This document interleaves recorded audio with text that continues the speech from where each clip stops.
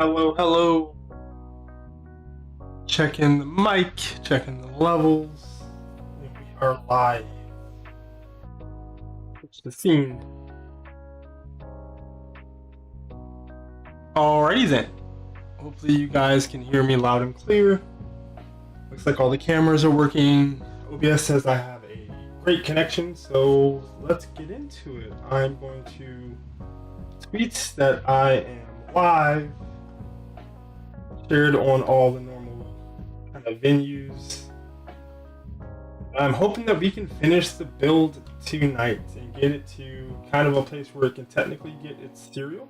Of course, I'm talking about our V0.2. This is not technically an R1, a revision 1. I've printed most of the parts to get it updated to an R1, but it's not one yet. So yeah, I'm going to actually start off by talking about what we got done last stream, and we got our first prints off of the machine. So of course I went ahead and printed out some Voron cubes. These are just kind of like a benchmark print that a lot of people print out to kind of judge how well the machine is printing, and it prints fairly well, gets pretty well consistent extrusion. There are a couple places where I noticed some kind of weird under extrusion pocky marks. The cooling could be a little bit better, so whether or not we're going to be able to get great cooling out of these fans will be something that we have to figure out. But overall, pleased with this as a first print. Our first layers are looking pretty good. The texture that comes off of this particular type of bed is really cool. I hope it helps with adhesion, but also with just kind of the aesthetic of the bottom of the print. So yeah, we got the first prints last week. Since last stream, I've gone ahead and done a little bit of tuning, mainly with the first layers. So you can probably see on the print. Hey, Mad Shammy, thanks for hopping into the stream. This is a little thing I added so that I can kind of call out who I'm talking to. You've only got a minute, but nice job on the V0. Thank you for hopping in and chatting, and lurking is completely welcome. Glad to have somebody kind of just watching and hopefully enjoying the stream. So lurk away, sir, lurk away. But yeah, if I switch to the overhead, you can see I've been working on some of the first layer tuning in the Andrew Ellis guide, and that kind of popped right off. But we're getting pretty good first layers. I need to do some pressure advanced tuning and some other tuning. But yeah, happy with where it's at considering this is the first print. But we are going to pop this guy off the desk for a little bit. And we are going to do a little bit of an unboxing session real quick. Let me get this. Are we zoomed in? Yes, we are. I'll unzoom for a little bit. You guys can almost see my feet. I don't want that. It's not that type of stream.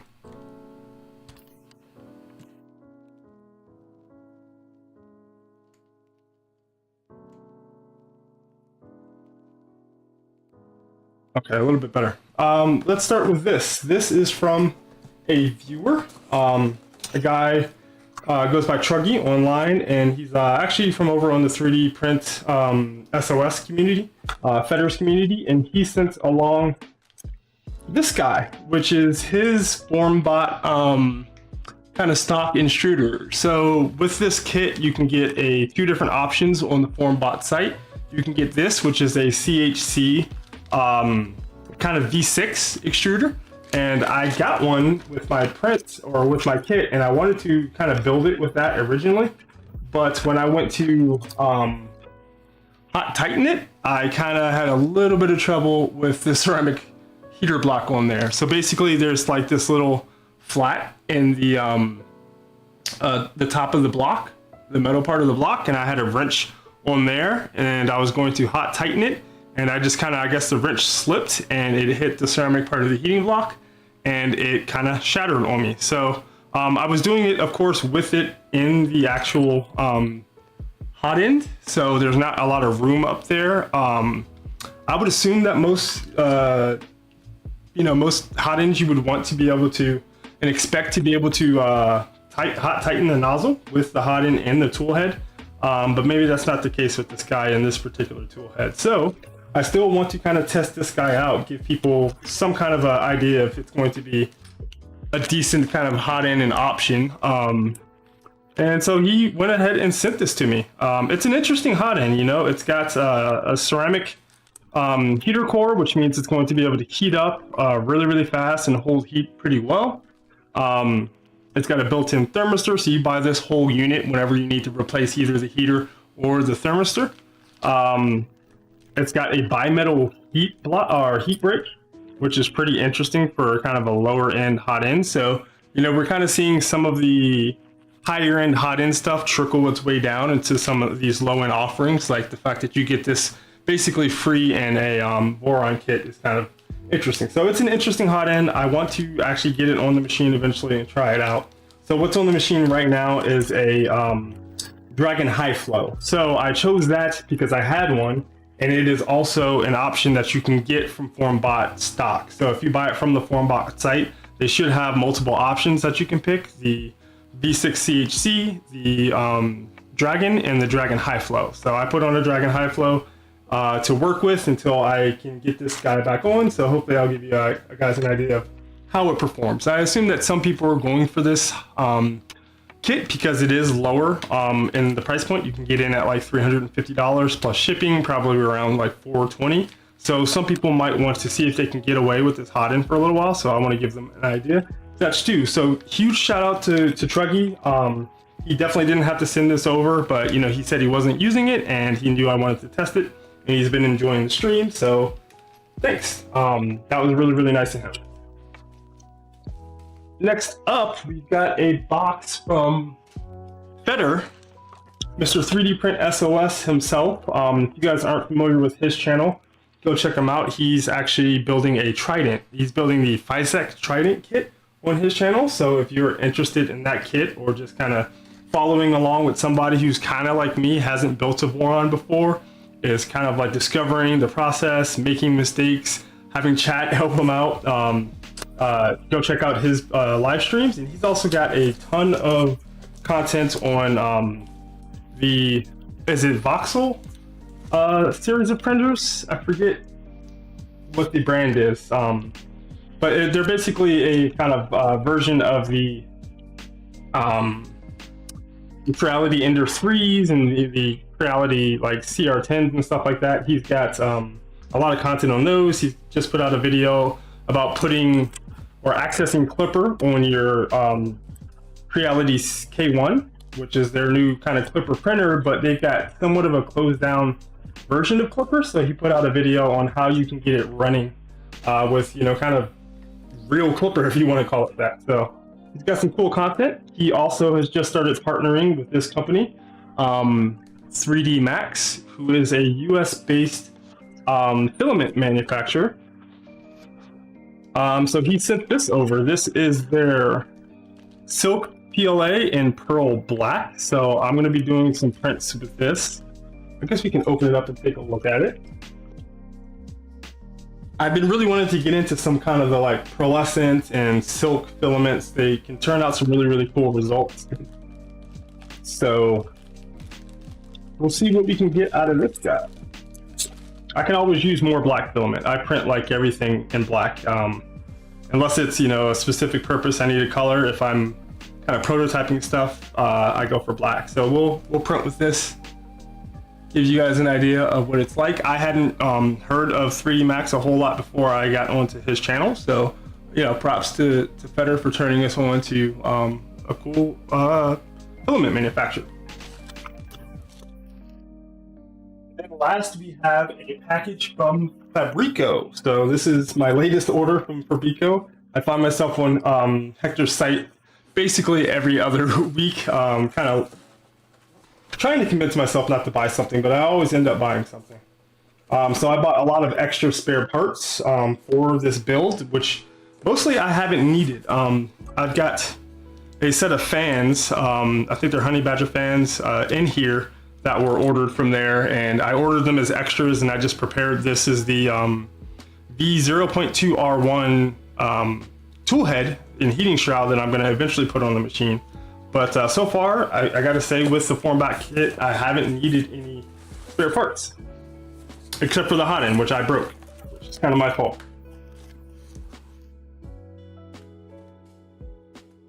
Trying to figure out how I get into this box. Oh, it's right here. My side cutters. We've got a few things in here. Oh, some stuff falling out. Just fall out.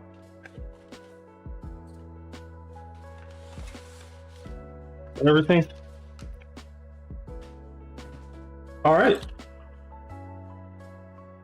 First up, we have a LDO orbiter filament sensor. So this is not the whole orbiter extruder. This is just the filament sensor, which is a PCB, which you might be able to see in here. And this is actually, I think, an SLS print that is meant to go onto the orbiter extruder, but we won't be using that. We're just going to be using the PCB. I basically whipped up my own housing for this for my T-Volt Tornado, and I've been working on something to try to get this attached to a Voron V1. So I've got some plans for this. I'm going to be doing some CAD work and getting some test prints done, and maybe on stream or in a video, I will kind of tune you guys into what I have specifically planned for this. But it's a smart filament sensor. You basically put it as two G-code buttons. One G-code button that senses when the filament is loaded, and then this G-code button lets you unload the filament. But it has features kind of like on a Prusa, where when it detects the filament is run out, it kind of kicks off a macro that lets you kind of load or unload the filament and then do some other stuff. And then when you want to unload it, it kind of smartly heats up the extruder, retracts out the filament, lets you pull it out, keeps it hot so you can put in a new filament. And yeah, so LDO produces these. LDO is an awesome company, and I believe that they give some of their profits back to the original designer of the orbiter. So next up, we have the Fabrico driver kit. So I started out this build, building the frame with the LTT screwdriver. I love the screwdriver. It's great. The ratcheting action is really good on it.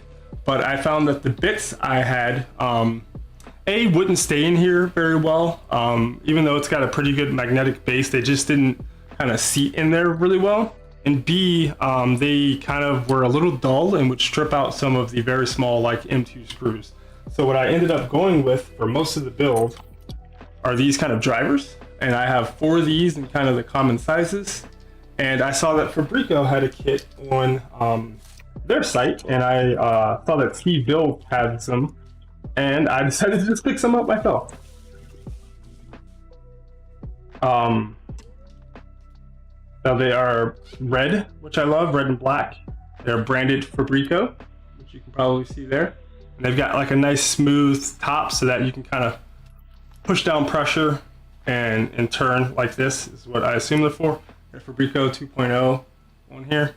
Well labeled. I had a really good time using these type of drivers for building the frame. They're long enough to kind of fit through the blind holes, and also kind of like you can have them off the edge of a table and really get the extrusions really nice and flush. Yeah, I've had a really good time using them, so I bought a set specifically for kind of building 3D printers, and then the other 4 I have will kind of stay on my workbench as kind of assembly type guys. So yeah, they feel pretty good. I noticed that the kind of spinning top feels a lot better on those than on these. So you can see they're kind of the same design,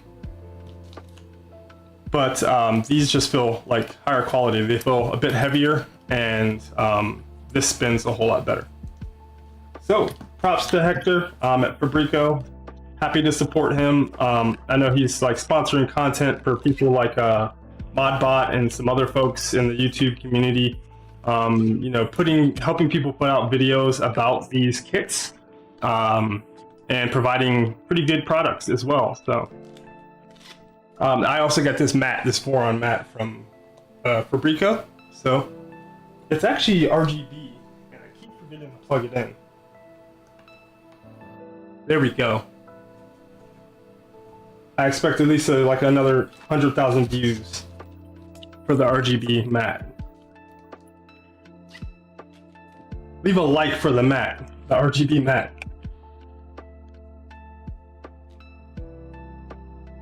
Hello, Steve. Sorry I missed you. Just doing a quick unboxing before we get started with the build. I've got the Fabrico driver set that I saw you pick up.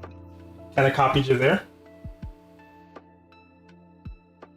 And then Mad said, if you need a holder for the drivers, let me know.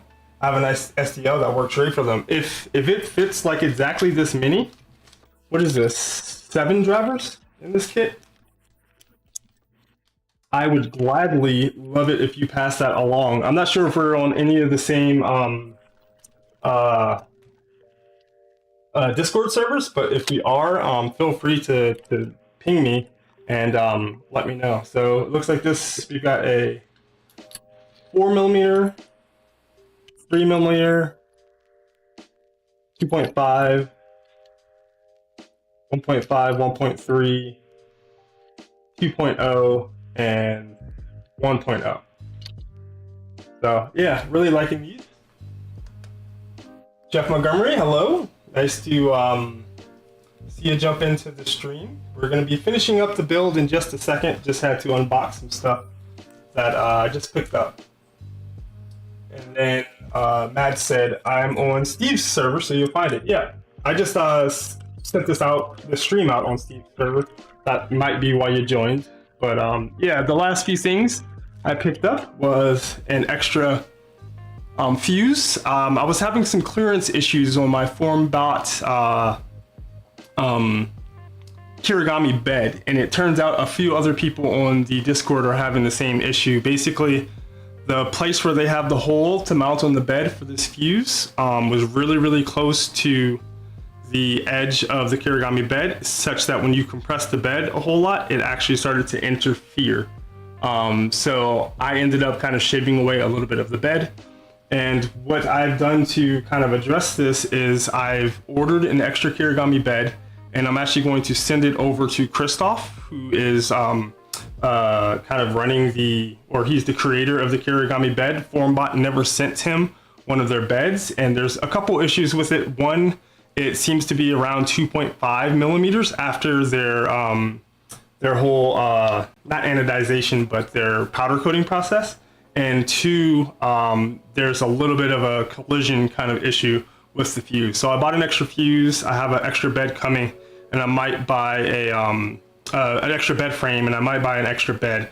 And I'm gonna, test it out, take pictures, and then I'll send the bed over to Christoph, so he'll have it. I think a lot of people are buying this kit. Ideally, Formbot would have sent him one so that they could have worked everything out and maybe got some special printed parts made, but just trying to help out. Vika Steve, hello. I just was showing off some of the filament that Feder sent over. Feder from 3D Print SOS, he sent me some of the 3D Max. I was bummed that since you're in Australia, you weren't able to get in on the prize that you won, the giveaway you gave on his channel. But yeah, glad you're here. Thanks for hopping in. I've been chatting with you a lot on Feder's Trident build. He's almost done with it. I think he's about ready for his first prints. Chris Lane, thanks for hopping in. Consummate. Chris is pretty much in all the streams, so thank you for coming over here. The last 2 things I got are some Fadus Dragon silicone socks. The way I got my Fadus Dragon was basically building it like part by part. I ordered the heat break, the cooling shroud, the heat block, and some of the other parts all separately because I couldn't find a place to buy it as a whole thing. So I didn't actually get a silicone sock. So we will pop this on. I'm trying to think if I want the orange or if I want the black. I'm kind of leaning towards the black because I think the orange actually will look kind of good with this blue as a kind of a highlight, but maybe I kind of want it a little bit stealthier. I'm not sure. Let me know in the chat whether you want black or orange for the sock. I'll try both on, maybe take a picture and put it on Twitter. I need to figure out how to get polls going in here. Mika, Steve, lucky you. Yeah, we got to figure out how to get you that spool of filament, man. I'll chip in with Feder if we can work it out and get it sent to you. It sucks. You get a raw deal being in Australia. That's really rough. Learning about the kit and helping when I can. Thank you. Really, really appreciate it. You've definitely given me some tips and pointers. Orange may be easier to see if any issues. That is true. So, yeah, there's more to building a 3D printed kit than just the looks. Who would have thought? But that's it for the unboxings. I will be detailing all of the issues I've had with the kit, which are really just that one issue with the Hotend, you know, the ceramic Hotend and hot tightening it, and the Kirigami bed kind of clearance. Those are the only issues I've had, and I've obviously been able to solve them because we've been printing with the machine. So I'm going to get that STL from Mad so that I can get these guys you know, stored nicely for the next build, which will be the LDO kit. And I'll actually probably try to use them a little bit for this string. So let's keep them around.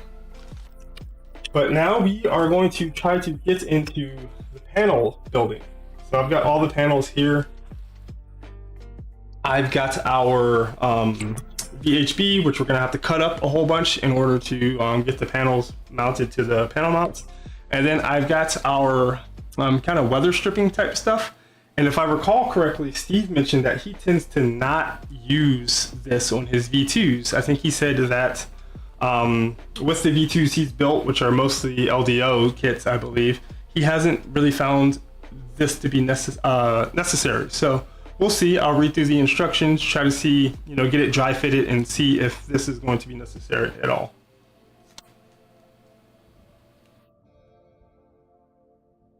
What did I say? I meant V0.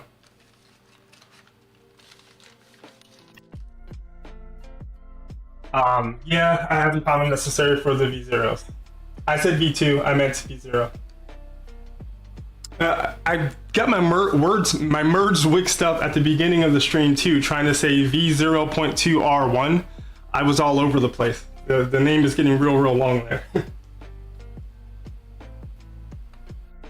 Okay, so let's start taking a look at the instructions for the panels. Up over to our desktop. And let's just do instructions. Yep, that'll work. Pathetic Puma, hello. Thanks for hopping into the stream. You joined just in time. We're actually going to get into prepping and doing the panels right now. I just unboxed some stuff I got from Fabrico a little bit ago and chatting it up and saying hello to everybody. So thanks for hopping in. Skirts and panels. So we already have the skirts done. I did those kind of at the end of one of the streams the other week. I did go back and do a little bit more with cable management, but I have not put the bottom panel on. So I guess we can start with that. Is this the bottom panel? I would assume so.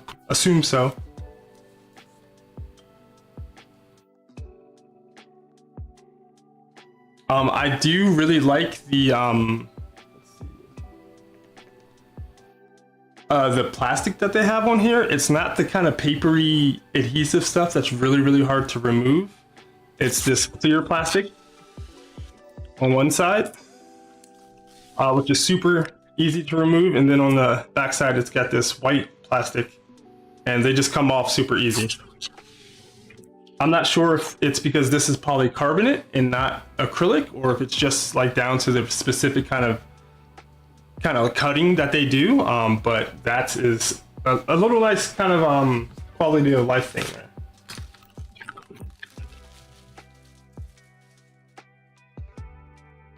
So I guess we need to get the printer back up on the table. I can show you guys a little bit of that table management.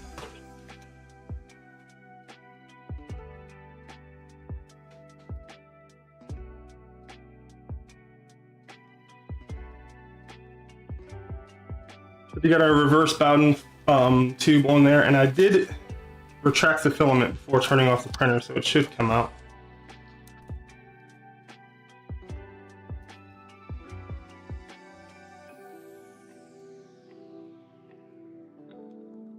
didn't quite do that right, but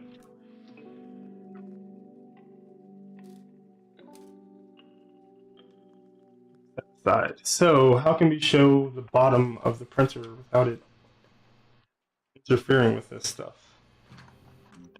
And remove you. And use something like this.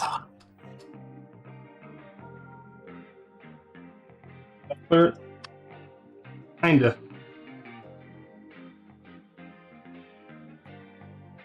Back to the overhead. Kuma. Just pulled the trigger on the same kit at Murph. Gonna go through your prior streams and see what I have in store. Yeah, please do so. If you have any questions, leave comments.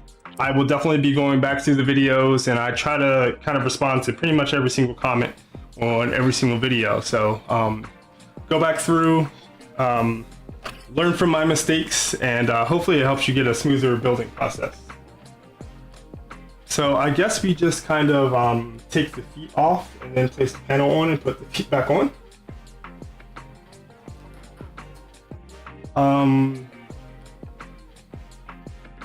What size screws are these? Probably M3. So,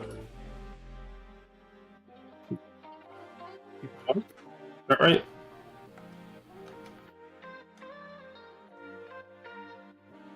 Yep.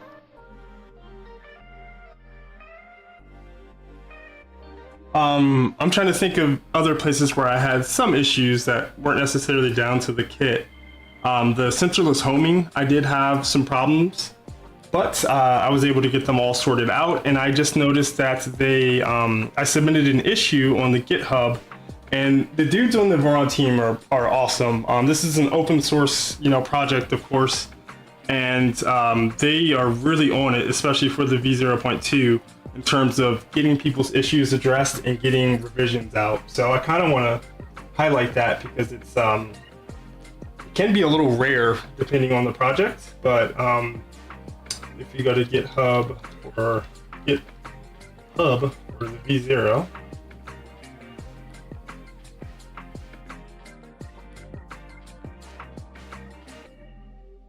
and you go to the issues. If you look at closed issues, so I submitted this, just kind of describing some of the issues I had, understanding what they wanted for setting up the sensorless homing. Basically, you set your currents based off an equation, and then you want to lower your currents when you do sensorless homing, such that the currents are lower. You just want lower currents for sensorless homing, and the way they kind of described it in the config said replace the XX with a current value that's 70% less than the run current you run. And so I did that. So I took these current values and basically multiplied them times 0.3.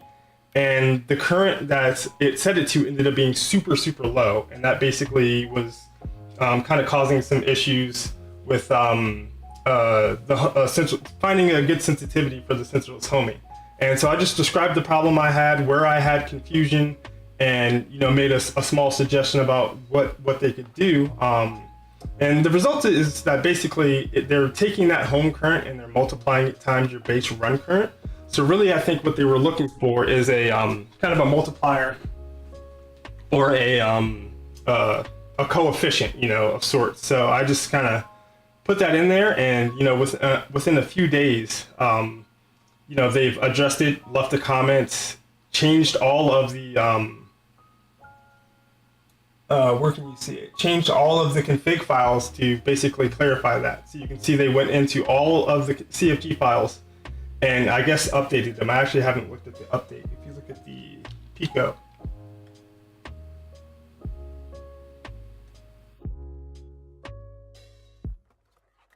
click on it, please.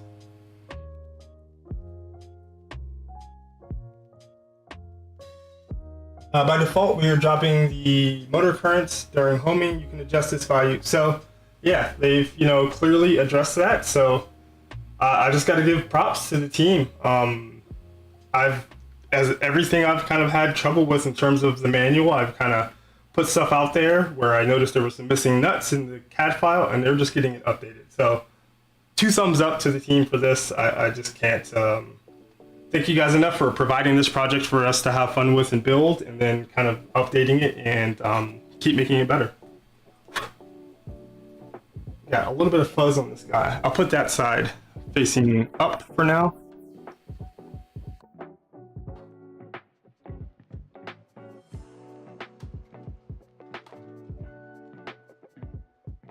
And I've noticed it's kind of, maybe this is one of the motors that they noticed had a little bit of clearance issues. So this might actually mean that I should probably print the taller feet when I do the R2 V0.2 R1 kind of changes. PF Dennis, hey all, thanks for hopping in. We are putting panels on, starting with this guy, which is the bottom panel. But I did kind of straighten up the cable management down here a little bit. You can find these cable management tracks on the Voron user mods. I forget the guy who created them, but they're pretty easy to find. So I was actually having problems when I was printing them with ABS of the little fingers that kind of allow the what do you call it? The wires to kind of get grabbed. I was having trouble with them, and Steve gave me the great suggestion of printing the base part that's under here out of PETG. It's a little bit more, I guess, compliant. It'll bend a little bit more before it snaps. And then I printed these top parts out of ABS just so it matches. But yeah, I'm pretty happy with the cable management in here. I think everything is kind of nice and clean. I can identify wires really easily, and happy to put the cover on it now.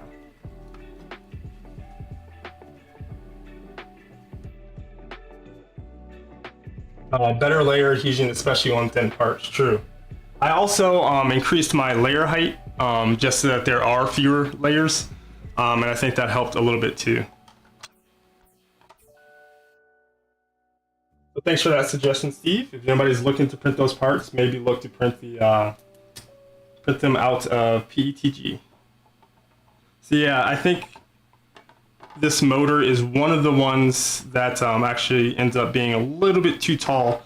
So on the V0.2 R1, they've actually increased the height of the skirts and the feet by 2 millimeters just to address motors that kind of cause this issue. So again, another kind of great change that they're noticing. Different kits have slightly different parts in them, and making adjustments. So I don't think it'll be too bad if I kind of have it on there for now. It's not ideal, but hopefully it won't cause anything to break or anything.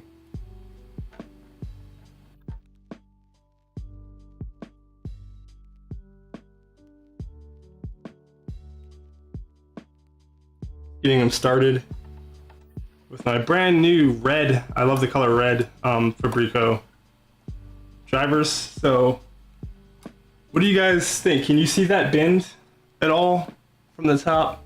I'll show you it from the side when I finish getting all these on, and see if you guys think it's too dramatic to keep on there for a while. So I'm gonna get them kind of tightened down. They don't need to be super tight. Probably gonna be pulling this off.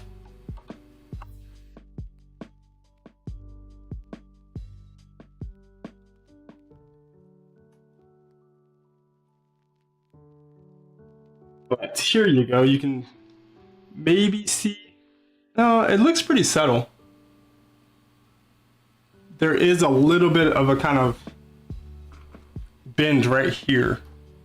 Are we in the zoomed in view? Can you guys see that at all? How it bulges out a little bit. So I assume I have the dimension of motor that they made some of the changes to the skirts and feet for. So that is something when I upgrade to the V0.2 R1 that I will look to also make changes on.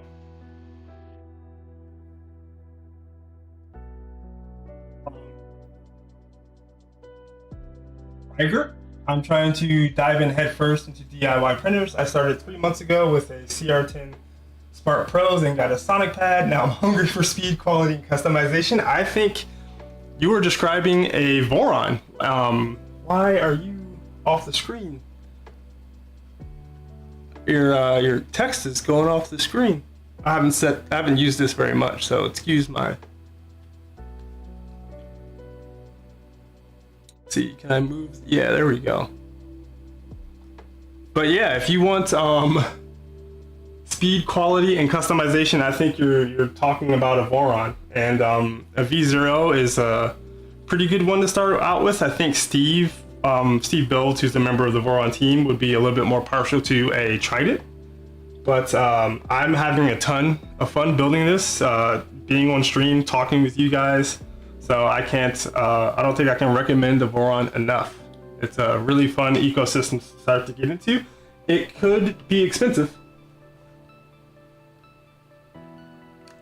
I'm an aircraft mechanic by trade, 18 years of experience. So if you really like the minutia of wiring stuff, you know, a lot of the kits now are coming with pre-crimped wires, but you can really take this build and do whatever you want with it. You can, there are LED panels that you can do. There's so many mods in the Voron user mods. You can create your own mods if you like doing CAD.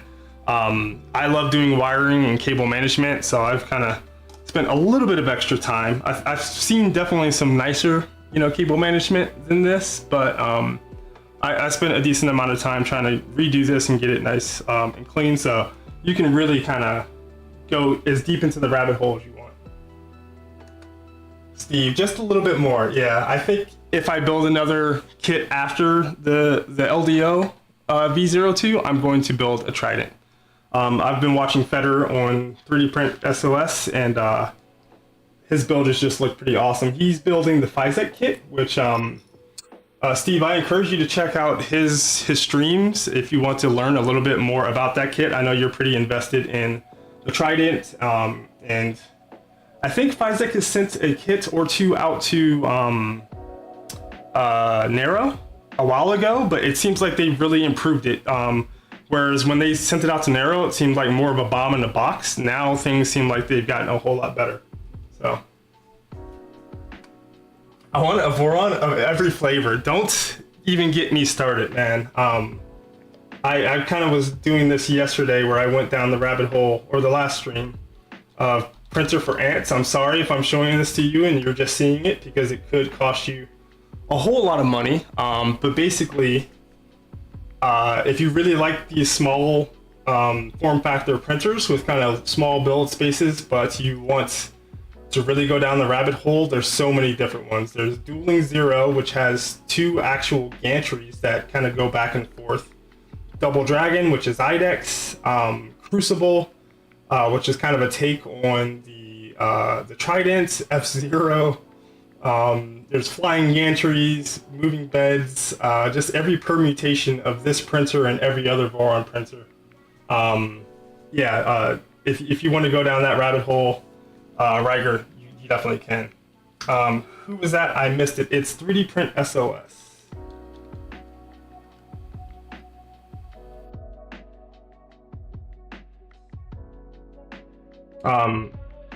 His name is Feder.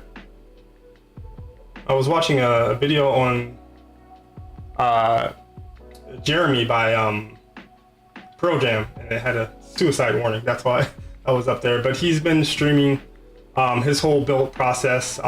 First time builder like me. It's the Physec kit, which looks like it's kind of, you know, gotten some pretty good bumps in terms of its quality compared to when I saw Nero building his kit. So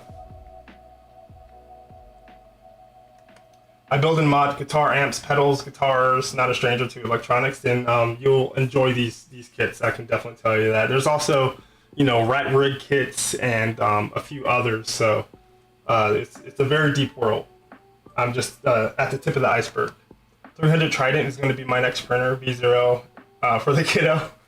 Yeah, I like this because it can sit on. I might put this on my work desk upstairs, to be completely honest. If I pop a Nevermore in here, I think it would be perfectly capable of like sitting on my desk. I need to do a quick iteration, rapid prototyping. I can just kind of, you know, send it a print, and it'll probably be done by the time I make the next revision, which I really like. Let's move on in the process. What is next for the panels? I kind of thought maybe I could get the panels and the top hat done, but I'm not quite sure. We'll find out, I guess. I already have the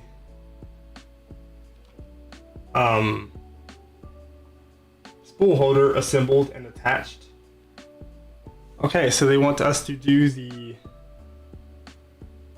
front panels, or the back panels. So let me get a couple more of those parts organizers.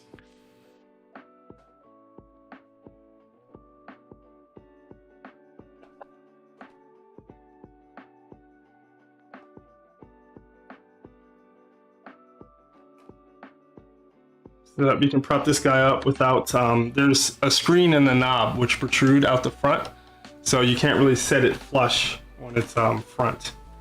Hopefully 2 will be enough to kind of have a stable thing there.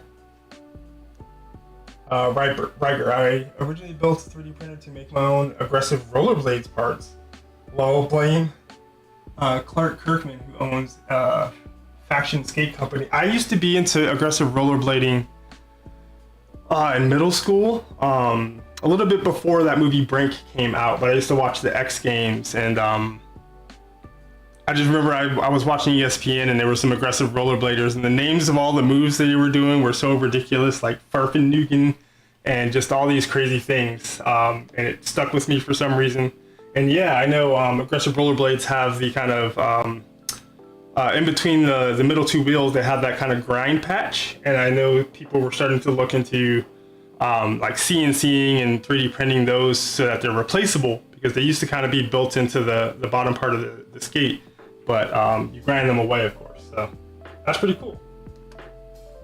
So let's identify these panels. Looks like they're 2 clear panels.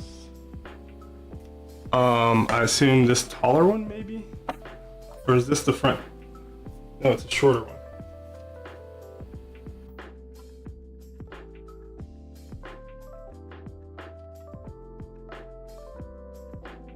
Possibly this guy? No? I haven't really looked into identifying these panels very much. I think it actually is this guy.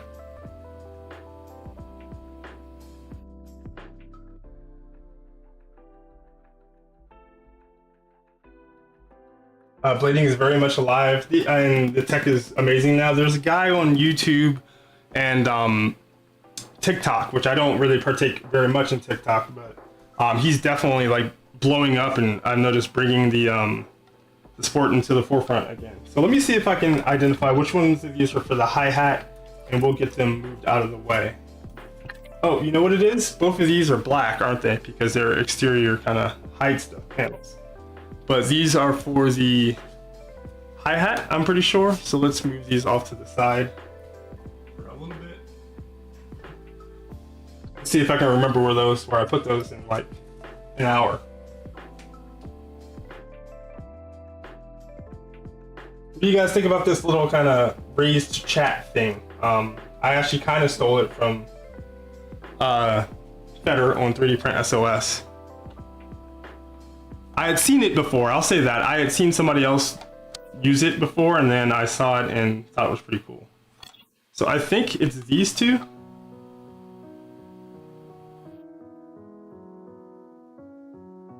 I probably need to untighten this guy a little bit.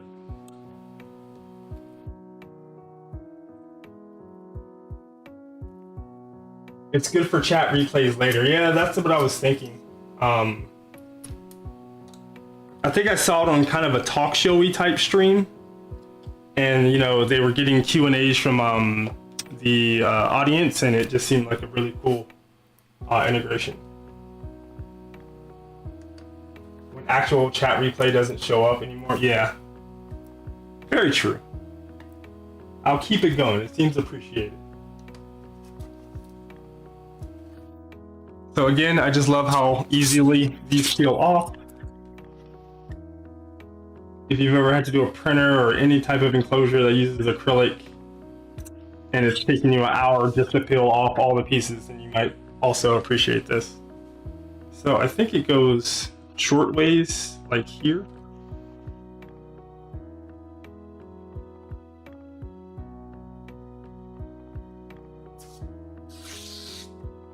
I don't know if you guys can hear that.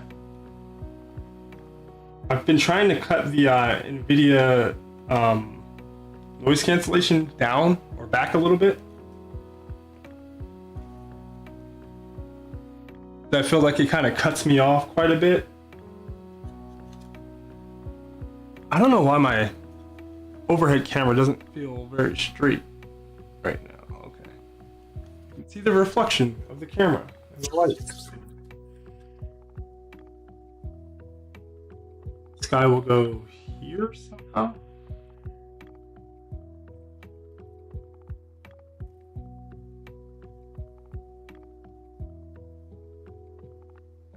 And then we need Tophat door hinges.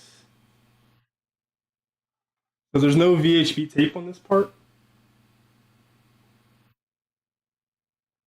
Might have skipped some instructions here, maybe.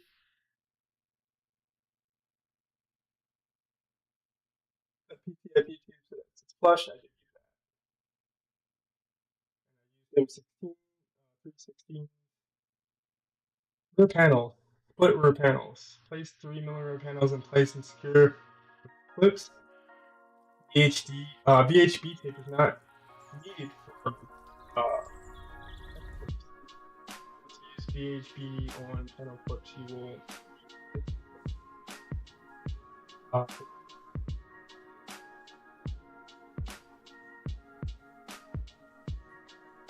VHB not needed for these panels whatsoever.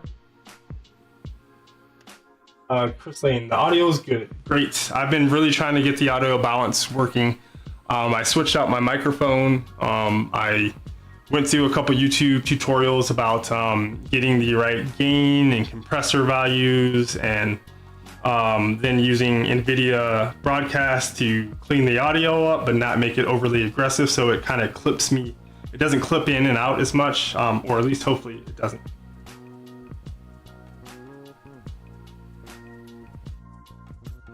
But we need these two guys up here. It looks like this guy screws into that threaded insert.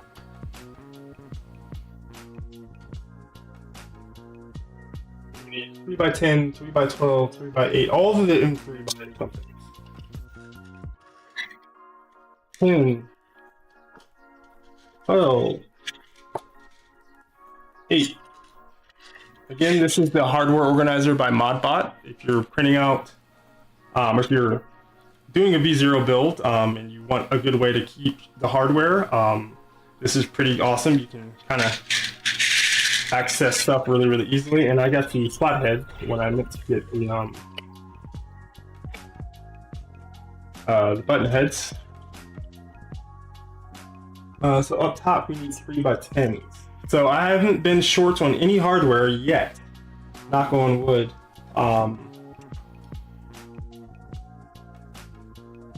We'll see by the end of these panels if we're starting to get close.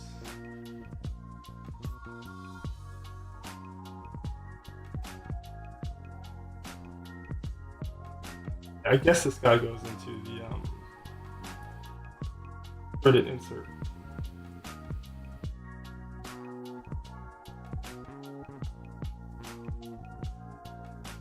The other one, I presume, goes into a drop nut.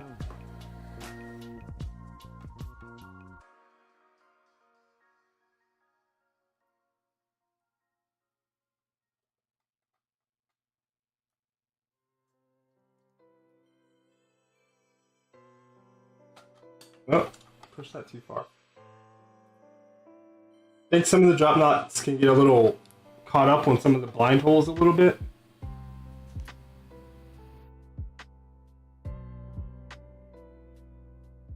Oh wait, these are 3x10s. And I think I got a 12. Did I get a 10 or a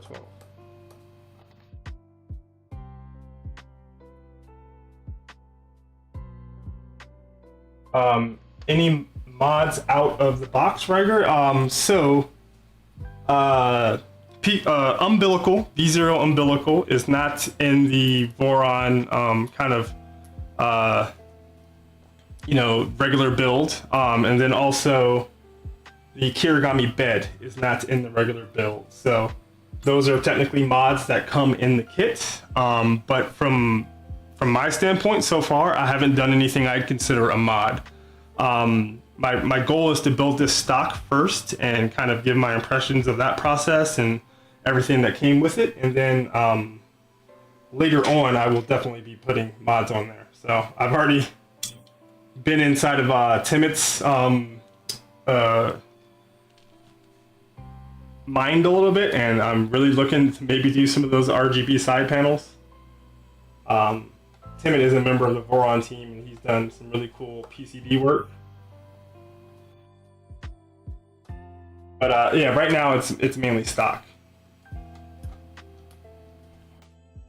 So do the top portion of these two panels. I guess the chats don't time out on their own, so I got to stay on top of making sure I kind of pull them down when I'm done discussing.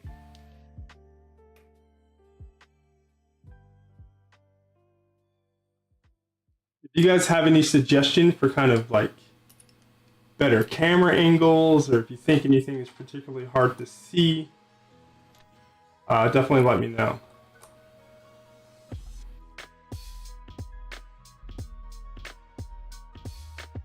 I know different people get different things out of streams. Some people like to watch them and maybe build along with them or get tips.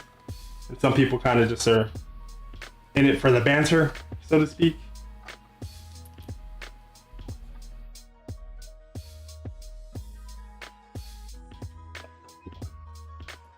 There we go.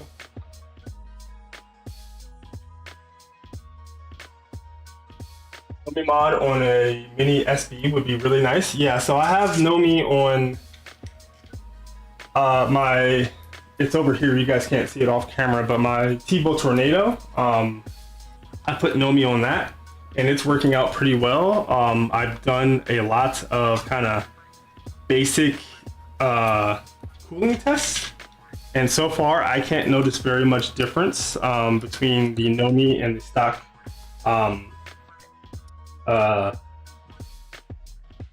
stock stealth burner. There is a guy I saw who said he's working on a way to get a Nomi mounted to the mini stealth burner. What he's gonna do to get that working, I'm not sure, but and you know, the Nomi, it's not like it's really functionally necessary, but I think it's just kind of a weird, cute thing. I'm jumping back and forth between doing that CR10 overhaul and testing some filaments with my nav. New name pending. Nav meaning not a Voron, if anybody's wondering what that means. The writer said custom animations on the Nomi. So I've done color changes so far. So the color scheme for that printer is a little weird. It's kind of green and gold, and then I've been doing black and white. But I've downloaded the Big Tree Tech kind of source code, and they have all the raw GIFs, and I've taken them into Photoshop and changed the colors and then re-uploaded them. So that process isn't too bad. It's fairly well documented in their documentation if it's something you're interested in doing.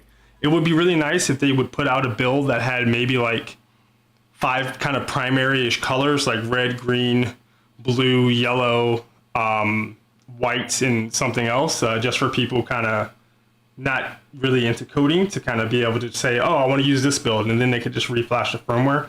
That would be a pretty good shout if they would kind of think about doing that. But yeah, I'm kind of playing with custom animations. I'm not a good animator whatsoever. If somebody could provide me with some animations, I could export them and get a build set up for them. But yeah. Riger. I want to build my wife a Voron with Nomi. All Stitch themed, like Lilo and Stitch. The Hawaiian Disney alien thing. So what do we need now? There's a mid-panel clip on the right and a bottom panel clip.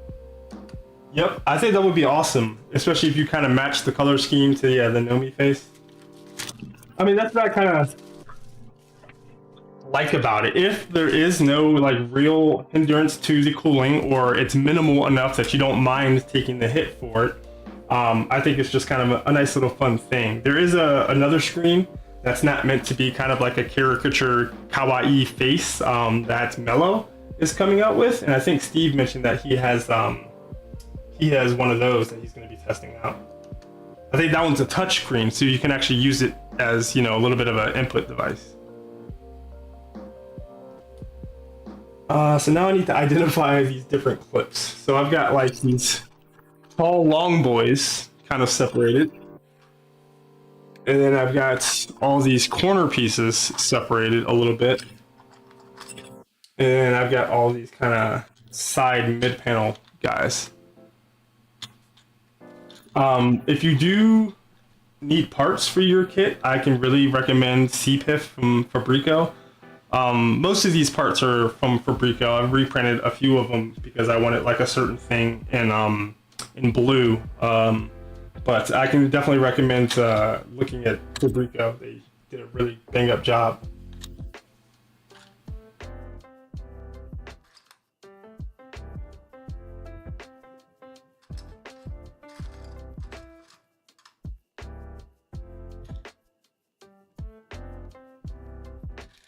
I think these?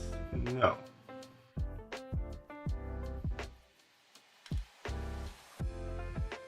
These.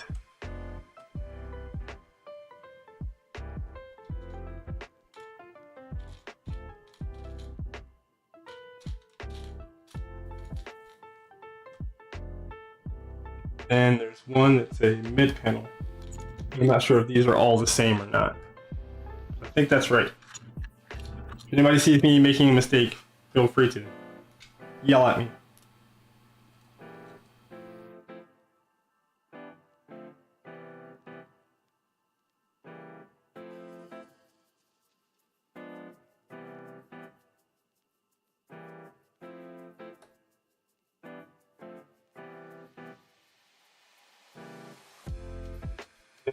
Are in 3x8.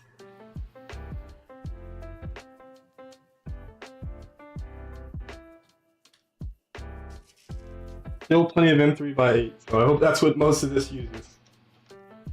Like the most plentiful screw in this kit, it seems.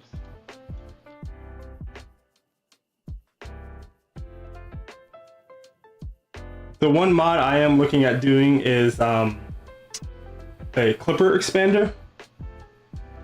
It basically expands your I/O, since this is using a SKR Pico.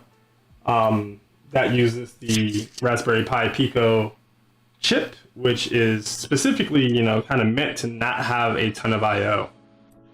So a downside to it is that it's that's the wrong screw, isn't it?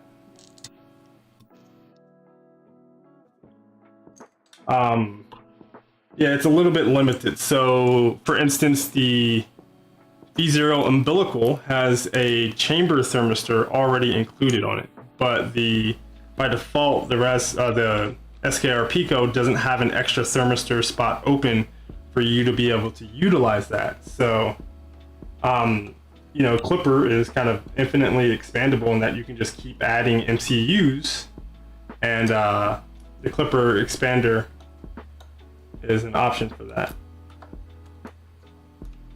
I forget which MCU is on the Clipper expander, but it connects to your device by USB, if I recall correctly. Oh, I've got one I ordered. Where is it? I ordered this from JLC PCB when I ordered a bunch of Voron stuff. So Timit, I believe, made this one. He's made so many. Him and Hart K. Oh yeah, there we go. Timothy Abraham, Timit 99. So I got all the surface mount stuff already ordered, and you can order these from Fabrico. You can order them from DFH, Sparta, a bunch of West 3D, a bunch of companies carry these. I just was ordering a few of these rulers and some other, you know, like personal projects, so I figured I'd just kind of get some made and solder them up myself. And I did also send a little tip to the Voron team, just because I appreciate all the work that they've done for these. Should be somewhere about center. The same 3x8 as well.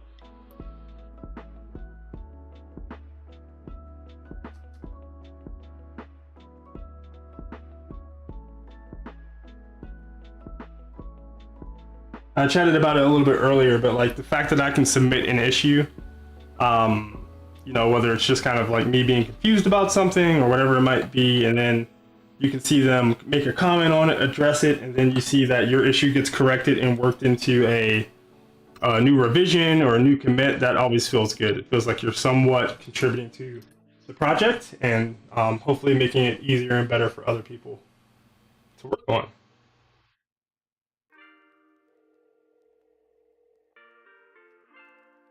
Side panel right. Side panels, place 3mm panel in place and secure with panel clips. VHV tape is not needed on panel clips. Oh, so I thought I was going to be like using tape for all of this stuff. But it seems it's not necessary. So we were doing the right side next. So I don't really need these guys for the sides.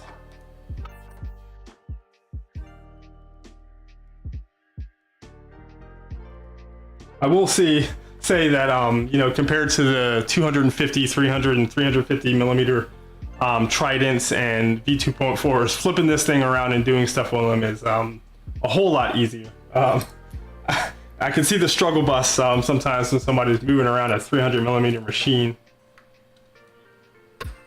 I guess I can retighten this guy.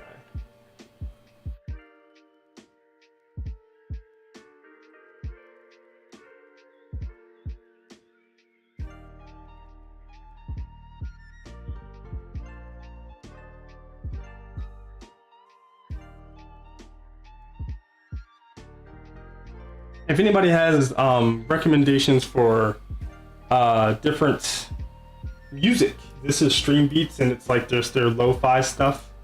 But if there's other royalty-free music you guys like that is easy to set up, let me know. I do keep an earphone in so I can listen to the beats as well, but definitely open to different stuff. So these are some of the tall boys. I think this guy. These need to be specifically the door ones. Right side.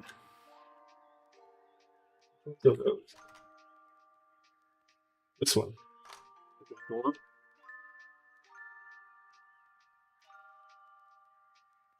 Yes, one reason I'm building my printer is my previous printers I designed were mostly pretty large. Yeah, I mean, low power requirements, easy to move around, can have on a desktop, easy to heat up the bed and chamber.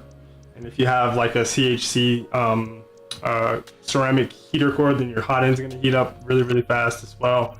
So definitely some benefits to a smaller printer. We're going to do this guy up.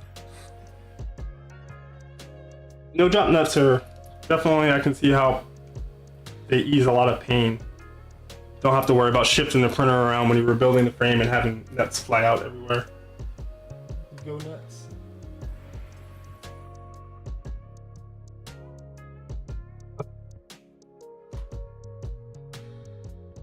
Bottom, there's a specific door one as well. This guy.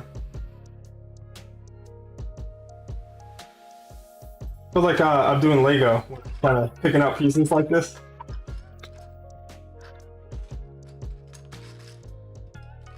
I think this is it. Nope.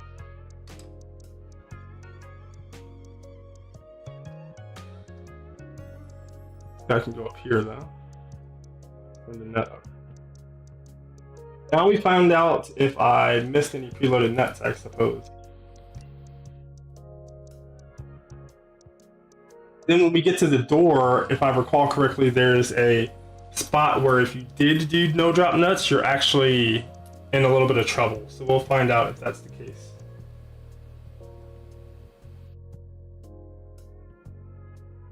8. I have to actually find the panel. Side piece. Question, is the front of the bed sagging a bit?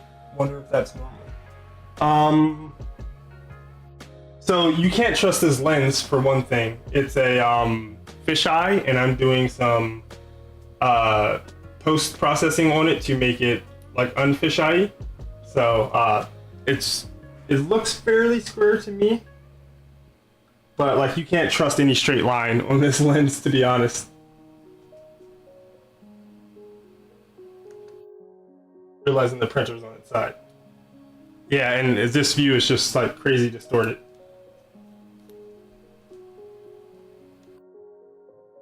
So I'll maybe set up a view later where you can look at it on the C920, which shouldn't have as much distortion. And we'll see if it's still visible or not. So we need to get the panel out. Our 2 matching panels.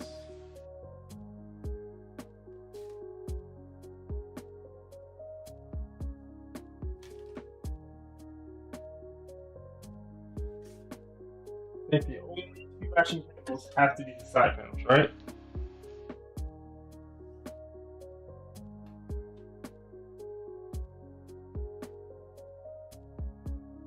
So this is it's a prime lens. It's a $50 Bright Star lens. It's 10 millimeters on a crop sensor. So that's what, I forget what the exact crop factor is, but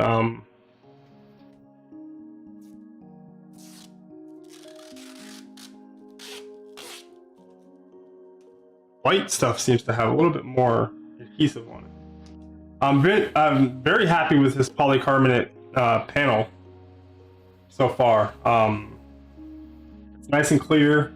I feel like I don't have to worry about it getting scratched up as much as acrylic, and it shouldn't fog as much as acrylic either. Ordering a Kirigami bed this week, as well as many other things to get my printer finished. At least the first full prototype. Awesome. Definitely keep me updated on that. I gotta say, I would not recommend the Formbot one. Technically it's $5, but it's also like $10 to ship. But they do sell them on their site, but there's the issues I've noted where it's just a bit too thick for the prints on the in the Kirigami files. So I basically just took a file to the 3D prints and filed it out until it did fit around it. But yeah, hopefully they can work. Christoph can work some magic, and if I can get him the bed, he can kind of make sure everything works out well. This needs to get scooted up.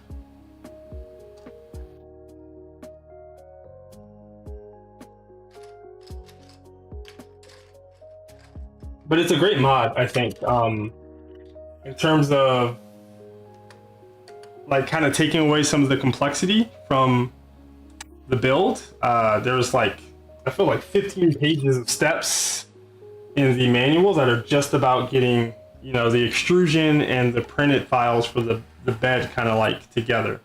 So it's a great mod in terms of like making that a lot less complex.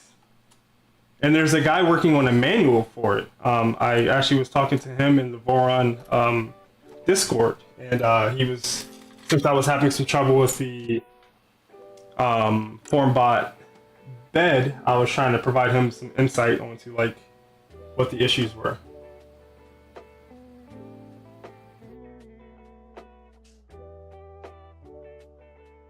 Either that or a custom design a sheet metal one with 90-degree bend and some mounting holes. Yeah, that's true. If there's something that already kind of like works for it, you know, go with that. You know, a kind of aspect of Voron is that they try to go with parts that you can just buy that are kind of like pre-made parts. They don't want anything that you have to have manufactured.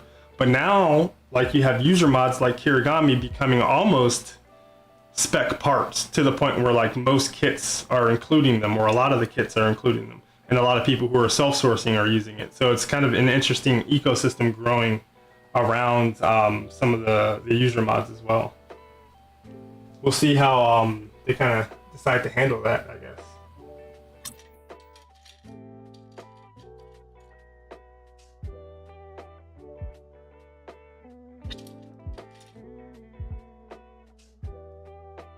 This right here is definitely starting to feel like kind of Lego, like little hunting for a piece, finding it, getting it set in there. I enjoy Lego a lot. I have a couple Lego kits I need to build. I have the one of the Porsche race cars, and I have the space shuttle. Maybe I can see about doing those on stream. People will be interested. If I don't bore the heck out of everybody.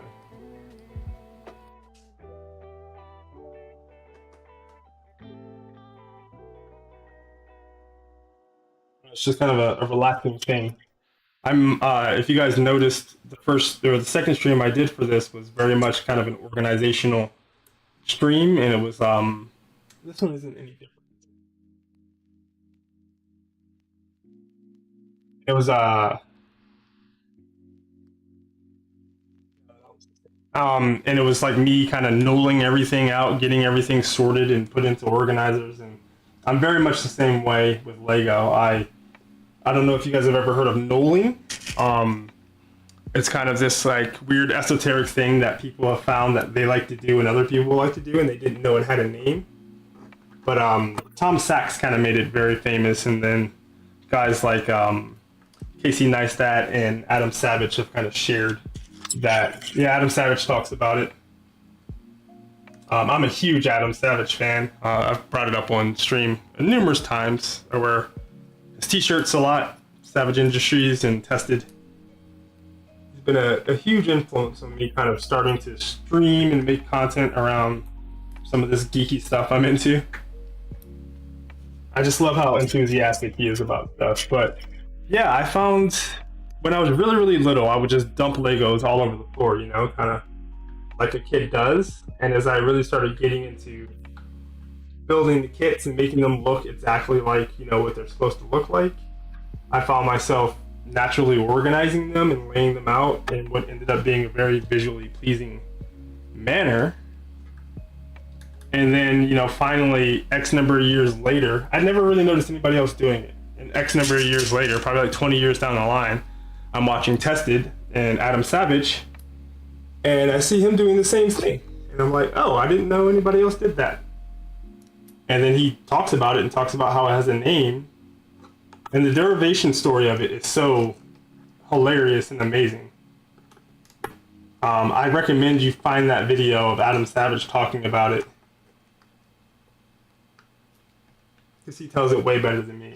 But I think it was Tom Sachs was at a like design school, and they had like a little design lab they would all go into and work on stuff. It was kind of like part machine shop, part design lab, and they would like set out all their tools and use them, and a lot of people just leave them all over the desk. And then every day when they came back, they found that they were laid out in these very intricate kind of squared off patterns, and you know, somebody had obviously spent a lot of time doing it, and they couldn't figure out who was doing it. And it turned out it was the night janitor who was coming in, and he needed to clean off all the work surfaces and make sure everything, you know, was like dust free and stuff like that. But he didn't want to disrupt all the tools that had been put out, so he found himself, you know, taking them, moving them, cleaning off the table, and then putting them back in this very aesthetically pleasing manner.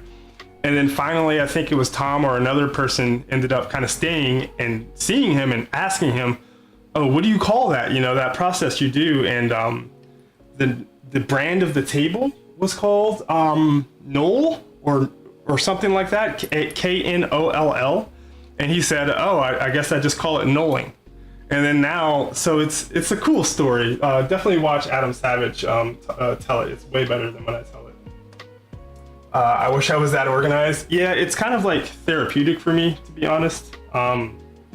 It's a way for me to take my time, think about stuff, not rush things, because I can also I kind of follow in Adam's footsteps with that. I can very much, while wind up rushing things and messing things up. Adam Savage has a book, Every Tool's a Hammer, and it's a really good book, a good read if you're looking for something. But he talks about how he still deals with that kind of impulse control of I want to start on it, I want to do it, I want to get it done, but making lists and knowing things out and planning stuff he's had to kind of like learn as a skill.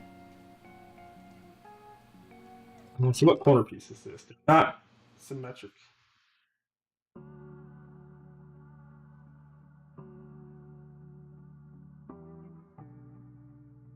Yeah, it's got a little slant to it right here. Even like identifying the pieces feels like Lego. I like looking at the different geometry.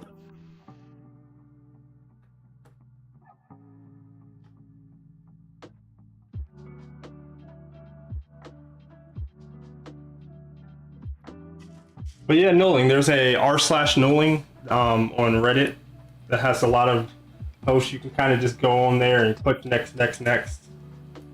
And people will know everything. People know cooking ingredients. If you've ever heard, if you're into cooking and like the French school of cooking, you might have heard the term mise en place, which means like everything in place, I think. And the idea is that like you set up all your ingredients beforehand, so you don't have to sit there in the middle of like, while you have a sauce cooking, which you don't want to burn, you don't have to sit there and be chopping onions. You've already got stuff prepared and you set them out in little dishes. And I don't know, I just saw myself kind of doing that kind of stuff everywhere. It helps me slow down a lot. Okay, right side panel pretty much done.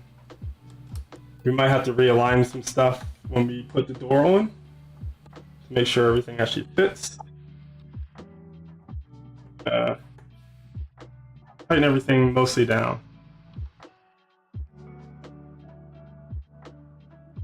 And I'll probably break out a ruler later and make sure these are perfectly centered, because I'm that type of person. But I won't slow things down right now by doing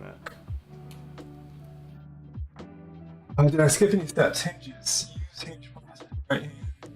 Panel.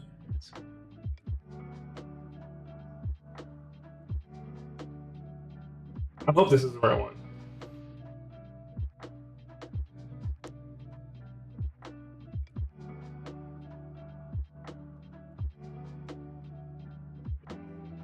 Left panel. So if I have any wrong parts here. It also helps to make sure you aren't missing anything. Yeah, it was a little bit hard to do with this kit because there were so many pieces of hardware. But in general, I have a side table over there, and I have pictures in my build vlog that's on the forum, but I kind of set everything out, and you can, yeah, at a glance, kind of look. And it's reassuring. It kind of helps you make sure you're not, like, moving too fast and missing any parts. Now, when I got disordered and I started moving stuff off of that desk behind me onto this table, that's when I started losing parts. Especially with older kits and things, you might not receive all the parts, yeah. And I think that was a problem with a lot of the beginning Voron parts, was that Voron kits, was that, you know, the people who were doing them at first, I don't think they really cared about the community, and maybe you can argue that some don't now, but you know, if you've ever put together kits of hardware yourself, which I've done for like a couple projects and buddies that have like made projects that they sell, it's really easy to miscount if you're doing stuff by hand. It's actually easy to have a miscount if you're using a hardware sorting machine as well. There's some like deviation in that, and if you are buying a cheap hardware sorting kit, they can mess up, and hopefully they mess up in a way that overcounts, so you kind of include a couple extra, but depending on the hardware and, you know, like your profit margins, overcounting might, you know, be a really bad thing. I think most of these kit manufacturers can afford to include a few extra, you know, 15 extra M3 screws, you know.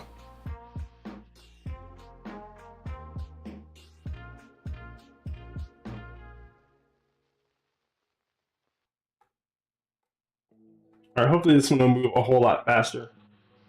And it'll be interesting to see how fast I can go, or not that I'm specifically going to go fast, but how much quicker things are when I build the LDO kit, having already built one of these. If you guys haven't heard yet, so like I reached out to Formbot quite a while ago, kind of just asking if they were interested in having anyone review their kits, you know, stream building it, so on and so forth. And they kind of didn't get back to me for a while, but they did eventually and said, yes, we would like someone to, you know, kind of review our kit and make a video on it. But they were working on the V0.2 revision, and they have people who pre-ordered it. So I think they wanted to make sure that they got those kind of pre-orders out first. So I kind of didn't think anything of it, wasn't sure how serious they were, and just kind of started working on the it's jammed in there. Working on my TiVo Tornado and kind of preparing to build an ender wire. And eventually they did get back to me and they're like, oh, we want to send one out, it's in the mail. And in the meantime, I had also talked with MatterHackers, and they wanted to kind of support some of the stuff I was doing. So they offered to send me an LDL kit. And I said, oh, sure, that would be great, you know. I didn't expect Formbot to kind of come through at all, just because, you know, you hear it from a lot of companies and they say, yeah, we'd love to do this, and kind of, you know, things just don't work out. It's not that they're trying to like be mean or anything, it's just that sometimes things don't work out. So I just didn't expect to really hear back from them, and then all of a sudden they're like, it's on the way. And it was after I talked to MatterHackers, and they said that they would send out the LDL kit. So since I had talked to Formbot before MatterHackers, I felt like it was appropriate to kind of build their kit first. But I did think about, you know, which way would be better in terms of like content and reviewing stuff, like to build the Formbot kit, which is a little bit more of a budget oriented kit first, or to build the LDO kit, which is for most people considered to be kind of one of the best kits out there. You know, it's a good problem to have. I can't complain whatsoever. I'm very happy and fortunate to kind of have this. So I definitely don't want to come off as like, oh, got people throwing these kits at me. I kind of didn't expect either of them to happen, and it kind of surprised when they did. Yeah, I do have the ender wire that I will be building eventually. That was kind of like what I was intending on being my first kit. Or my first Voron build. Fortunes aligned, and I'm feeling very fortunate. Like, I get to build these and also have people kind of come in and watch and chat with me while I do it. That's pretty awesome.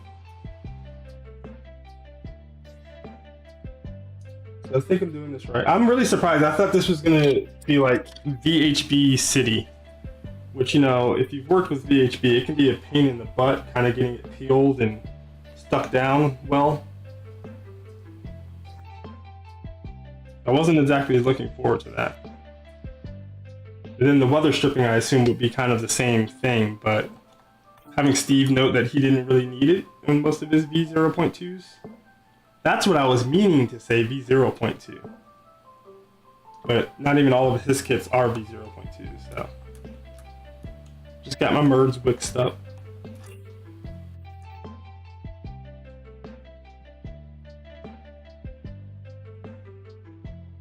Now I need to worry about alignment a little bit. Got thunderstorms here in Virginia.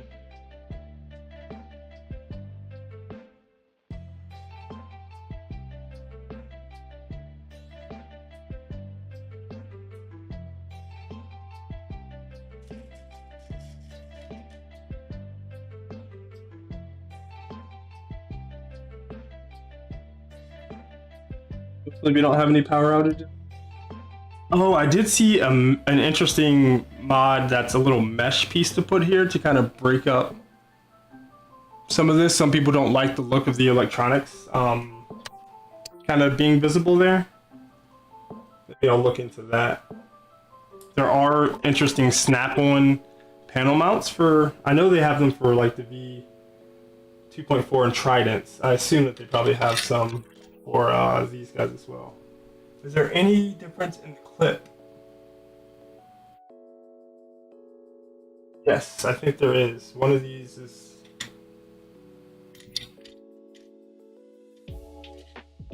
I think this... No, this one. Slightly different, maybe? No.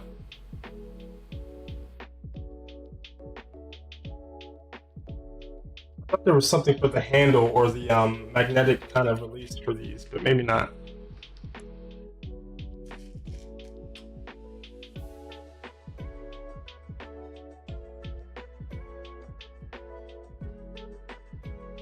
Eventually, like soon, I need to start getting pieces printed for the LDL build. As I mentioned, most of these parts came from PIF, but ideally I will do most of the printing for the next build all myself, which is cool, but also a little, I don't know, maybe nerve-wracking.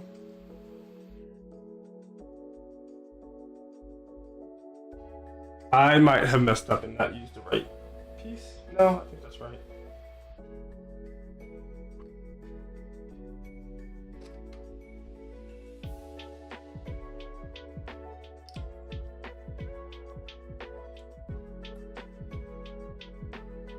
Like getting decent prints off of a printer like this one, I could technically print a lot of the LDO kit on this printer. That would be interesting.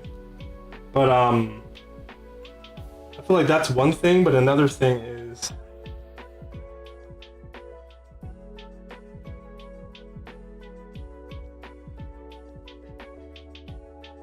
getting the quality of prints that PIF is able to produce.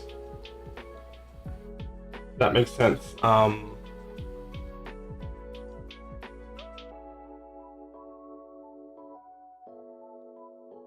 I think I'm going to be quite a bit of tuning off from being able to get that quality of print.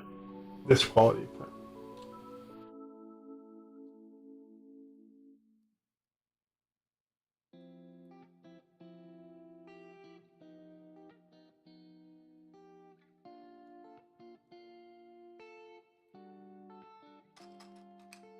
I think these big guys are Tophat pieces.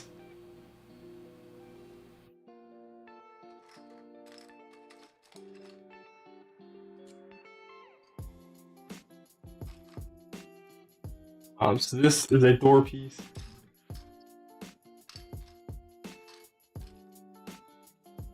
Oh, there's one more.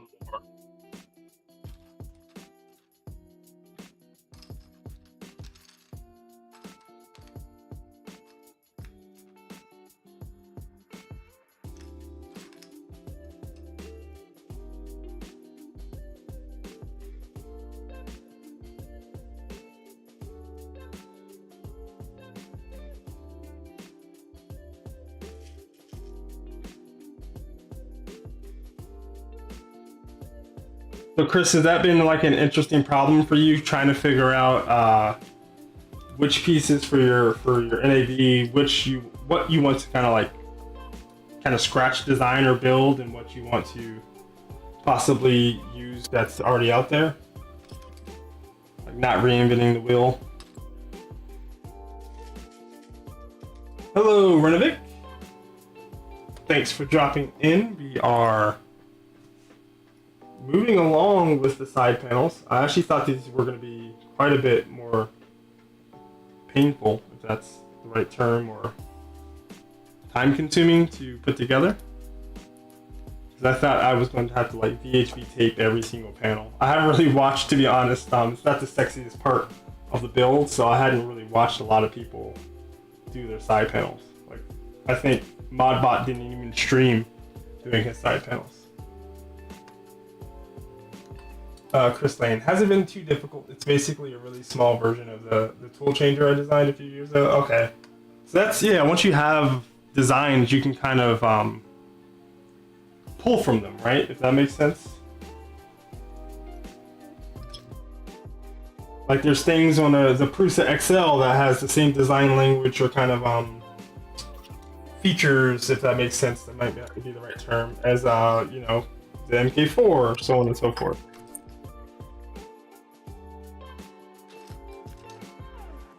I just get the feeling that I've used the wrong piece somewhere. You got one door panel piece. I feel like I need two.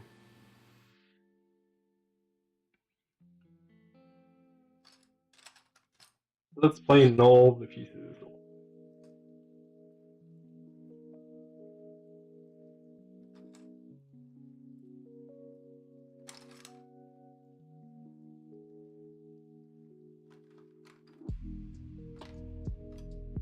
That'll be a door piece. These two will be door pieces.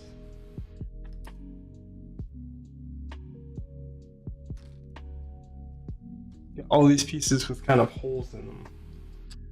One of the only things I don't like about the Voron mat is it makes it really hard. It's really busy. It makes it really hard to see for you guys what's going on down there.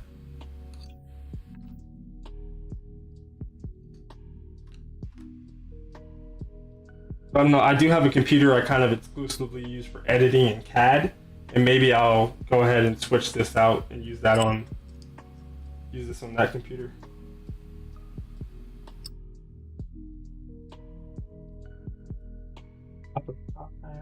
Top of the top hat.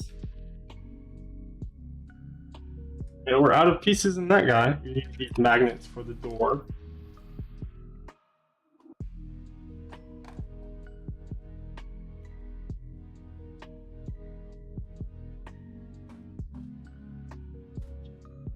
Piece.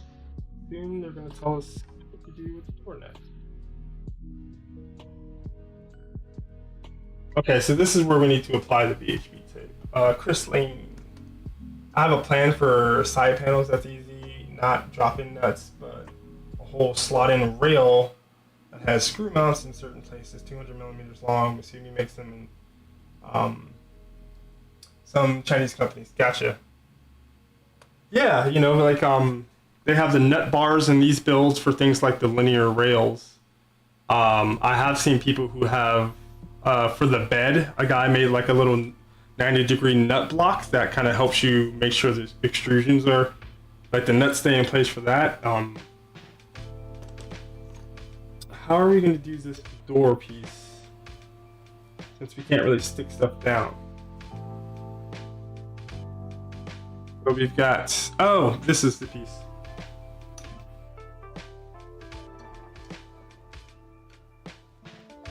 This will be here, that'll be there. This will be up here. One more? This guy. This is the only one that doesn't have holes in it. So he has to go here. And it's ramped towards the inside. So this is what we're looking at for the door. And then we need to VHB up these pieces. Same idea, just pre-made for the the nut blocks, or nut bars, nut holders, nut, whatever you want to call it. Sometimes you feel like a nut, sometimes you don't. Give you guys a couple more peels. It's interesting, the white stuff peeled away a lot differently than the clear stuff. I kind of want to look up and find out why this isn't what everybody uses. Is it because this is polycarbonate and most people have acrylic?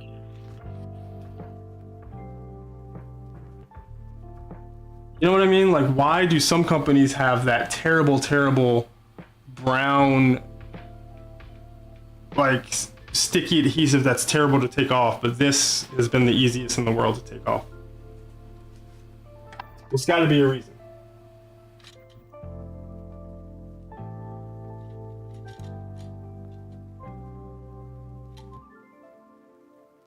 Eventually we need to take an M30 and an M40. 3x30 and M3x40. This just requires VHB tape and no screws. Nutty bars, yeah. Come on with a clever name for it. Like idlers. The idlers on the Voron 2.4 somebody noticed that they kind of look like eyes, so they actually put in eyebrows on them and called them idlers. I can't spell. I can't speak. The width of this tape is almost perfect for that panel. Let's see. I might just have to cut a little bit off.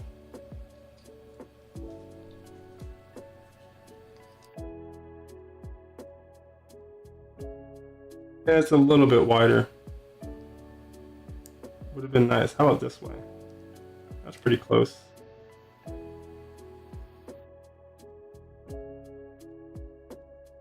So the thing I've noticed with VHB tape is a lot of the times, in terms of like peeling it and having it not be a pain in the butt to peel, the way you cut it can have a lot to do with that. If you cut it and you mangle where you cut it, it's oftentimes harder to peel up that corner, if that makes sense. But if you kind of take care to get a really nice cut, you can make peeling up that corner a whole lot easier. This might be a good time to use a bit of a hobby knife.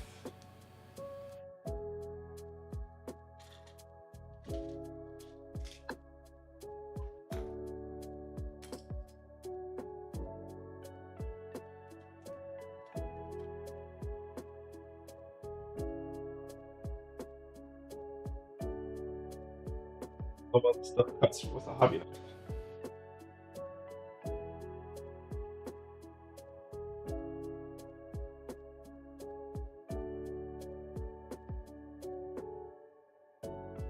Lay it down particularly well in that corner.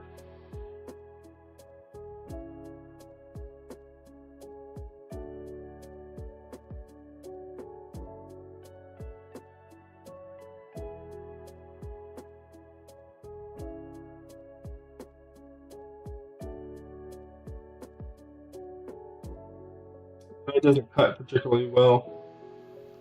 Maybe my knife isn't sharp enough.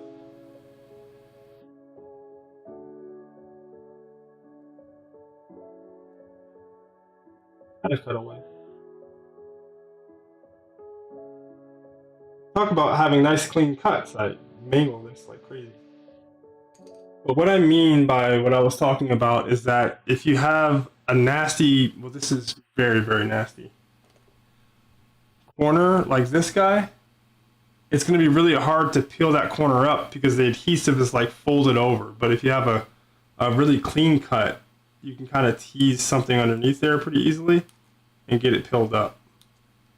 I don't know. I've seen people build and have a whole lot of trouble getting the VHB stuff peeled. VHB is another thing I found out about from Adam Savage. Very high bond tape.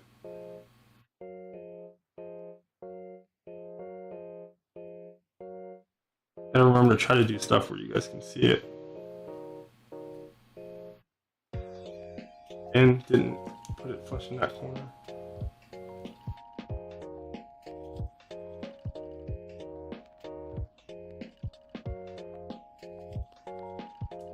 I had a cutting mat that was small enough to bring over here. Maybe that's something I'll invest in, like an 8x8 cutting mat. I can move around.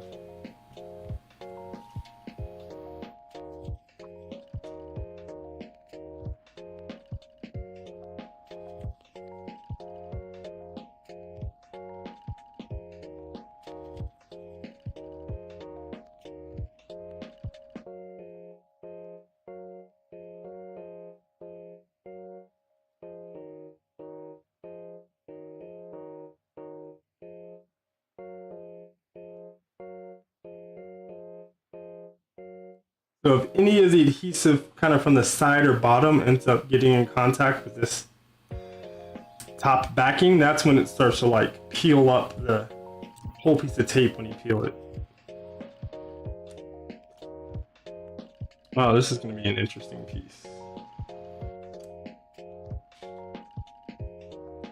Rinnovic, how are you doing tonight? As always, thanks for hopping in the stream.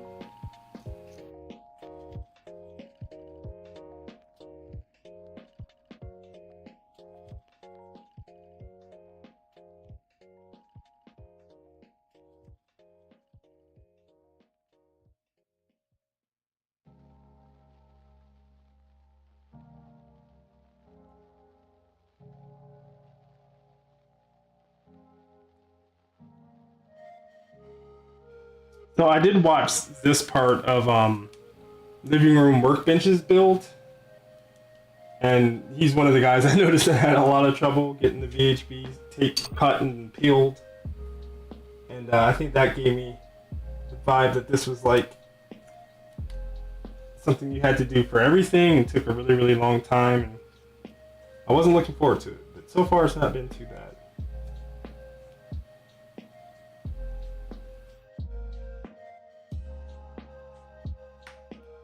Try it with side cutters and see how. Oh.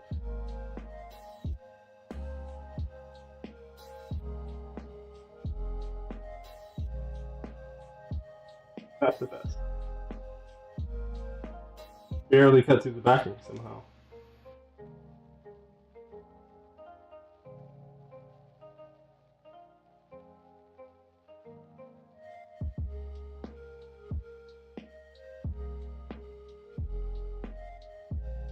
Kind of feels like one of those things where it's like having the right tool for the right job can save you a lot of time and in the long run money. You own cars. I spent 3 days jerry rigging like a bushing presser or something like that, and then another 2 days getting it to work. You could just spend the $300 to get the specific Honda rear trailing arm bushing press and get it done in 2 hours.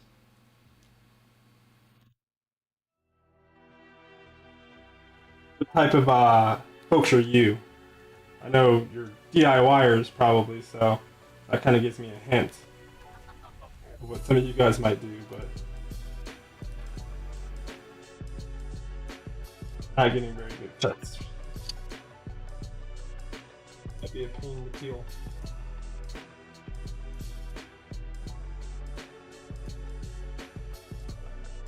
I mentioned the Honda rear trailing arm bushing specifically because it's something I've had to deal with.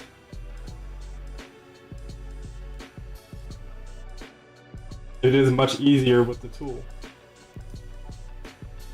So what I ended up trying to do was using a generic bushing pull device, and I actually 3D printed a piece that mimicked what I saw online out of PETG, and it ended up working, but it took me a whole lot longer than the I did one side with that and it worked out, and then I did the other side with the ready-made tool, and it took a lot less time.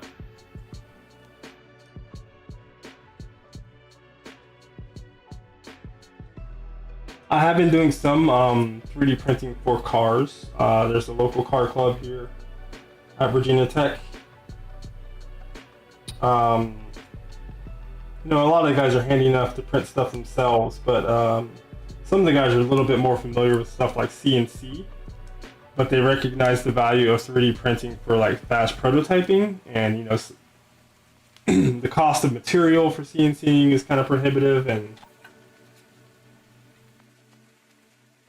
so a lot of them have been having me like printing out mock-ups of their parts like overnight as they make revisions, and then they're able to kind of like see them in place and dry fit them and see where they need to kind of like seeing it on the car, you know, is really helpful sometimes. That's been a cool little 3D printing, I wouldn't say venture, but experience.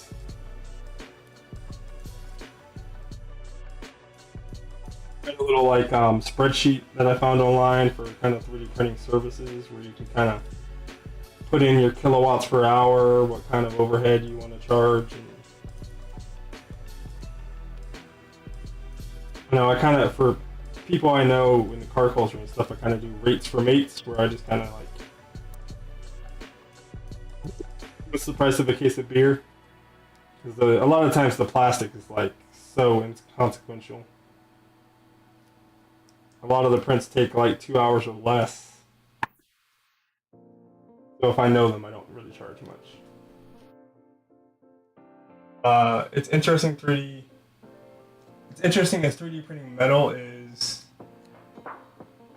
going to start to take over some of the CNC stuff on the industrial side. Yeah, so there's like multiple aspects of that, right? Because there's trying to see or 3D print for the finished part. And then I see like I think they talked about in motorsports, some of the Formula One engines, they're 3D printing a rough like cut of material that they can then CNC. So I've seen some 3D printing for the purpose of like not having to hog out a bunch of like unnecessary material, starting from like a raw block, and then yeah, there's like 3D printing for getting the final product. Do you know what I mean about like, 3D printing just specifically for the purposes of having a better starting point for CNC?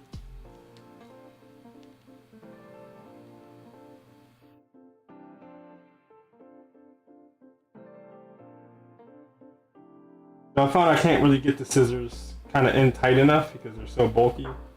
The side cutters do not give you nice cuts at all, but they can kind of get into corners a little bit better. So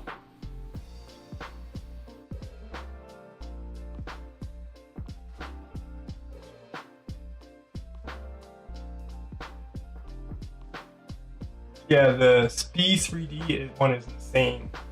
Definitely, it's way faster, cheaper, and easier to prototype. Yeah. I want to see if I can find like a video of it.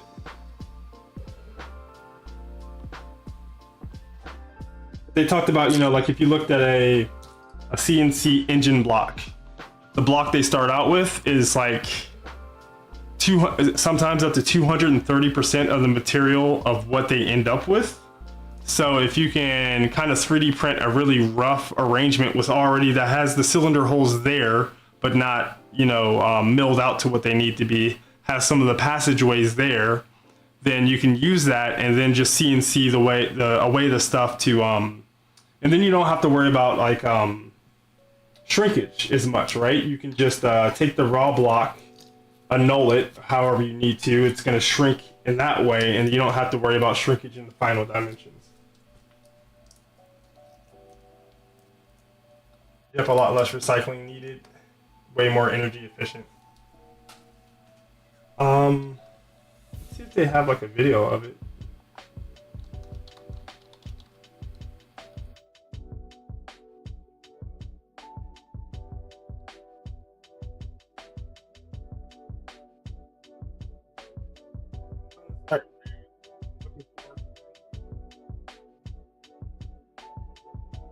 I'm pretty sure they showed in like a Formula One video.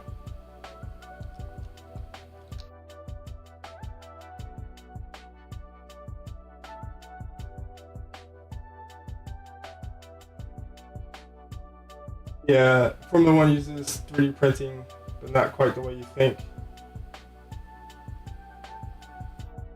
I assume this is kind of the kind of stuff I'm talking about, where they 3D print like an interesting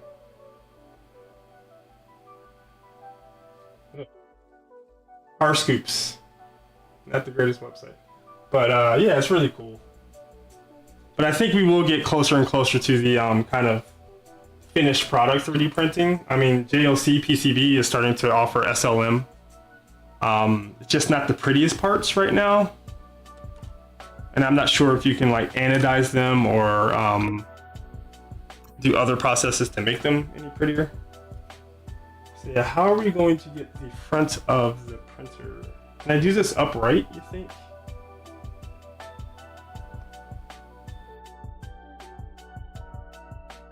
I guess we just have to like press them on.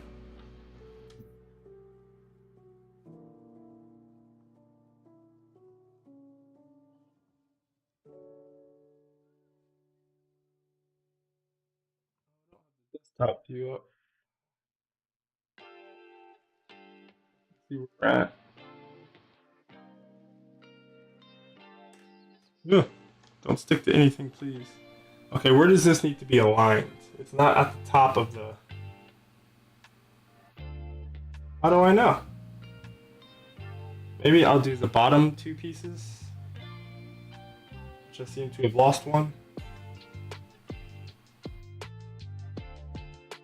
Where did you go, George?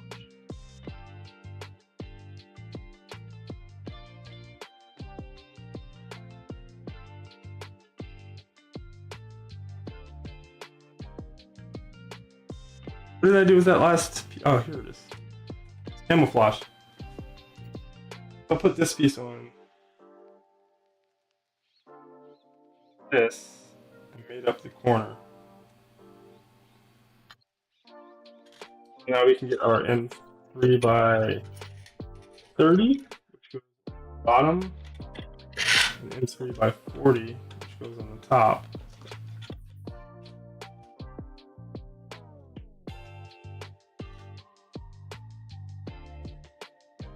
Yum, hello. I've seen a snap fit mod for the panels that look cool, no magnets or clips needed. It just snaps into the extrusion. I do want to possibly change out for those. So all these parts are PIF parts at first. So I'm using all of these kind of as a stock kind of build of the Voron. And then later on, I will be doing some mods. So yeah, those magnetic kind of parts are definitely something I'm looking into. Hello, Tom. Thanks for hopping in. Have you chatted in here before?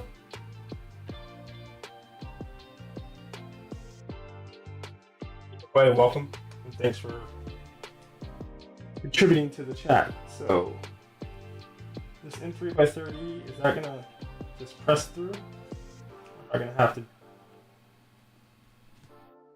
something that's gonna help drive it in? See if my wow stick has enough torque to get through this. Which one is the 30 and which one is the...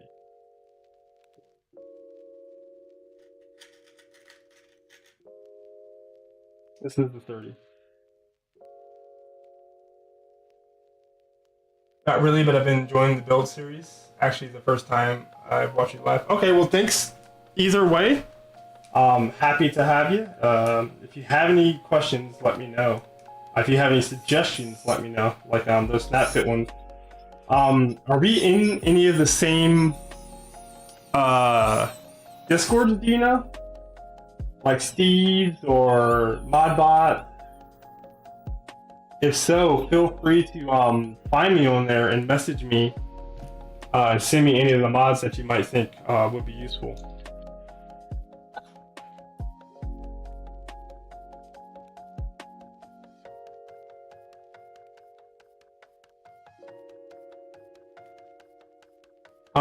What kind of printers or printing are you into, Tom? I was just talking about some automobile type printing.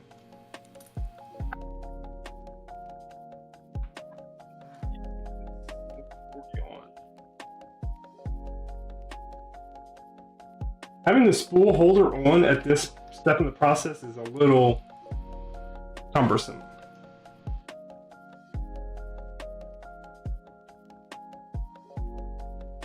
Makes it a little hard.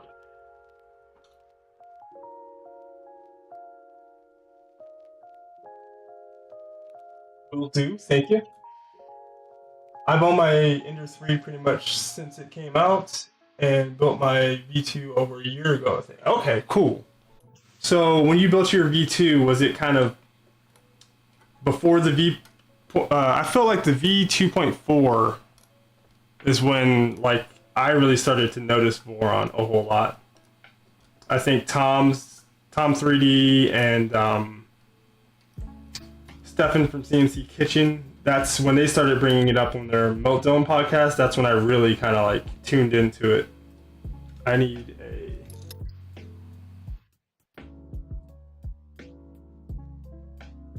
Hotend.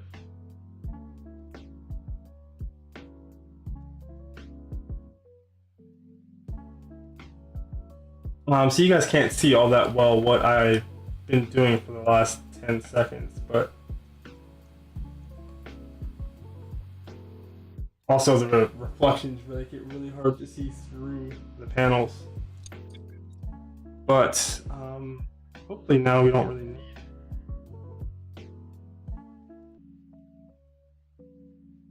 Right, take these VHB parts and stick them somewhere.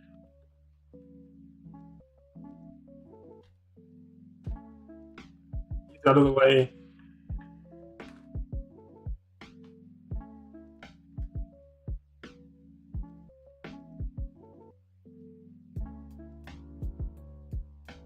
I think I was a bit late, but my friend was the first in the group to build one, and now 3 of us followed. It's funny how that happens, isn't it? It's just like a lot of other hobbies, like cars and other fun stuff. I just got a message from you on Discord. I will follow up after the stream. Thank you very much. Yeah, I've recommended an Ender 3 to a bunch of my friends, especially for getting into the hobby and not really having a lot of experience. So what do we need to do here? Should I hang these pieces first? Like,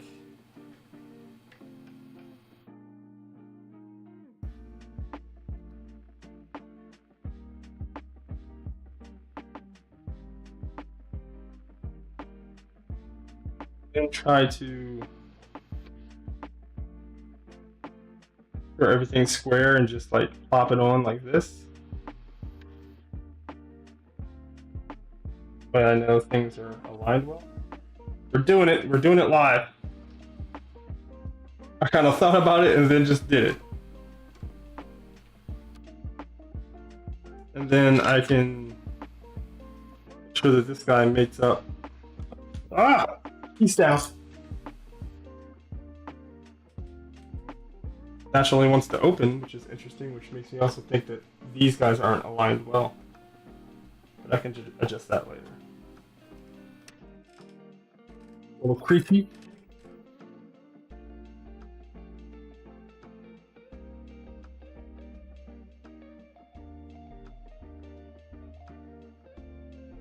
Get that corner budged in well.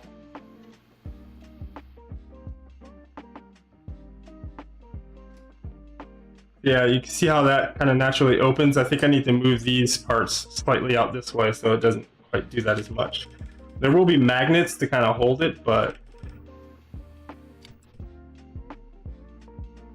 Global SV06 replaced my Ender 3 recommendations. I got one for work and they're very reliable. I've heard really good SV06.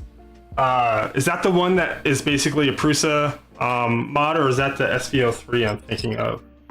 There's one that's basically like a Prusa clone, right?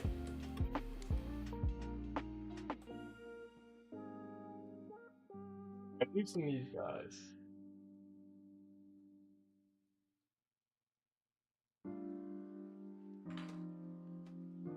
Make sure that the panel is kind of square this way. Tighten them.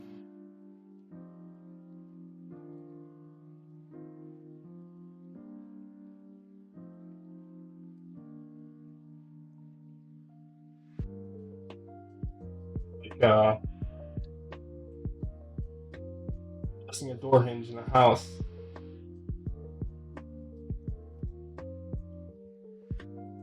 But yeah, I have actually recommended the Stovels. Yeah, low cost Prusa clone, but it's got some, I mean, direct drive extruder, uses linear rods and bearings. What else are some of the features?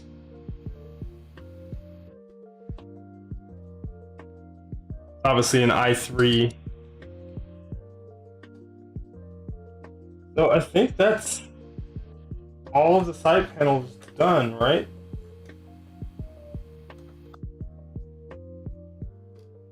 Gonna be able to move on to the, oh, there's the door handle. Auto bed leveling, and it works great. Planetary extruder. I think it's the big one. So it's interesting, like you know, that shows how companies can kind of piggyback and leapfrog, right? So like they found a tried and true, tested kind of basic platform, and then they added something like the planetary direct drive extruder, which is obviously something that's becoming popular, but they were kind of able to skip some of the other iterations that Prusa has had and kind of go to what they have. Isn't the Mark IV a planetary extruder? Gates belts, which is really nice. They won't stretch out. I'm fairly happy with this. I think maybe we can make some micro adjustments to some of the panels later on. I might adjust this guy so it lines up a little bit better.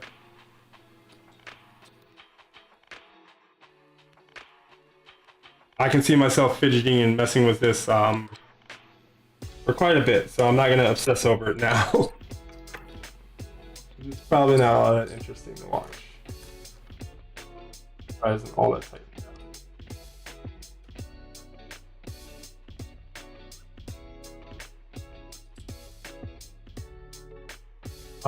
Then they introduced a clipper-enabled printer that's back on the V-wheels. Yeah, I mean, but like I looked at their product offering and the SV06, and then maybe there's an XL version of it. It's like 1 or 2 printers in their lineup that use the linear rods, right? So I can kind of, once I saw that, I was like, oh, okay, it's not like they're going for that kind of setup on all of their printers. I think they just saw that it was a good setup for Prusa and kind of worked off of it, if that makes sense. But yeah, I know a lot of people were kind of disappointed that they kind of backtracked on that one.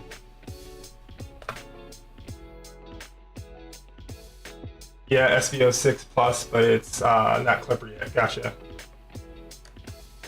Yeah, the commercialized clipper is an interesting thing, you know. How do you balance that, like making it easy enough for everybody to kind of jump in and use? Because there's obviously so many benefits of clipper, right? Like you can have multiple MCUs, you can control so much, have so much power with macros. There's just so many great things about clipper, but how do you enable all that stuff, but then also make it easy for a like a beginner to use clipper? Because you can mess some stuff up in clipper, you know.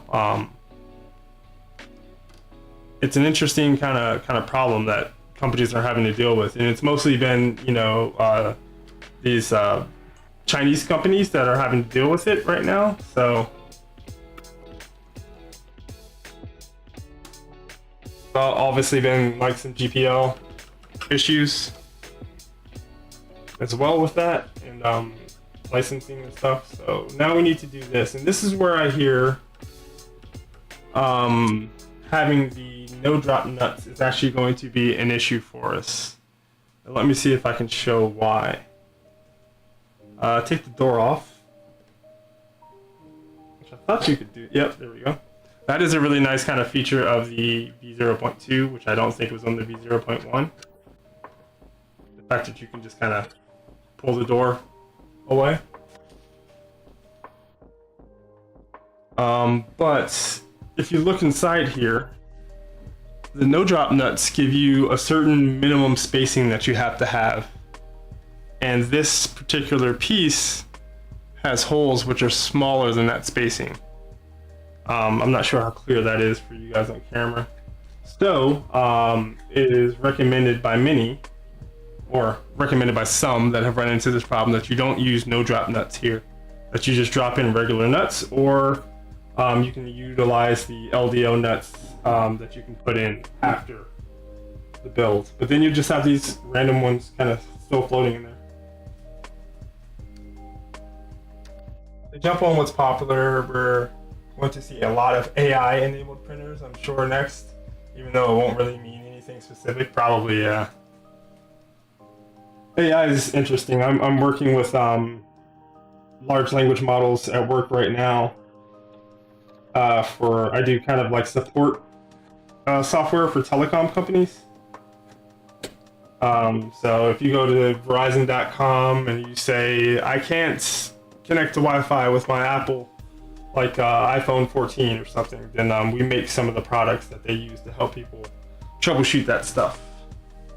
And AI is a big next thing.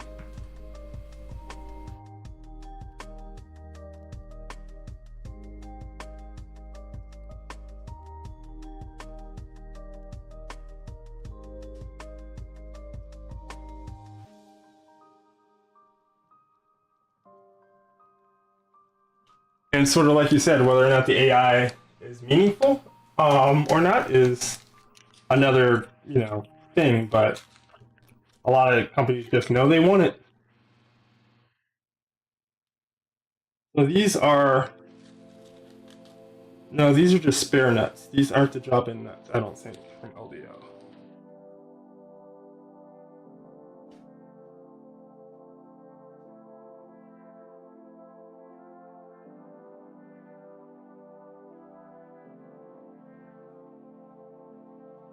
Here are the spare slide-in nuts for 1515 from LDO. So I bought a set of these, I think from Fabrico. And they're square nuts, but they've cut kind of a chamfer on two sides of them, or machined them somehow, such that you can slide them in. So we are going to utilize these for the spots where these pieces just are a little bit too close set to utilize the no drop nuts. Okay, I work on help desk 2 for gas station hardware card readers. 20 plus years now. I've been doing 2 different companies. Cool. Now I mostly do management, knowledge-based stuff. Yeah, so that's also something we deal with. All of these companies always have their own internal knowledge base tools, right? And a lot of the times our products end up competing versus those kind of internal products. And those internal products are closer to the company, and they don't want their budget taken away from. So we have to kind of keep an eye on what they're doing as well.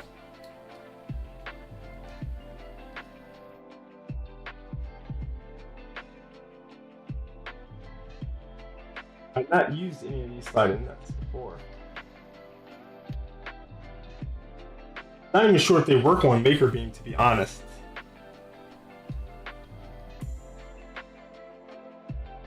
Slight differences in these profiles can make it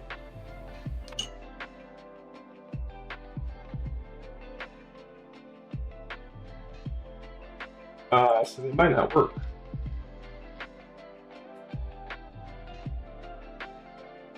You guys can't see that very well.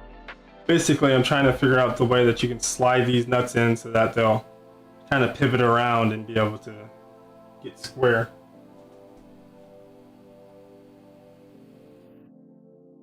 T-nuts would work with the 1515 extrusion.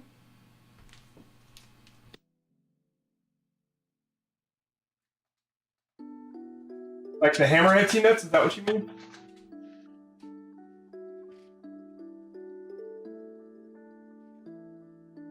I was under the impression that these would not fit.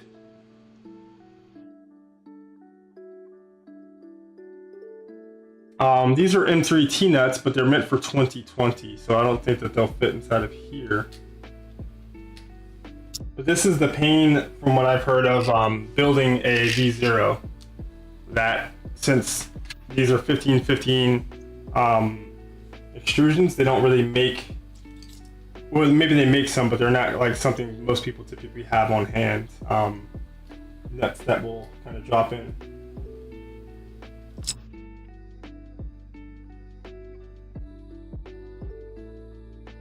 I've sent you a link to 1515 T-nut mod. 1515 is harder to find things for. Yes. Let me unshare my desktop for a second. Thanks for sending links along, you guys. I really appreciate that.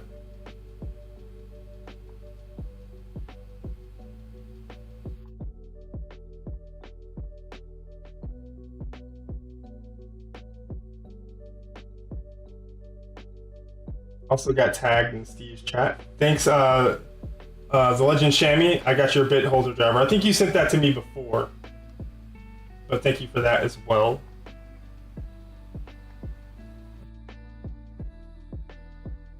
Yeah.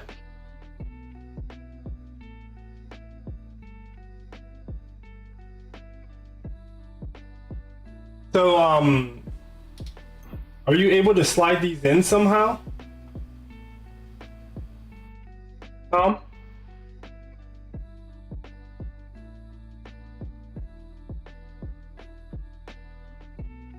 Oh, so you're saying that if I wanted to preload nuts that wouldn't have this interference, then I could use this mod? You should be able to slide those in.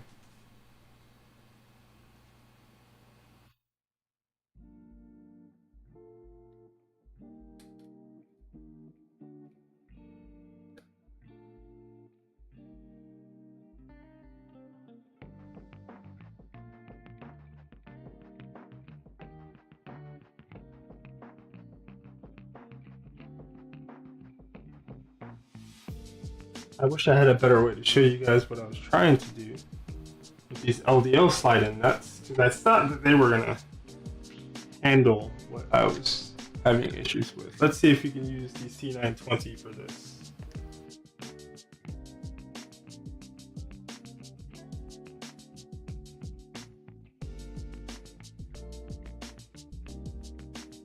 So,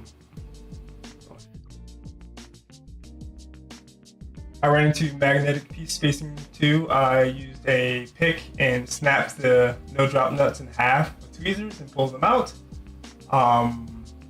leaving just the hex nuts behind. From my understanding, watching my friends build, that LDO has a custom frame they produce. Yes, LDO does have a custom frame, so that their nuts might not work on this maker beam. But I was gonna give it a try to see if I can wiggle them in place. It'll be good to let people know that you shouldn't buy the LDO nuts for a MakerBot frame.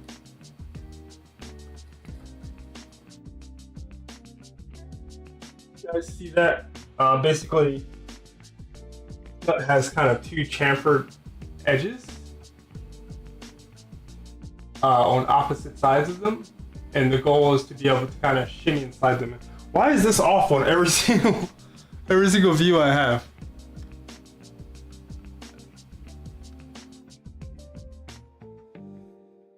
I think Steve did the same thing on the Micron build. So yeah, that is a good shout. You know, you don't have to necessarily use a no-drop nut. You can just kind of break the 3D print.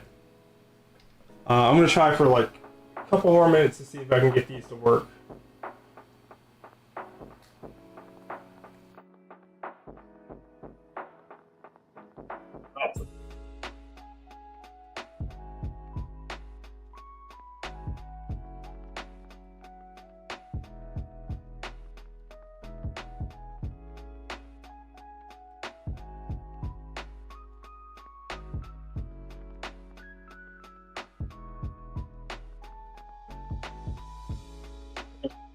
A bunch of extra bleed.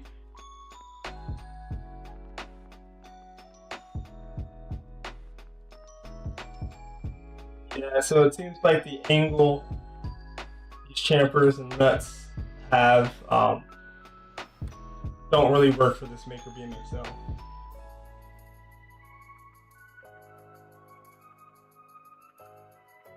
Kind of like pull the nut up to give it enough space to fall in, and the chamfer's just not quite enough.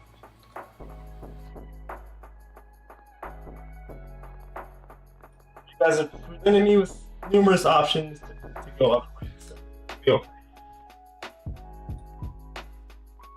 Yeah, not all extrusions are built the same. The inner profile, even though they might look like, oh, it's 15 by 15 and it has a 8mm slot and so on and so forth, the actual kind of this part of the profile is often very different on different extrusions. So like these inner, the T portion, or V if they might be like for V-roller extrusions, the inner profile is often very, very different between extrusions.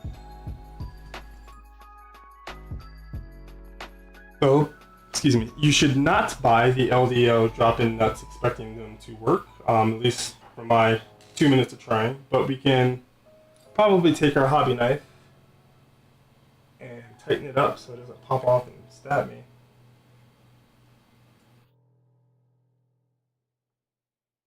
Break these printed pieces.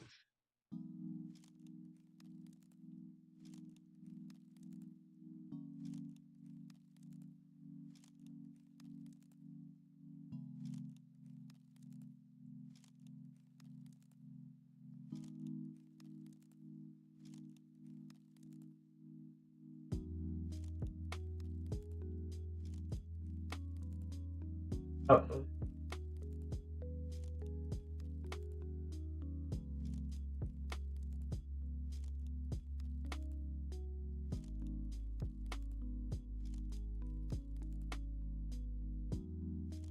A 1mm Allen or similar to fit up on the side of the drop nut.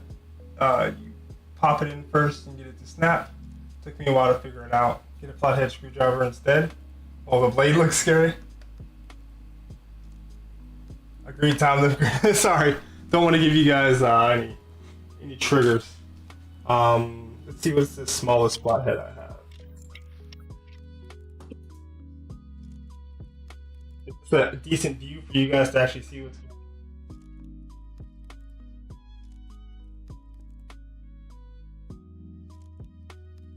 on. I know somebody was mentioning like bending them up.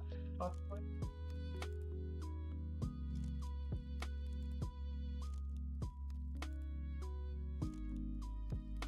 Separated, and that is there. So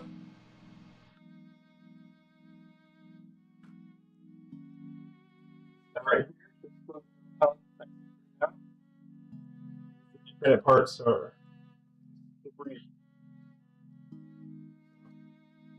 That's a good shout. Thank you for whoever recommended that.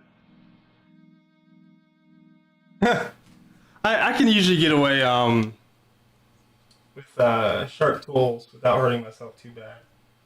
It tends to be power tools that I tend to hurt myself with. And rushing.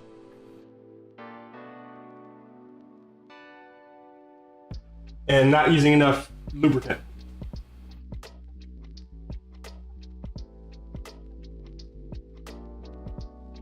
Cutting oil.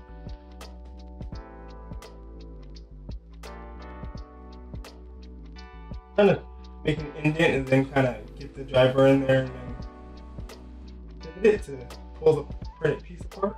There we go. Here we go.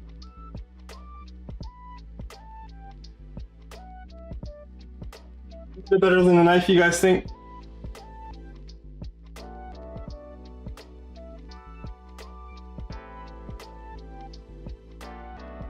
You just need to pull out the halves in between to get the spacing. Oh, gotcha. So you don't have to pull out the whole drop nut.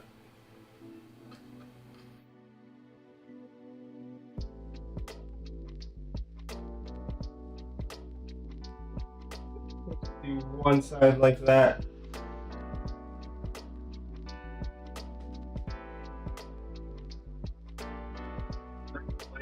Slice it up.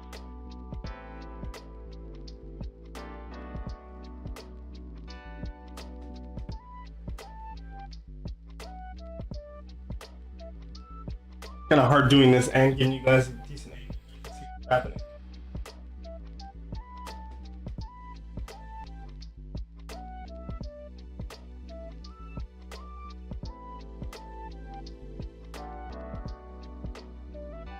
I think I just did the wrong side for those two sets of screws.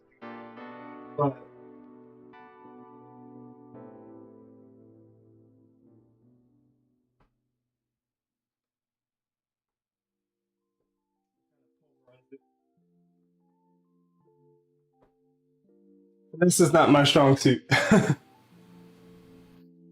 not to scratch up the extrusion. Feeling success.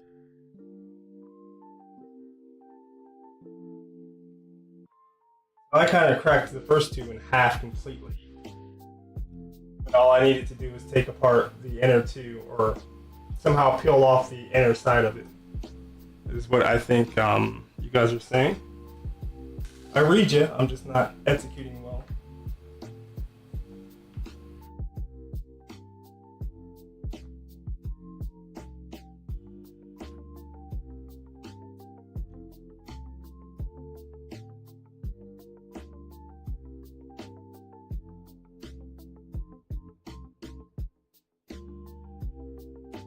I have to do some shaking and rattling.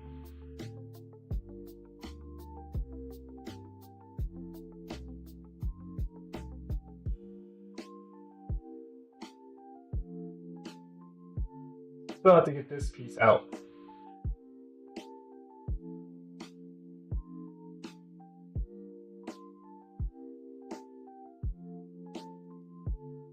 A behavior I condone, but a hot needle nose to squish and pull.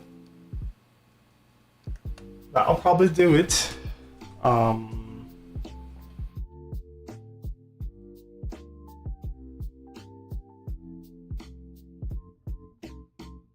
Obviously, the ideal way to handle this is just not using the no-drop nuts in the first place.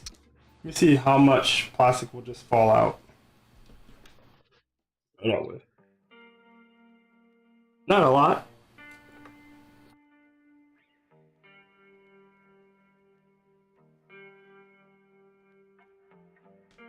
Let's see what I do have for you.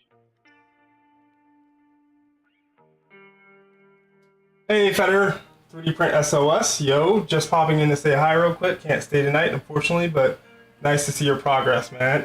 Thank you. I unboxed the filament earlier. Where did I put it? Here we go. So we've got our... Nope, that's not a good view at all. Let's go ahead. We've got our 3D Max Pearl Black. Feder sent this along to me, so I will be using it somewhere soon for something very, very cool. If you guys haven't checked out 3D Print SOS channel, do so. He's working on a Trident build. I think it's the 5-set kit, and he's got, I think, the 300 millimeter version. So if you are interested in that kit and or that build, go ahead and check out his channel. I'm printing with it right now. It looks cool.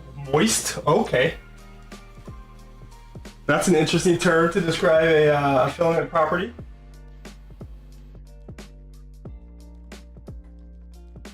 Right now I'm having to deal with using these no-drop nuts, these like 3D printed nut carriers, in a spot where I wasn't supposed to use them. Kind of one of the issues with building a V0. It's a little finicky in terms of like some of this stuff. I think I'm just gonna end up breaking this breaking stuff apart.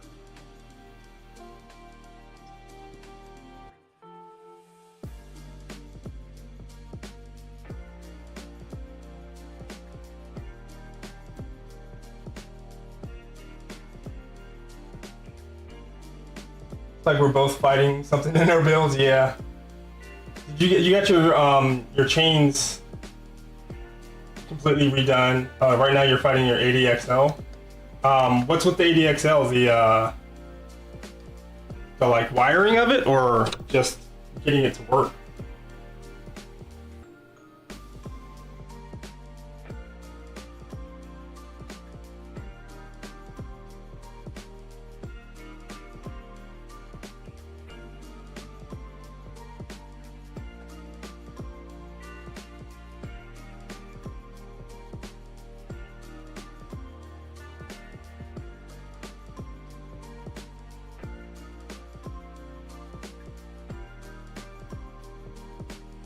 I can't recall anybody else who's built a V0. Do they mention to not use no drop nuts here in the manual?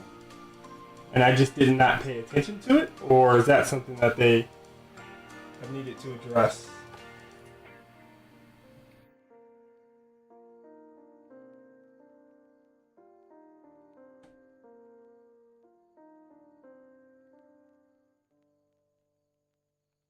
A little bit of a pain in the butt. I can't get it to run directly from the Pi, only via Pico or USB. It'd be nice to have it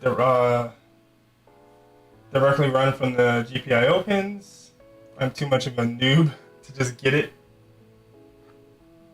Yeah, this is a bit of a pain. I'm wondering if they called it out in the instructions and I just didn't pay attention.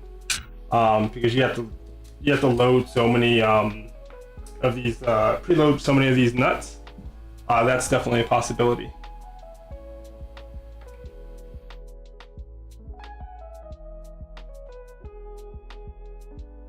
Kind of just right now, just trying to chip away at the printed piece enough that it'll just kind of fall apart and come out. You guys didn't want me to use a X-Acto knife. Somewhat understandably.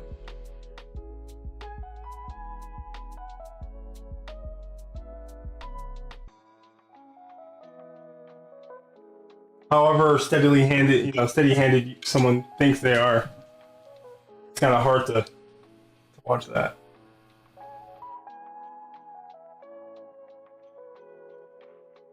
Well, I hope you can get it figured out, because yeah, I know you wanted it set up such that you kind of always had the 80XL kind of set up, so you could rerun it after you make any changes to input shaping.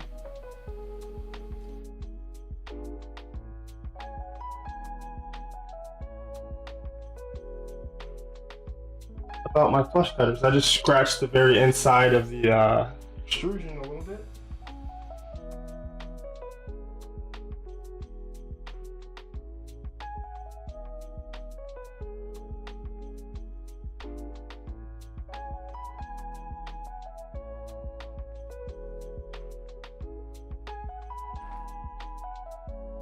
Okay, so I got a big chunk of it.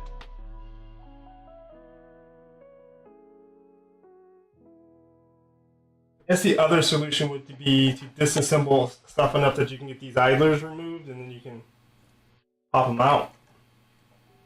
People say that that's not too bad of a thing to do. Maybe this is ideal. I'm also starting to see the limitation of the Z limit switch. If there's any filament on the nozzle at all, your Z offset is entirely wrong. Yes. So what I've seen people do is set up a nozzle macro and put the nozzle somewhere that you can like clean off the nozzle really clean. So there's a bunch of mods with a purge bucket, and then you can basically buy like a 50 pack of these nozzle or like these wire brushes, and then just cut it off right here. And then most of the mods make it so that it'll slip in and grab it. And then before you do that Z check, you heat up your nozzle to a good melting point, and then you set up a macro that'll run your nozzle across this and then retract some of the filament to make sure it doesn't ooze out, and then that can help you out a little bit. It's kind of a lot to have to do to get a decent print, but yeah, there's like pluses and minuses to that Z limit switch setup.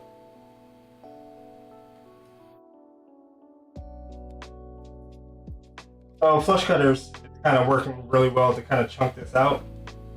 I don't think I did things as well as you guys described.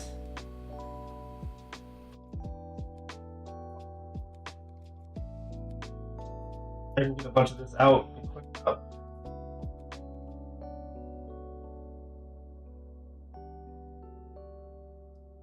My friend canceled the Z and stopped, and he's using the Quick Draw Probe mod instead.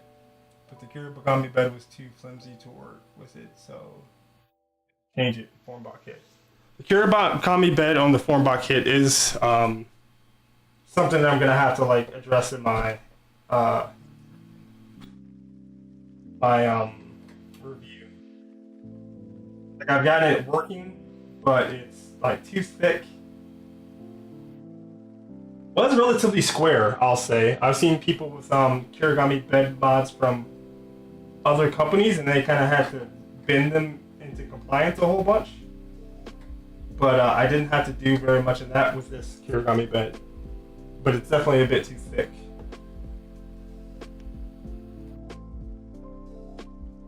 Golden Meredith, hello. Thanks for these streams, man. Helps a lot. Bought a Formbot kit V0.2 weeks ago. Thanks for watching. Thanks for popping into the stream. Hopefully you've been watching and you will not make this mistake if you haven't already gotten to this point. But when you preload nuts in here, you want to use not the drop it, not the standard no drop nuts, but there's a mod that you can use that will make sure that the nuts aren't too far apart. Because with the no drop nuts down here, you won't be able to get this handle part. The spacing on them is much smaller. So hopefully you can learn from my mistakes. There's the beefy Physec bed mount that he swapped to instead. Yeah, so the Physec kit has their own CNC'd, like really chunky bed, and it's basically they took the extrusion version of the bed and made it one single CNC part. So that's interesting. Okay, friends, I'm out for tonight. Good luck getting those nuts out, Brian. I'll catch you later. Thanks, Feder. Hopefully you can get your ADXL problems figured out and get everything tuned up on the printer. I want to see your prints next stream.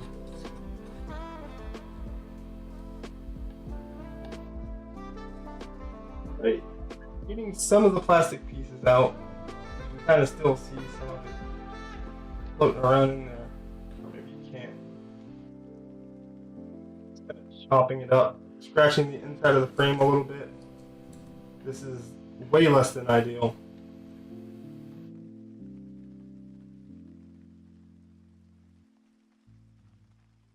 Hopefully it helps other folks not make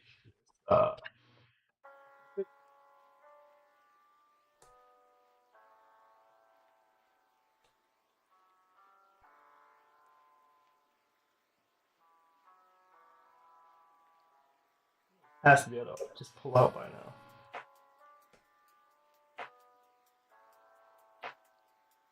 I have to take my re-anodizing pen, aka Sharpie, get in up. So it's hopefully not all that noticeable.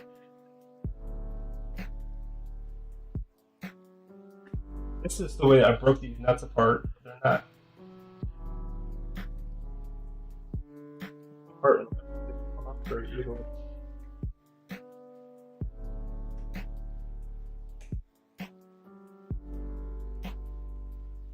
Now most of the pieces are coming out. Plastic, come out!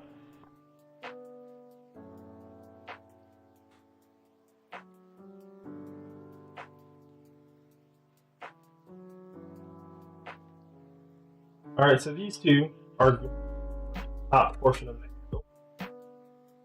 handle. Technically I don't need to take out this part. Have a hide. But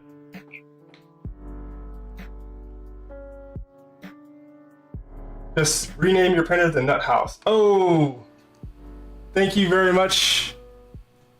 This won't fix your nuts. I've got nothing left. Enjoy, haha. Thanks for the tip. I've gotten 2 donations ever on the channel, and they've both been from 3D Print SOS. So thanks you, man. I appreciate it. Definitely go check out 3D Print SOS. He's got some cool content on other printers as well, not just Vorons. He's got a lot of stuff on that new K1 Creality printer. I kind of get vanilla clipper running with it.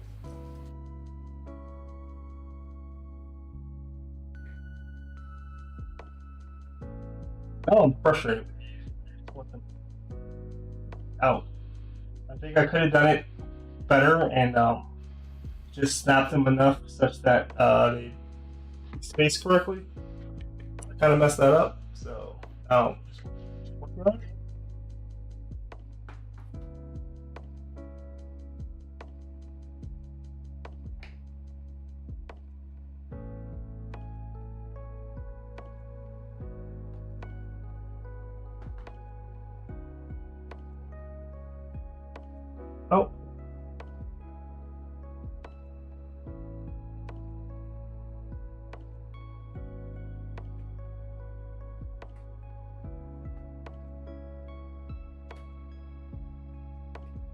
assuming I've done this just the absolute worst way possible.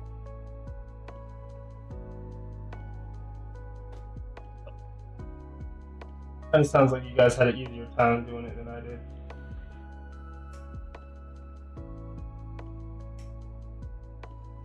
Of course, never helps that it's kind of late. Frustrated to slow me down. That impatient. Renovic, I have to sleep now, but I hope the nuts come out soon. It's just the nut carriers I have to get out. Just came back to say real quick, what about a heat gun? Might be able to heat that plastic to soft enough to come out. That is true. I'm out for real now, peace. Yeah, that's a thought. Be careful, will not heat up the other printed parts. Yes, so.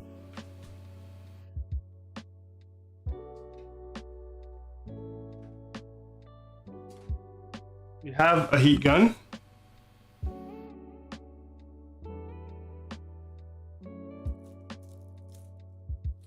Punched in.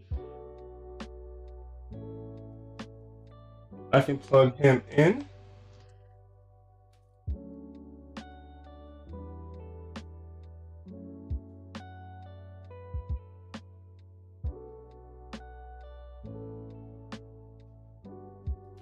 Heat gun is from Spark Fun, if you guys have ever heard of them or remember them. They're based out of Colorado. No, I've got some scratches. Is that just plastic?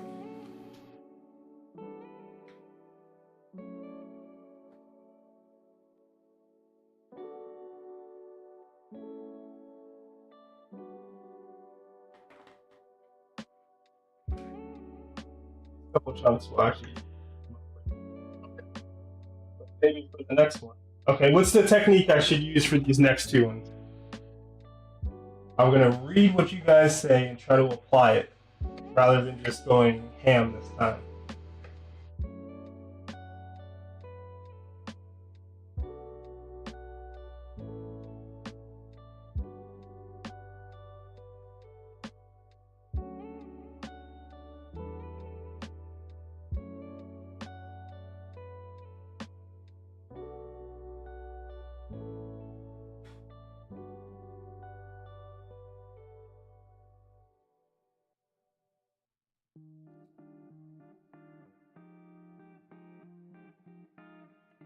I don't know if that heat gun is considered a power tool, but be careful. We will be careful.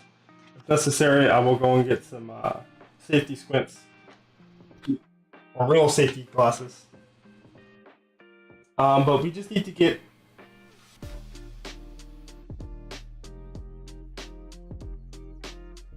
part in between these two sets of nuts. Such that they can get close enough. So we don't really need to get all the plastic out. Is what you guys were saying before, and I kind of ignored. But I can heat up the plastic, and then kind of do what I did before with the screwdriver to press it out. This is ABS, so I want to shoot it away from the polycarbonate.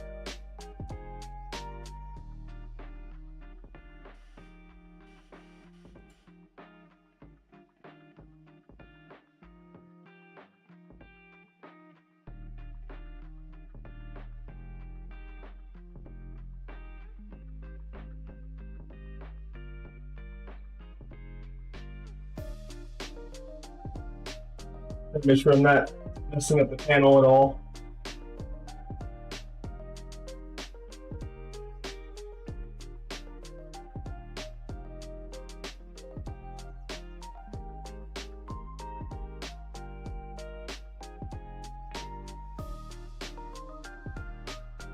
You guys able to see anything at all there?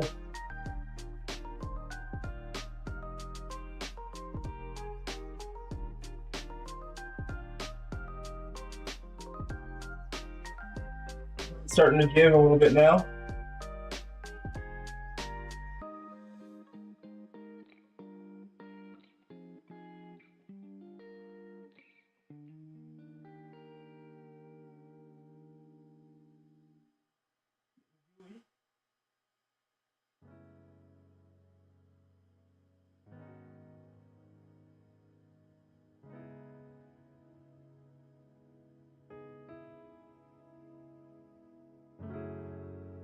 to figure a way to separate them. That's kind of working now. Better coming in with the big brain.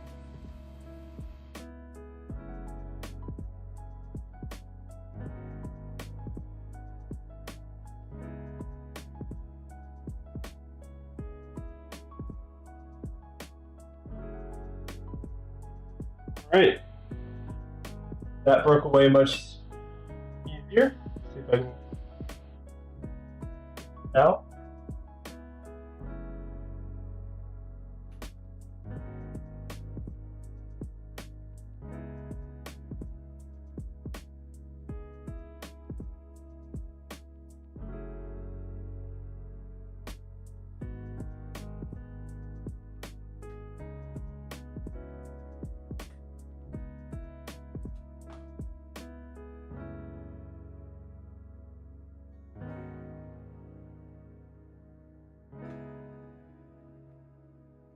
Jeez.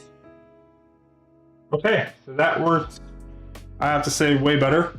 I'm kind of hacking at it for 20 minutes. I'm not sure if it'll get them exactly to the distance apart that we need, but let's do it on the next one. I did still scar up the inside of the extrusion a little bit, but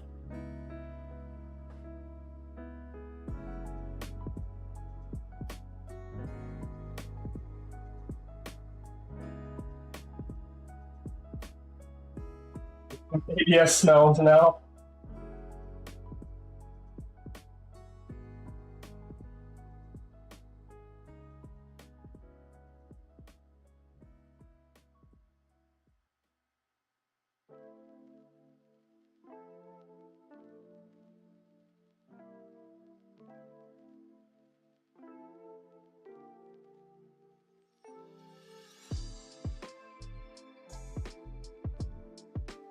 Kind of have to go off to the side and get some of this plastic that's off on the side of the extrusion as well, if that makes sense. And I think that's good. So we found a method. But it still does take a little bit of effort to get these out sometimes after you've done the batch. So Baker beam is very hot.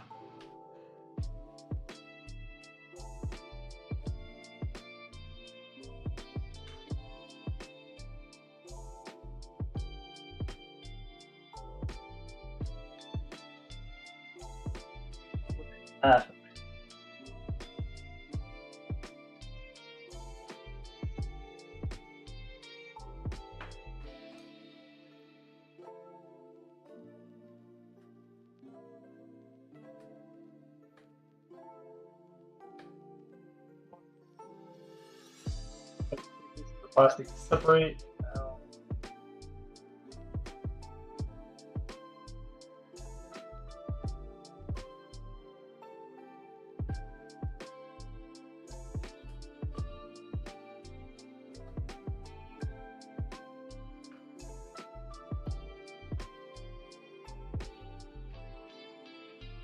Oh, guy.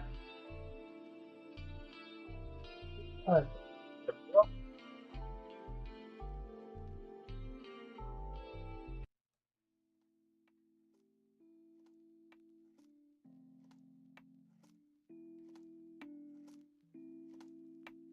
Look at that. If only everybody could have chat building along with them. We'd all be better off for it, right?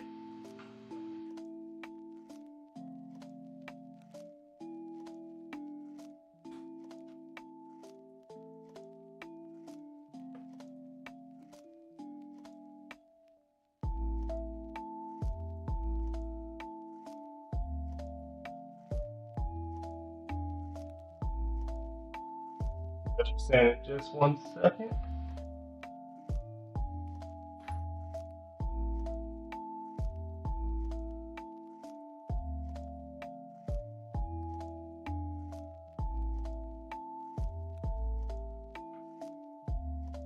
So I still need to remove a little bit of material. Akuma, too late for this old man. Happy plucking. thank you, Puma, for coming into the stream. Thanks for chatting. Thanks for the $2 donation. That's literally like the third donation I've ever had on the channel. So you guys are kind of, I don't know, making me kind of blush right now. So thank you very much. I appreciate the support. Everything that's donated to the channel goes back into the channel, and I'm trying to come up with some stuff to do some cool giveaways to try to give back to you guys. So I will let you know in future streams when I'm able to do that. But I've got some cool ideas. Don't want to mention them just in case they don't happen yet. But have a good night, and thank you for watching, supporting, chatting, and everything. Thank you so much. I'm gonna leave that up there for a little while. Thank you.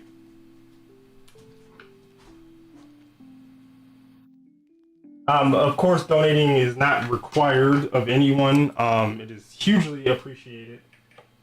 But just having you guys kind of here and chat is pretty cool.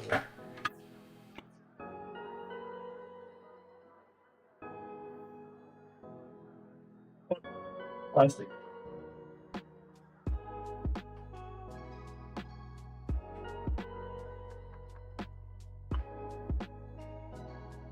I'm picking bird shot out of like something, I don't know.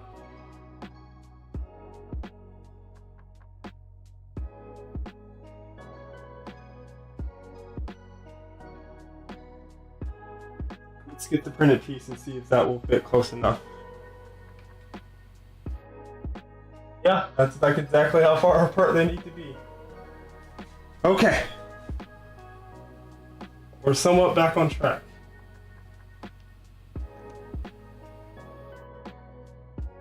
M3 by 8.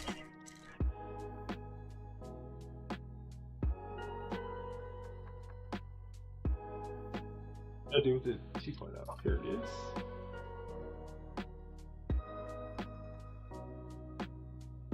Did I put the magnets in here before? And then also, is there a difference between? But you need to put magnets in before. Order of operations is important. Here are our magnets, and polarization also matters, so.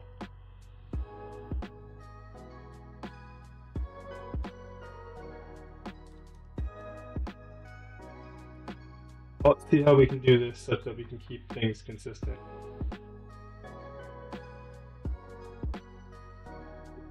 Like that. So if we put the magnets in there, do they recommend gluing? Use super glue? Yes, they do.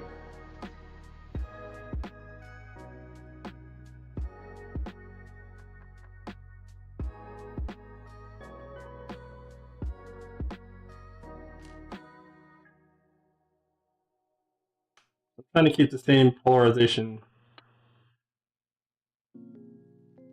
for these.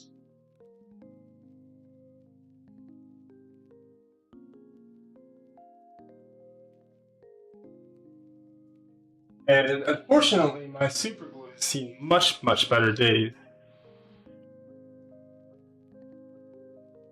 I've got this Shorebond stuff, which is pretty good brand of super glue, or CA glue, cyanoacrylate. That's intuition.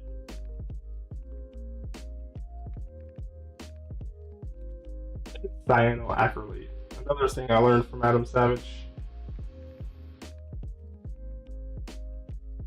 Super glues, I think, is like kind of the brand name.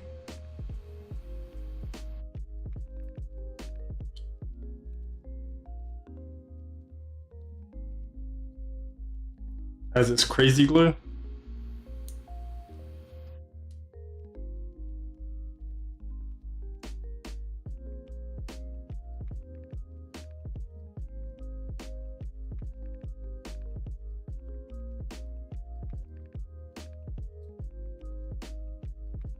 Actually don't want to come out now.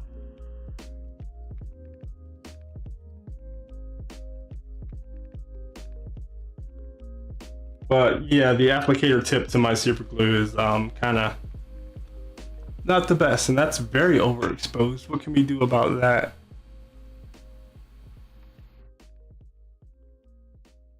Turn down.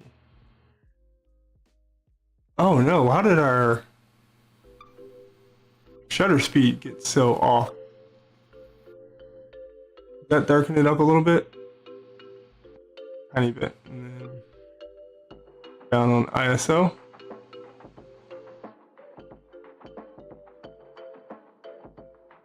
Just a little bit better.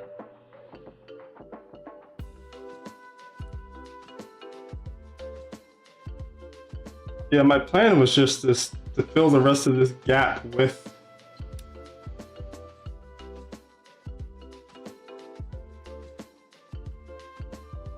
glue.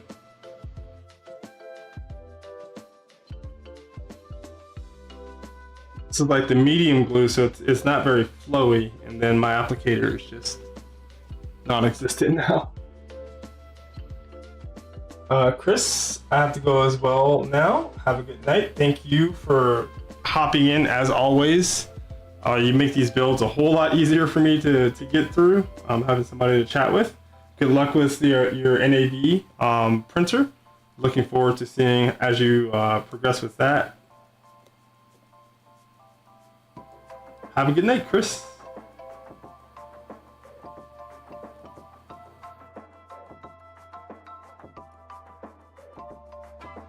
Get some glue in there with some disposable.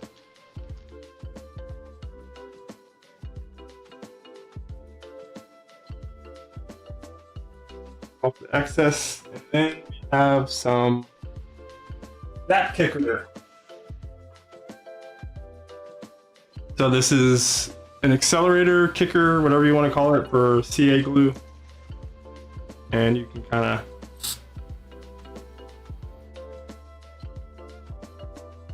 give the glue a little spritz, and it will help it set much faster than it would without it. Interesting, you can kind of see the glue bubble up.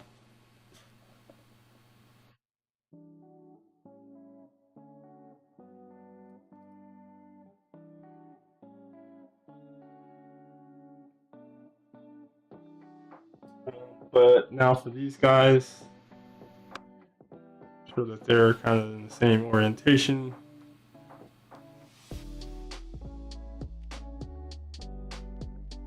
Magnets to hold them in place.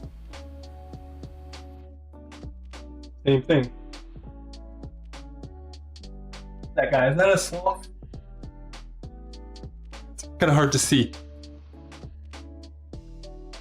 Yeah, I can't really even explain how much better it is kind of building stuff like this with chatting with folks, having folks help me when I'm kind of doing stuff wrong.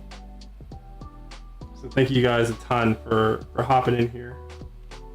And then I hope it's providing value. It seems like it is for some of you guys who might be picking up this kit and you know, wondering what's involved, what's good about it, what's bad about it, things that they should make note of and be prepared for, and then hopefully avoid some of the pitfalls I've kind of fallen into.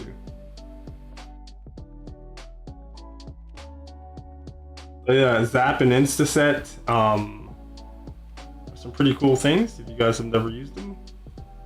Makes gluing finicky parts together a lot more bearable. It does have an interesting smell.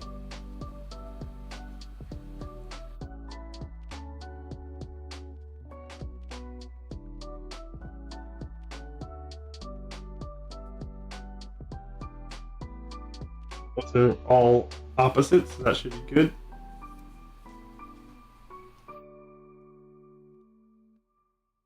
Tom, I'm getting paid about a week, and I'm 100% going with this instead of Cyborg CNC.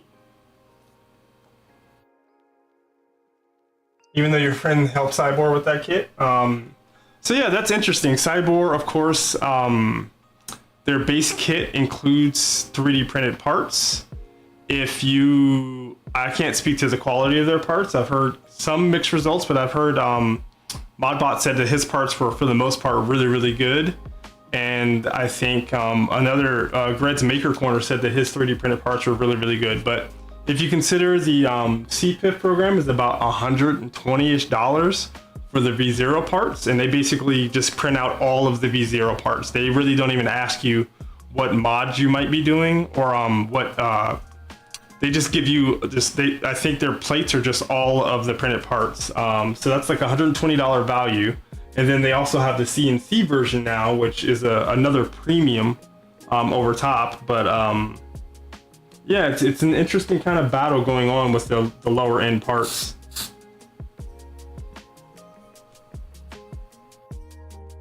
Oh, they do offer custom colors now. That's very interesting. At least from what your friend said. Gotcha. So yeah, that is a pretty good value add. You know, that's a kind of a gating issue for a lot of people getting into using these kits, is not being able to print their own ABS parts. That's kind of the reason a lot of people want a Voron, is to start printing ABS. So we need to get these both screwed down, facing outwards, and then we need to have them 69. Nice. Was that on purpose? Was that necessary, guys? Voron team.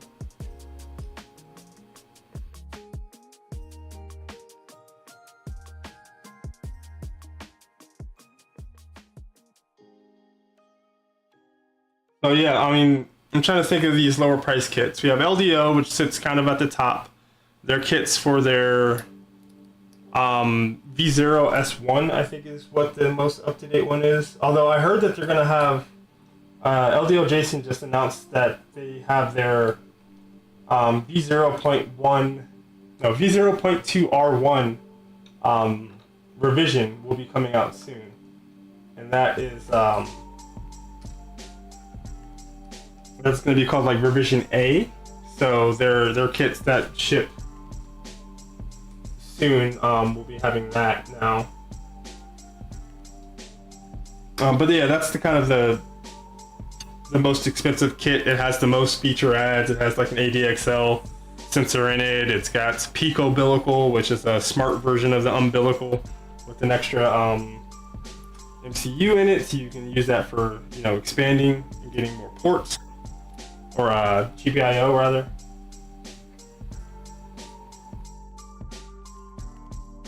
They have the most and best documentation from what I've seen.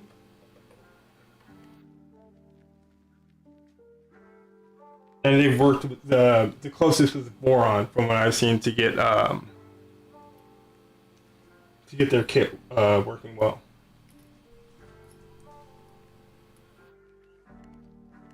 Cyborg doesn't include the umbilical for some reason. Yeah, I did think that was a little bit peculiar. It seems like one of the standard mods now. Obviously, it's still not in the Voron manual, so it's still not considered like a stock part, but basically everybody else is offering it.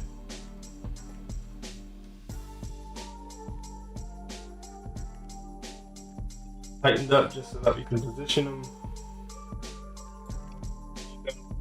Enter face to be 65.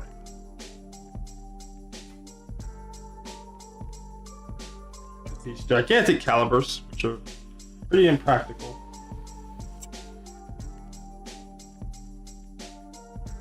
Zero.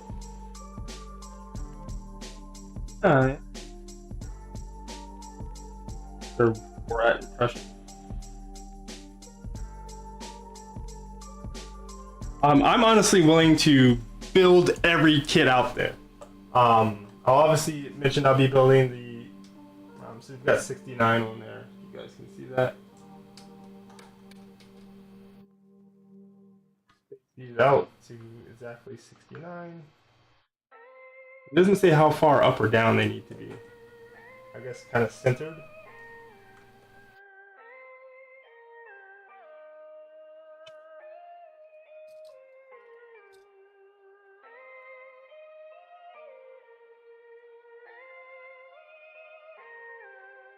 Magnets make it's adjusted a little annoying.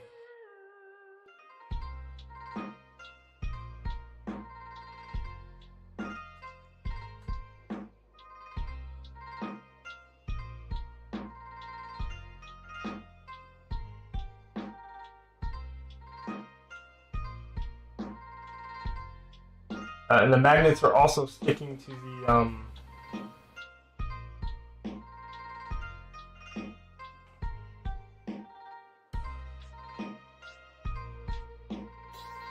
the name right now, the calipers. Are attracting to the calipers.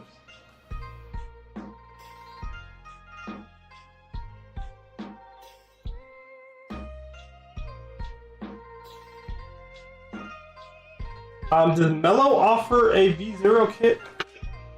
I'm trying to think of all of the different companies, especially in the lower end. We've got Formbot, which I'm building right now, Thybor, Physik, Physik. We've got Rolls and Mello both produce some Voron kit, but I don't know if they produce a V0 kit.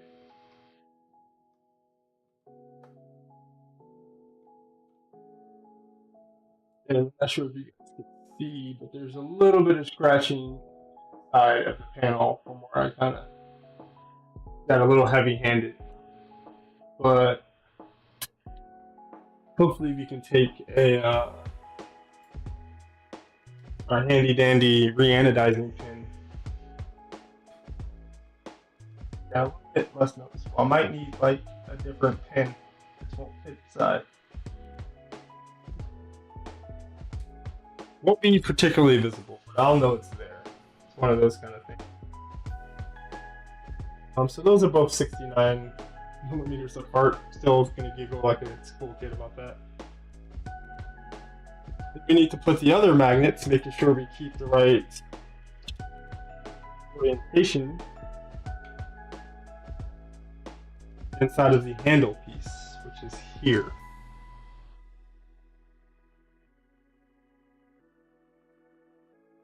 They want us to glue them in.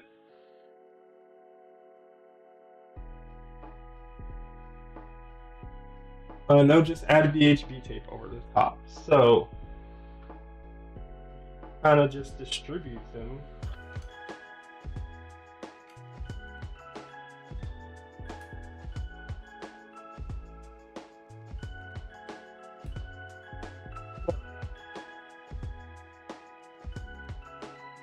They should all be in the right orientation, right?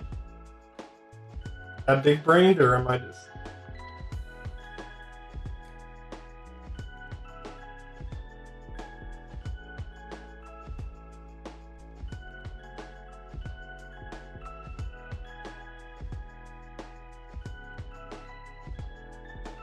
They don't want to press in.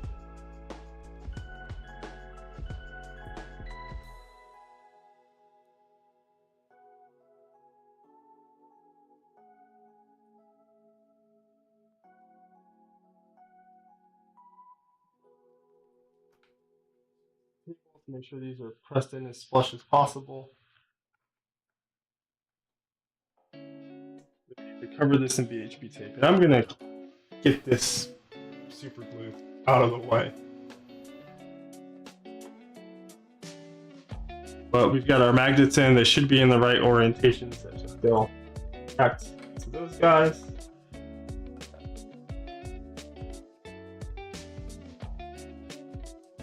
BHB tape.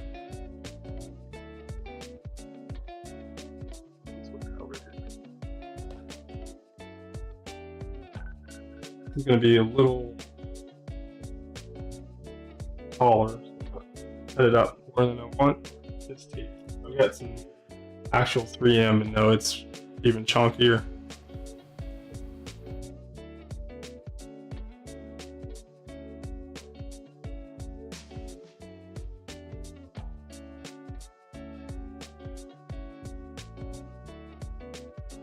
I want it to be slightly inset on all sides, so it's not too noticeable.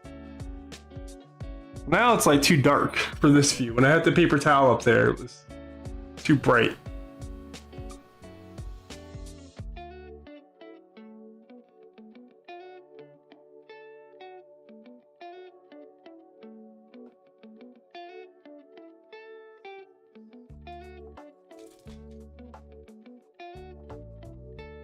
So when I finish this, I'm going to have a decision to make whether I want to start on the top hat tonight.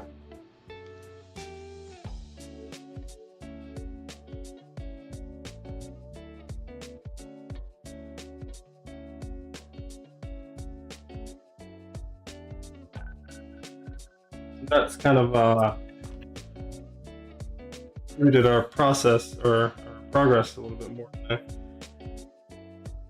Well, a lot more than I would like.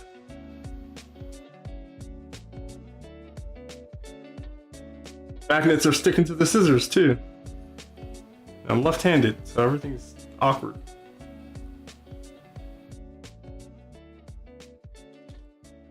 That piece of VHP tape go.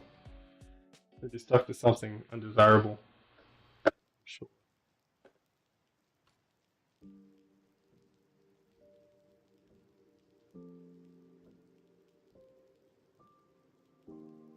Okay, so we'll put our door back on and then we stick this on.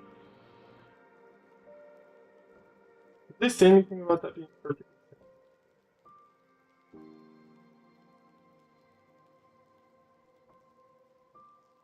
I have it closer to the top than the bottom. That's what I need to.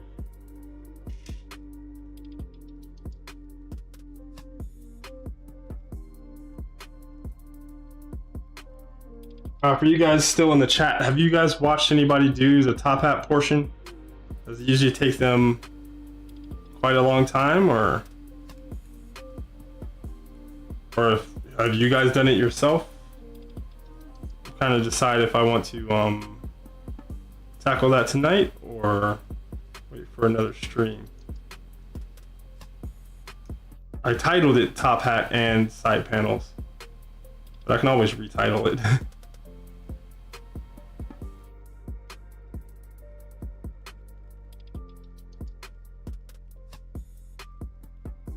Okay. Got tools and parts everywhere now. I'm gonna have to do a cleanup pass.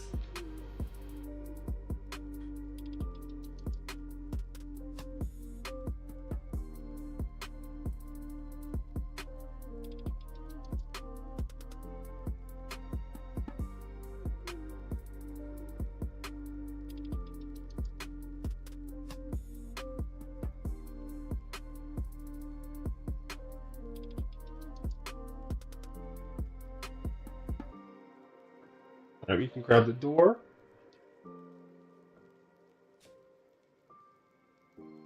Put it back on.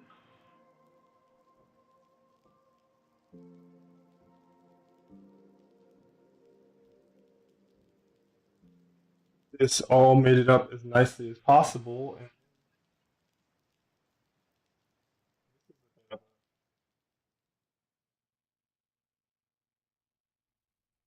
Part that is quite as magnetic through the door as I was hoping. Gotta let it self-align.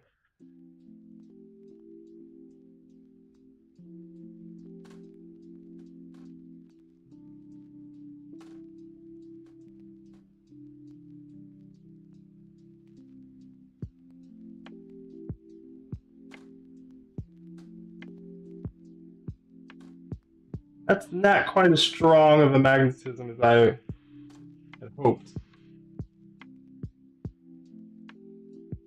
It's 3 millimeters of carbon or polycarbonate. Maybe I can adjust it as much as possible. Keep having to put the bed down. I have to clean the bed surface after this.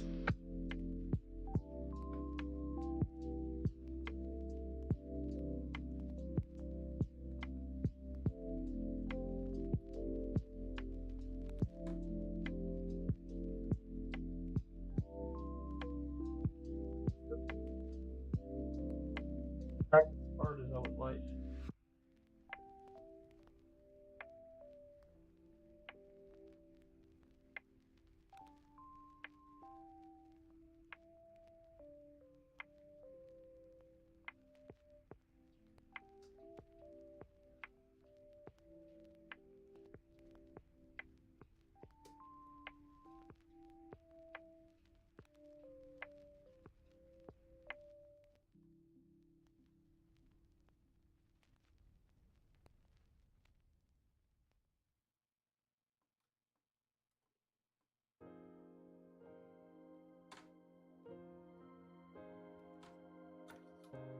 it pulls the door closed, but it doesn't kind of give you a lot of strength.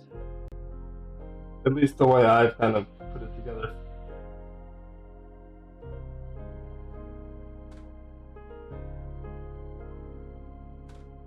Let's think.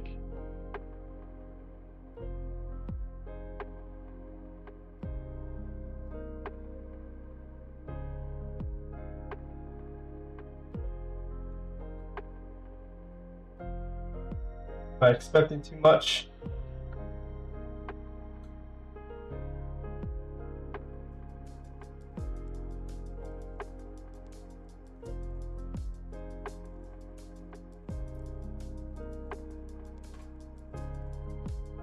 Gaps there. More my door panels have straight.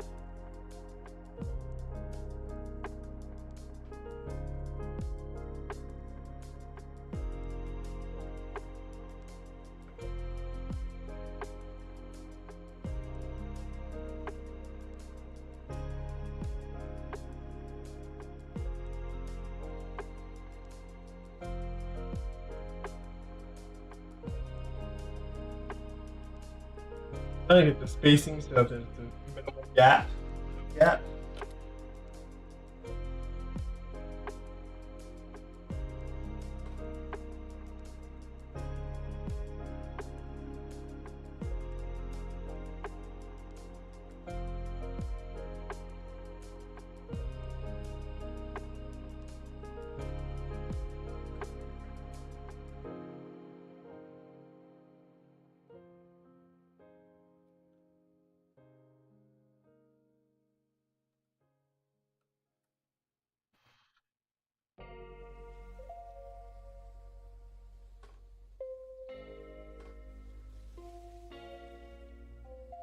Listen.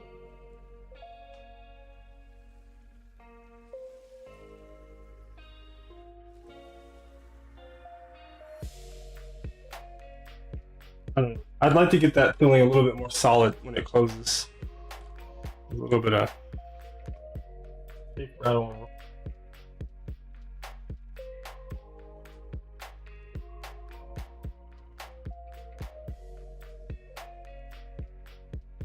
But that could be user error. Only thing left is the top hat. A lot of screws. 1, 2, 3, 4, 5, 6 times 2. 6.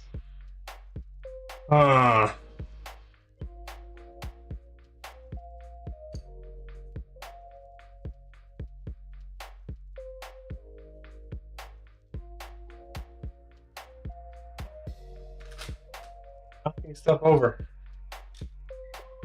Ugh. Alright, I think we go for it.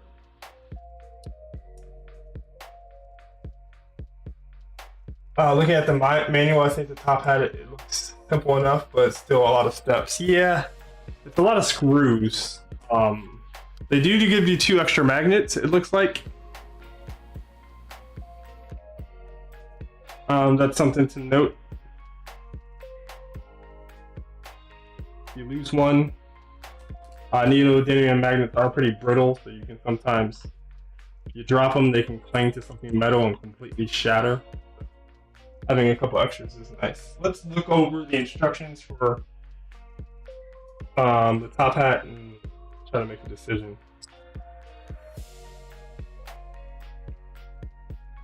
So we've got our extrusion. Colton got the Voron trackpad I see from Pico. Yep, I got the LED version as well, or the RGB. Because why not? It makes the string go faster, or the building go faster. Not really, but he has so many little cool things on the site, and he's obviously providing a pretty cool service for Voron builders, providing parts and kits and all that stuff. So thought I'd support him and get something kind of cool. RGB equals more FPS. Yes, 100%. I think that's a Overrule written in law. I'm surprised Linus, he sells like pretty nice desk mats. I'm surprised he hasn't gone for the RGB, at least that I've seen.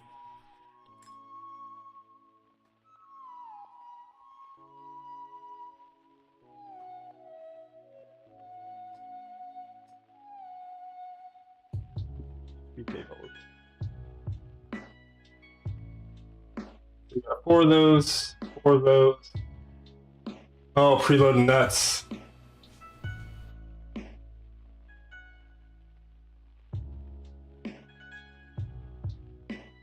Oh, you have to have specific spacing for these.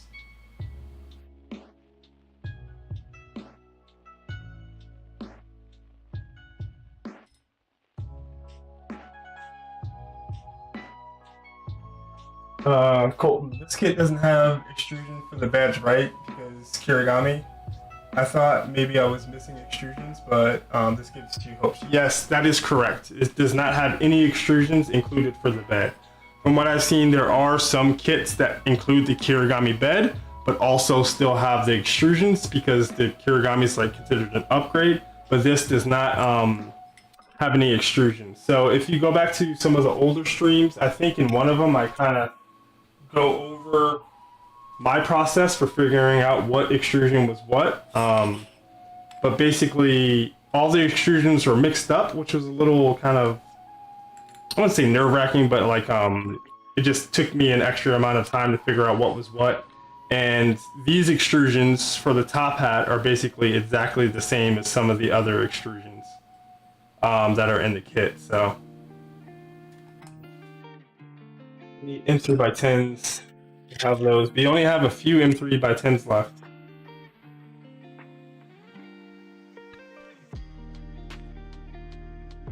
Same here, scared me half to death. Yeah, that's, I guess, everybody who I've seen put together all of these kits always has a weird, like, troublesome time in the very beginning matching up all the extrusions. I kind of wish that the kit providers would kind of sort them or label them for us. Like, obviously, they're making sure that they have all of them included, so why not, like, put some stickers in there or bag them somehow. I don't know, maybe that's too much for them to do. Okay, we'll see if we have enough M3x10s left. Looking a little short. Looking a little low, rather.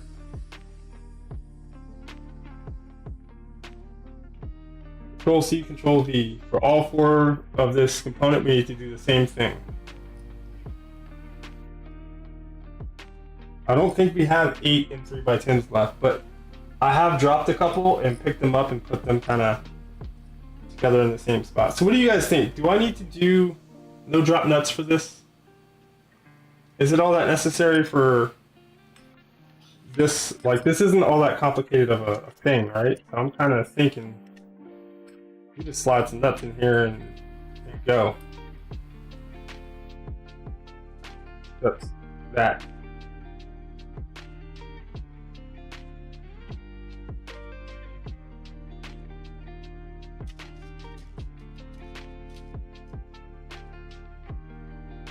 I had to build my V2.4 gantry twice because I swapped one extrusion. Yeah, that's a little painful. Where did you get the STL for the Big Tree Tech? Sorry for all the questions. STL? No problem with the questions, by the way. This will probably help out other people. So, printables. Let's look at my likes and downloads.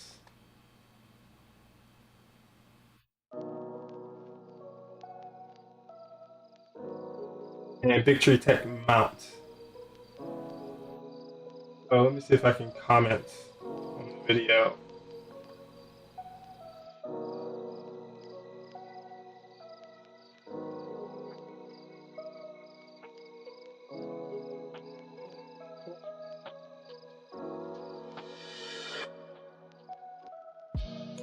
Audio. And throw it in the chat. Then I'm also going to, can I leave it as a comment? Well, it's in the chat and I will change it to, I'll put it in either a comment or the description later. But that's the one I used. Tom, isn't it the same form factor as the Pi mount? It is the same form factor, but the footprint for the screws are different.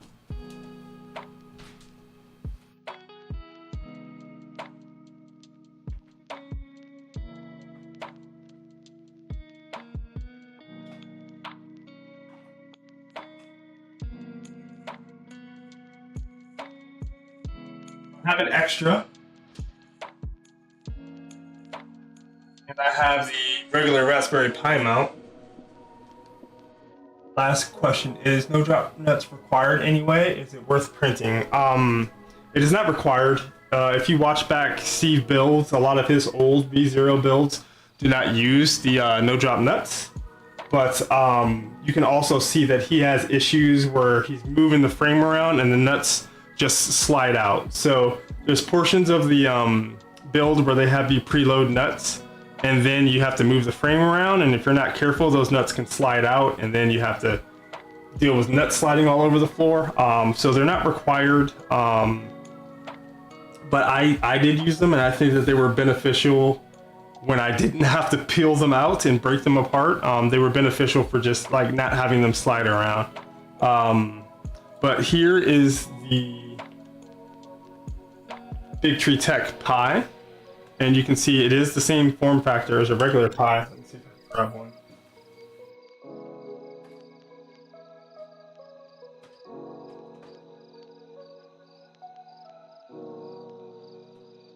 Here's all my Pi stuff. And here is a regular Pi. So you can see the form factor is exactly the same in terms of the dimensions, but the footprints are slightly off. So just this one guy, because they have their GPIO on the other side, and because they have this little IR port that shifts it down, this screw hole is a little bit lower. So if I grab the Pi mount, that's default on here. If you're okay with screwing it to just 3 screws, you maybe don't have to print out a special one. But if you do want that 4th screw, you can see that it's offset. So the mount I linked, and there's another one that apparently has a spot for the antenna to attach to.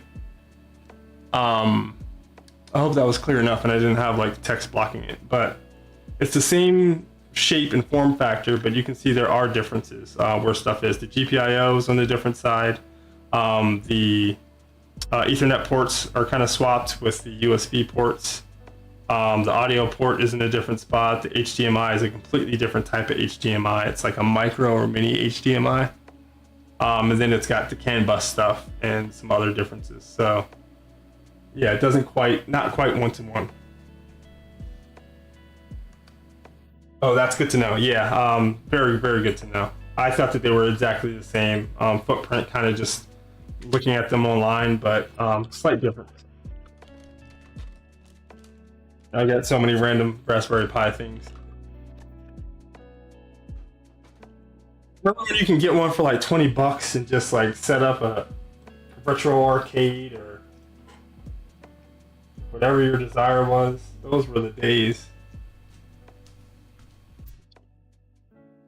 Prices are coming down, but I'm still seeing them for like 70 bucks. So this guy for 45 is still a decent deal, and it has some extra capabilities that a regular Pi doesn't. But it is essentially, I think they said it's the equivalent of a Pi 3 1 gigabyte, so that might not fit everybody's needs. But it seems good enough for this, and the flashing of it was super easy.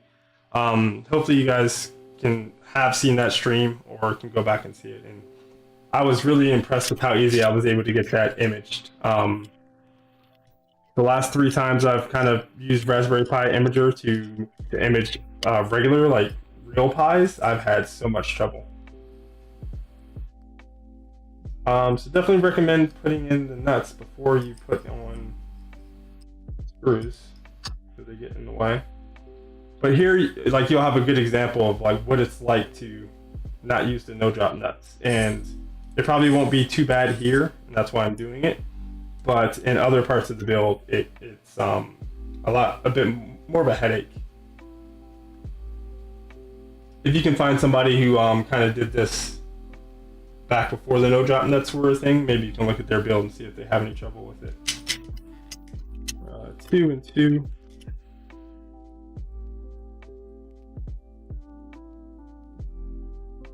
If I get the screws on, maybe it will prevent the nuts from falling out.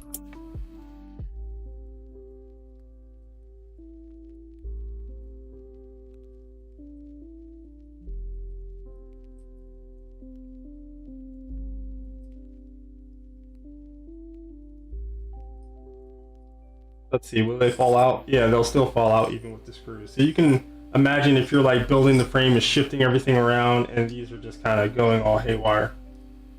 So that's what the no drops are kind of helpful for.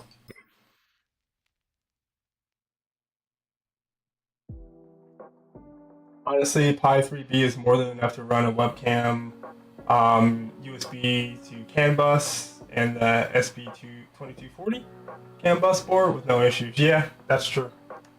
It's 3B equivalent, but RAM is faster, so better. Okay, I didn't know the RAM is faster. It is using, is it the same Cortex as what's on the Pi 3, or is it a newer one? I'm not up to speed on all the ARM stuff.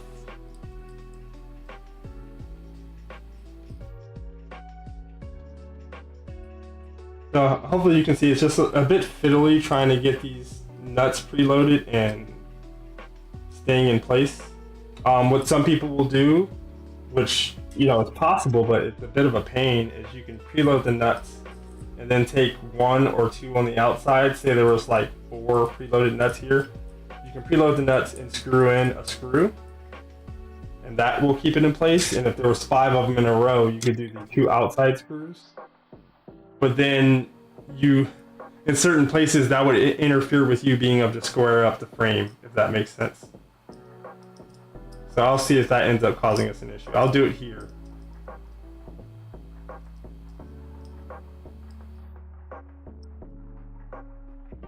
You can see it helps keep the screws kind of in place. But in certain sections where we're trying to make sure that they're flat, they might cause an issue.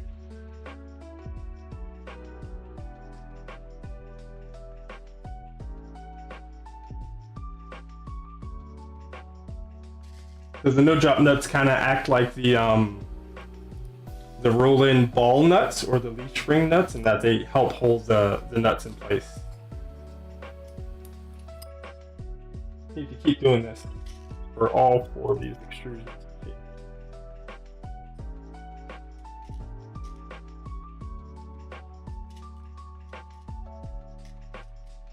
Look, my big old thumbs to use.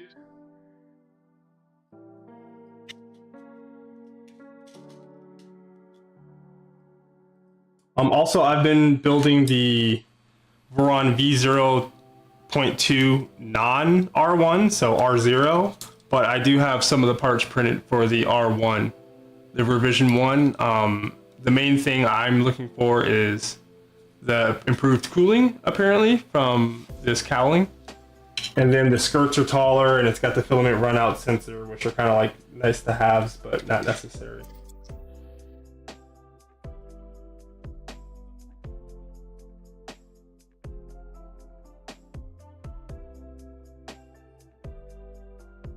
If you do print the no-drop nuts, I say aim for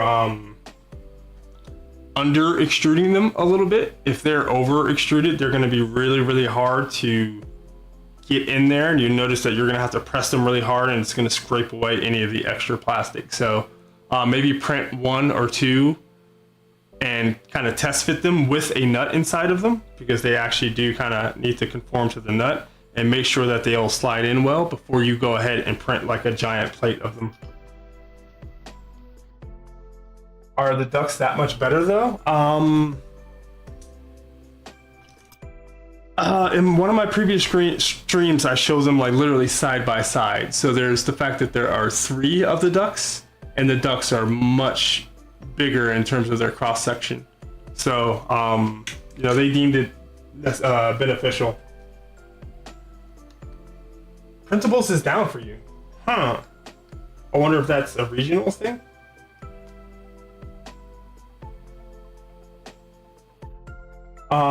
If you just search on printables for BTT Pi, oh, it's down for me right now too. Maybe they're redeploying. Well, it's slow for me.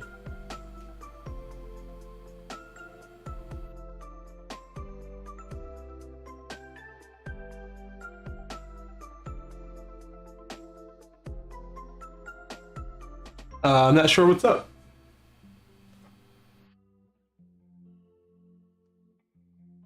Yeah.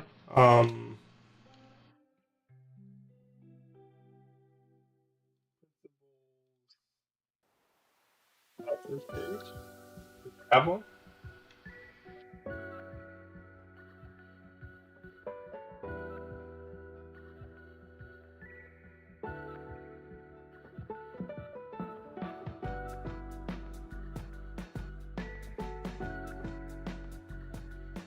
Oh yeah, if you plan on printing PLA for your 0.2, my friend had to swap another toolhead design and extruder. That was before the new cooling update though, so I don't know how much it improved. Yeah, I haven't seen anybody do any side-by-side kind of tests. So you know, it's always hard. And I find cooling duct tests very difficult. Like even if you do oh, this is a terrible site that I don't really want to have up. Even if you do like the same G code, a lot of the times you can kind of tune your profiles to get better, you know, quality bridging and stuff out of a certain type of, I don't know. I just find it hard to kind of do side-by-side comparisons for cooling. I'm gonna try to do it for the Nomi, or I have been trying to do it for the Nomi. I've gotten a whole bunch of like bridging tests and overhang tests and a couple like just visually pleasing prints that require like good cooling. And I've done the Nomi, and I've done the standard stealth burner shroud, and I can't tell much of a difference. So you guys will be able to see once I kind of get that video together, which will be sometime after I finish this build. But I've seen some people on the internet saying, oh, I don't want to use the Nomi, it's going to ruin my cooling. And I was like, well, I mean, Big Tree Tech has done some tests. I don't imagine that they would invest in that product if it's going to ruin people's cooling. Maybe it won't be quite as good, but I can't imagine it's going to like completely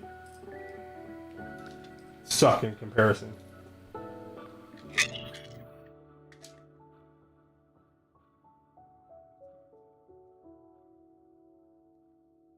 I plan on going Dragon Burger, so Dragon Burner.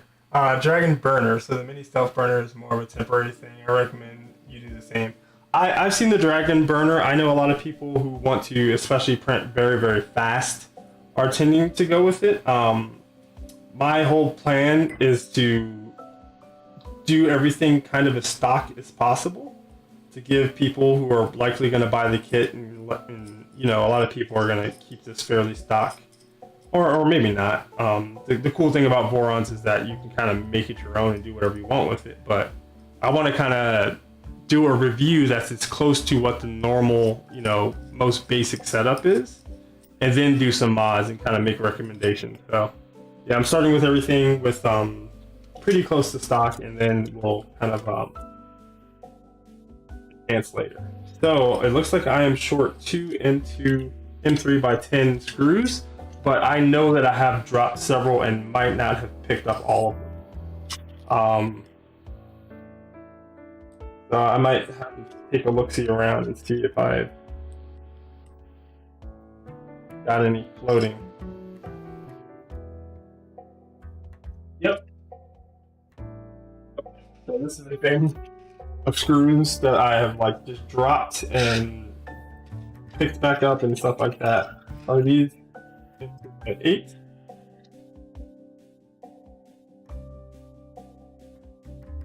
Oh, these are M3x10. So there's plenty of M3x10s if you don't drop them on the floor.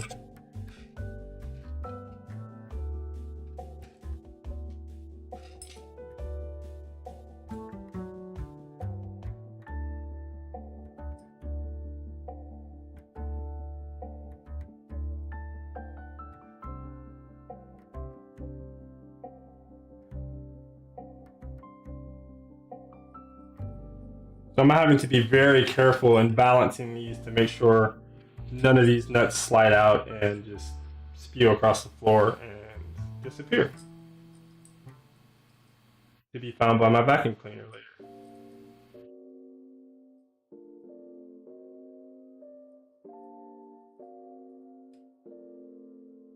Makes sense. In my opinion, Dragon Burner should be stock. Please Chirpy open a PR. So yeah, it's a mod, right? So was it done by a Voron team member or was it done by a community member? Because I know that they have some like kind of standards and processes that they like to go through. All right, so yeah, these are preloaded nuts and all that stuff. So which sides do they need to go? I guess the top and the outside, right? But as soon as you get the blind hole kind of in and covered up, you don't have to worry about the nuts sliding out anymore. But sometimes that's several steps kind of down the line, if that makes sense.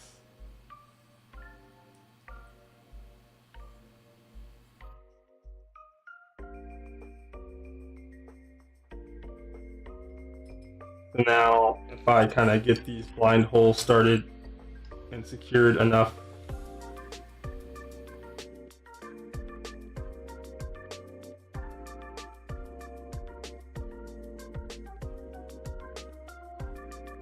say what orientation the nuts need to be kept in.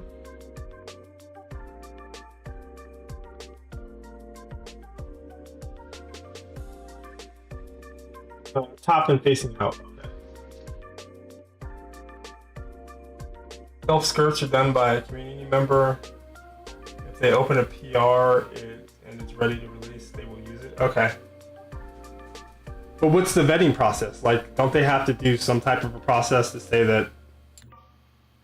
Because they've done a bunch of beta testing for the original parts, right? Obviously, a lot of people are using Dragon Burner.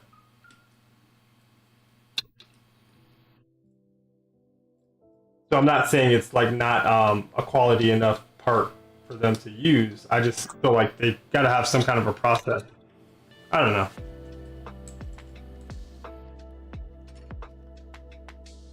I mean, you did just say that if there's a PR open and it's ready, then they'll use it. Two? Yeah.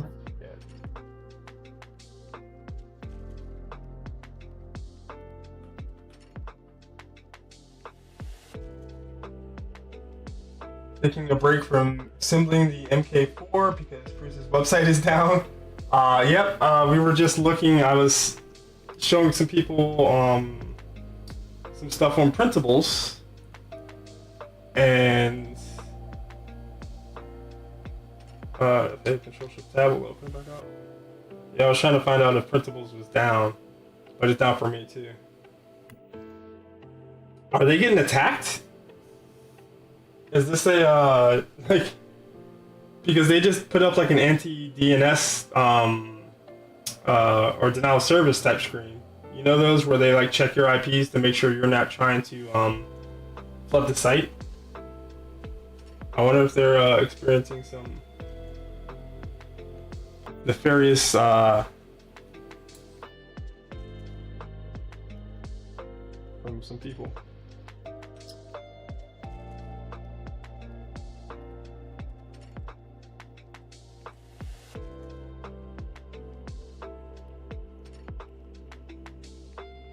But how's the MK4 build going so far, Kyle? Printables works for me, but nothing loads. Interesting. There's a process. The Voron devs will definitely excessively test it and take a look through CFD. Okay, so that should do, what is it, computational fluid dynamics? A toolhead mod would be a lot harder to release than Scourge, yeah. Probably DPT will push release. There was some nonsense 3D printing drama that happened before, and someone accused them doing this before. Uh-oh. You can't have nice things on the internet. The build is much easier than the MK2 build was. One only trick so far is not over tightening some of the bearing mounts, otherwise they start to feel crunchy. Interesting. So you can kind of over constrain things if you tighten stuff too much. I just had that problem with my Voron build. So I don't think the Tophat is nearly as important to get like perfectly square. But I'll still break these guys out.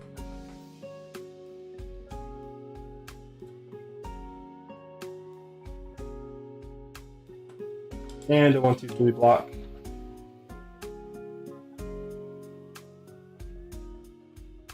And with their powers combined, we should get fairly square.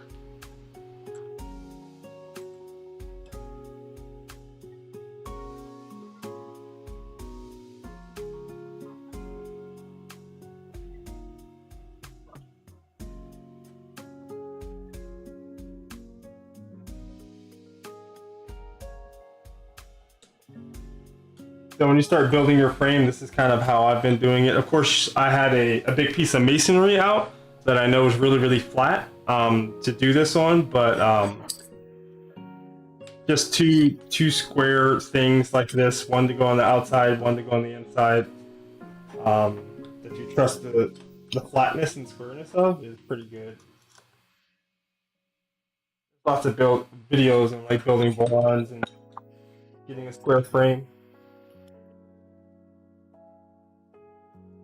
Oh gosh, design prototype test. He hates Prusipi because they kind of didn't send him a printer. Oh, that's a good way of summing that up. Yeah, he's a trip. I try not to put too much thought onto him. Not accusing him of it though, more of a joke. Don't want to get offended. Yeah, you don't want to be accused of being a part of the Prusa mafia. Funny enough, when I was building my printer, I couldn't buy a granite piece, then I realized our kitchen is granite. Yep.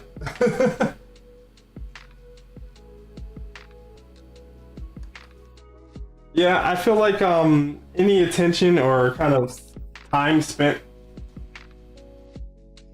just discussing some of that stuff is time wasted, in my opinion. But here you can see the screws are secured now because we put on the blind joints that hold them, but they still make a lot of noise. They can be hard to precisely place. So if you precisely move them somewhere where you're gonna attach another piece or something, and then you move the whole frame, they can just slide out of the way. So the no drop nuts, you move them around and they stay in place. So that's the kind of one of the major benefits of it. One for the inside. So the top and the outside. It doesn't really matter, I guess.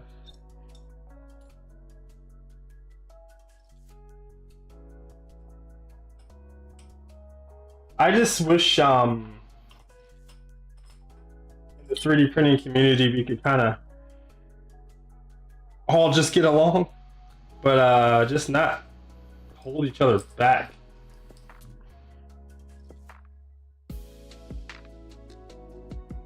Every time there's a new kind of weird controversy or it's just drama, it's not even real stuff to worry about, it frustrates me because I feel like it divides the community, prevents people who might, enjoy interacting and talking with each other from doing so. I don't know. I've just had the same thing kind of happen in other communities that are kind of niche and growing, and I don't want to see it in 3D printing. I like Prusas. I like Vorons.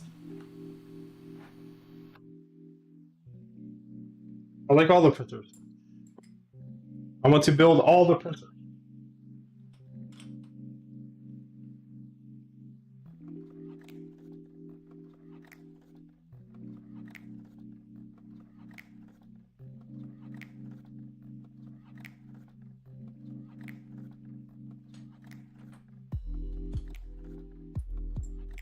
I'll be excited to see your impressions of the MK4, Kyle, when you're done. I did that wrong. Got them on the outside and the bottom.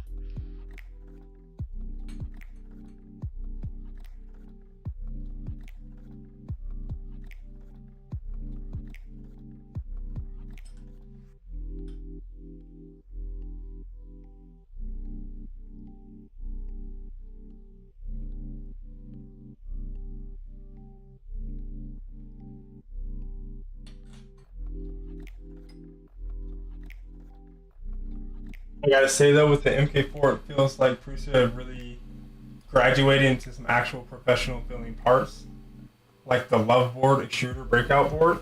Okay. Well, I mean, yeah, I think there's definitely a step up with this, the MK4 and the Prusa XL. Like they look like they both have some common design language and design themes that are definitely look like a step up from the MK3 in previous generations.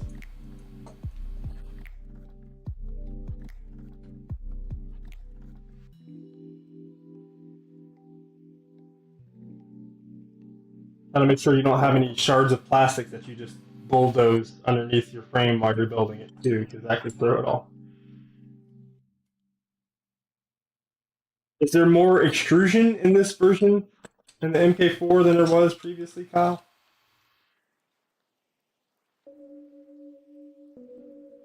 Isn't the frame a little bit more extrusion based than previously?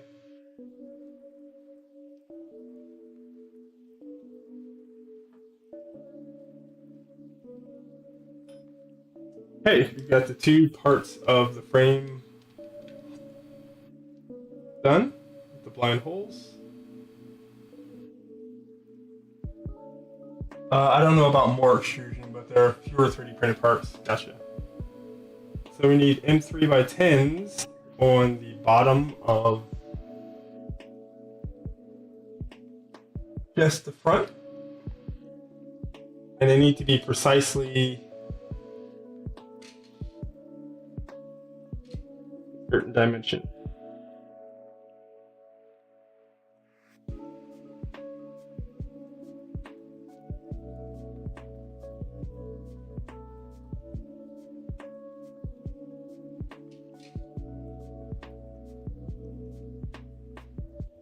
Are you doing a time lapse or anything of your build, Kyle? Where's our spacing tool? What? This is a really cool little jig that they've created that kind of does all of the things in one. Instead of having 4 different jigs for like the A motor, the B motor, the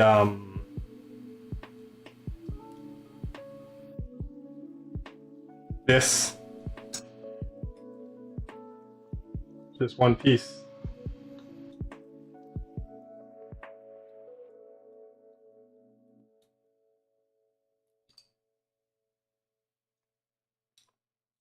Okay.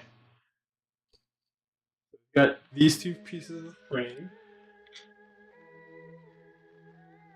Now we're just going to put in these cross members. Time lapse, not really your thing. Gotcha.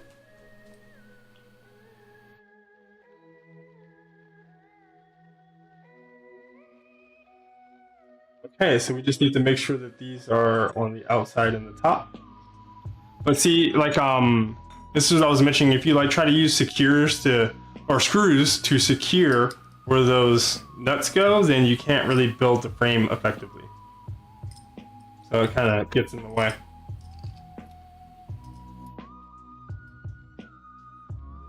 It's good for kind of holding them in place for a while if necessary, but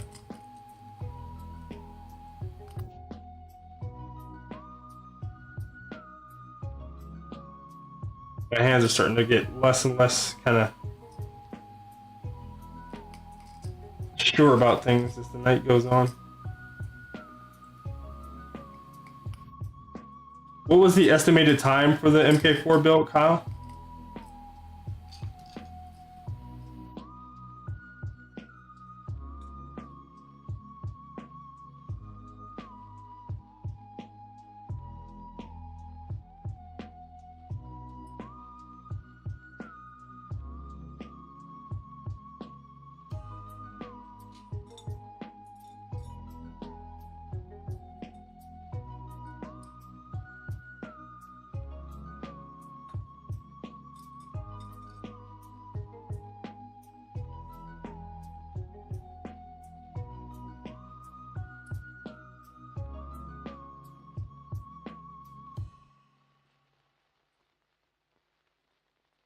gonna get these attached and then try to square them up. What is the estimated time according to Prusa for a MK4 kit build? You got a kit, right, and not the pre-assembled. If it was pre-assembled, there'd be no builds, right? What am I thinking?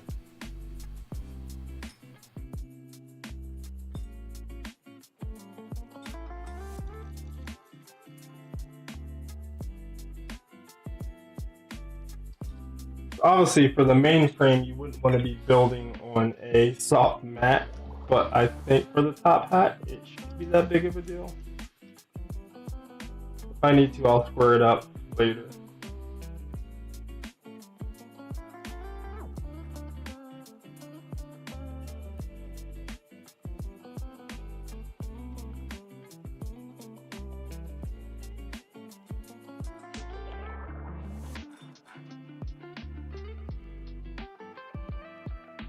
I,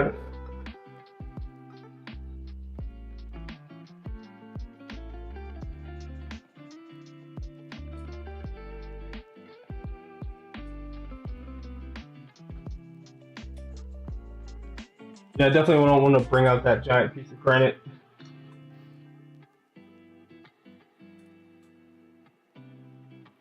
I was able to get a piece of granite from a friend who had done a kitchen renovation and then just had some in the backyard.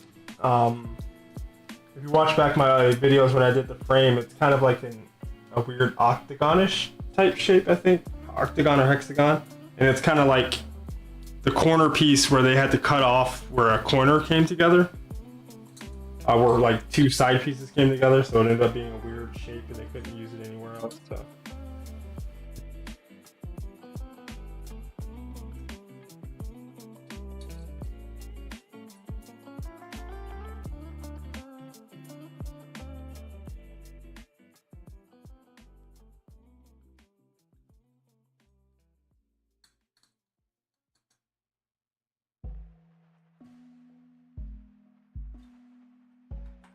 Like the last part of this build.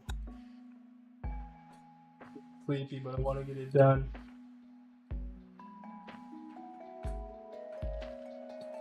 I am sleepy.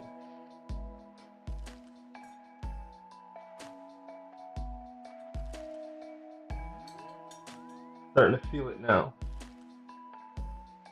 I'm talking and the way I'm doing stuff.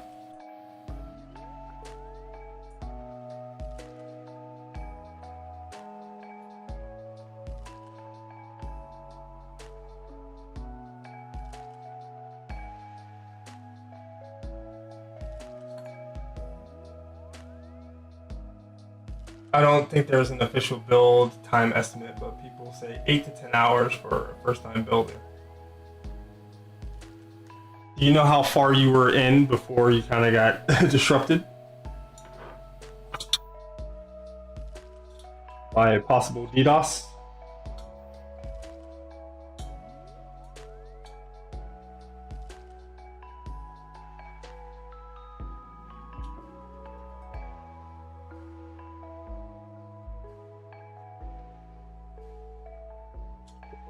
So, a little bit of frame squareness issues.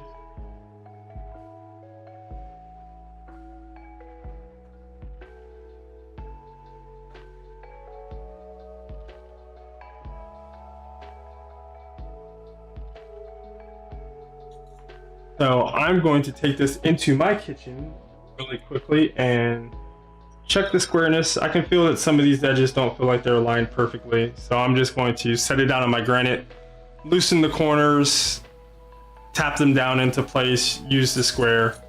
I will be right back. Maybe 3 to 4 hours in. Website isn't back now, so I'm just multitasking. Gotcha. My M3 or M2. BRB, I need to make a BRB screen.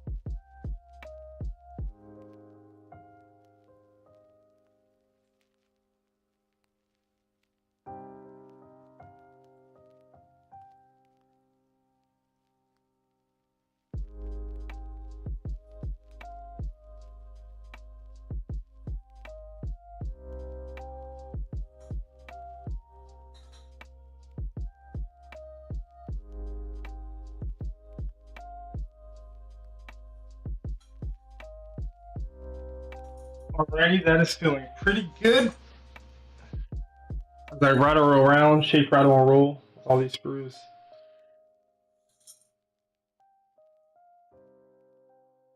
I can see that this edge is not good.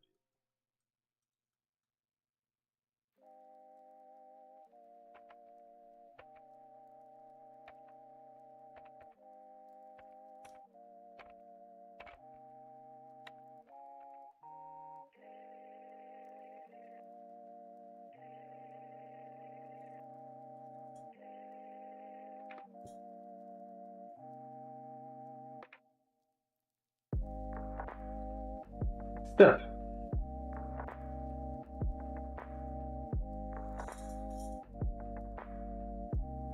I did one of them inside out.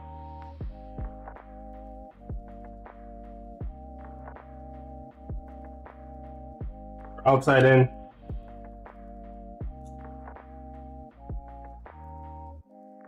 Oh, website is back now, so you're multitasking. I read that wrong.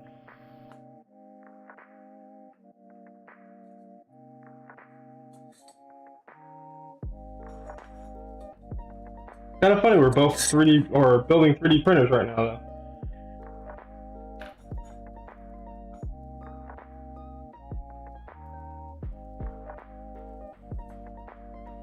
And there I just had 2 nuts fall out.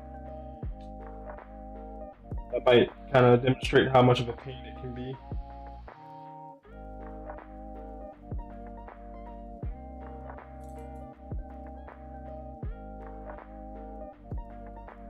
I just have them all sorts of the wrong places, I think.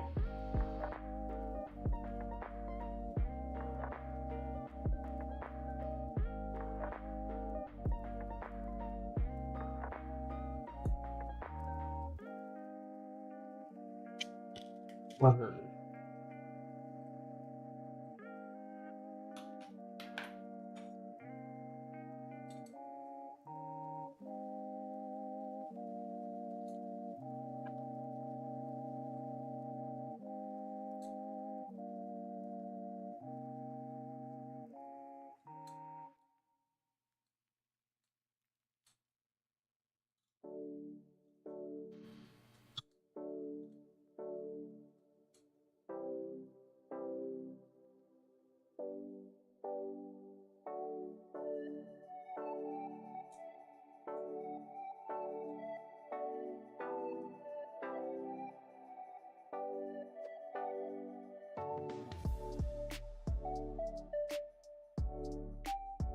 You definitely feel with your fingers when things are flush or not.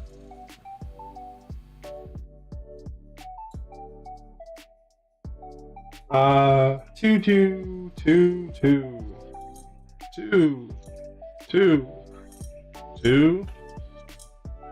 0. How did I get that wrong? Wow. Wow.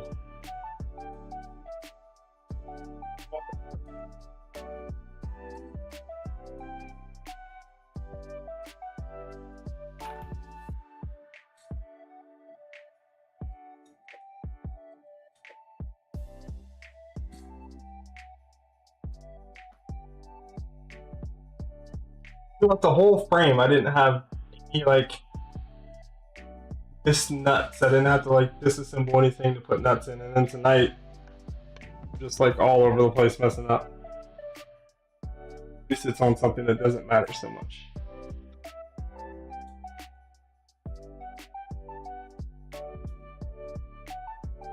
So close to the finish line now.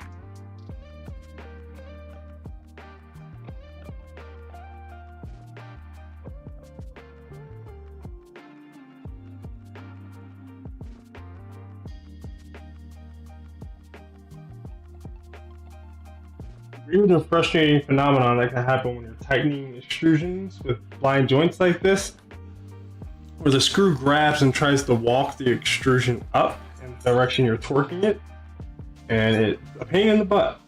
So that's why hand squaring stuff isn't really desirable. But I think I have all the screws in the right place now. Now we can get our top panel.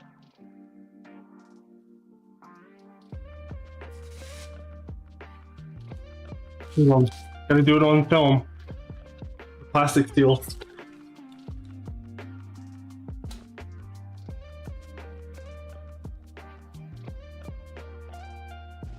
And it looks like it's all 8 of these pieces, which kind of self-registered, which is nice.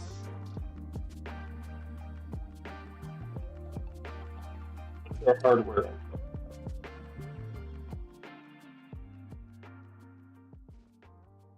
Three by 8.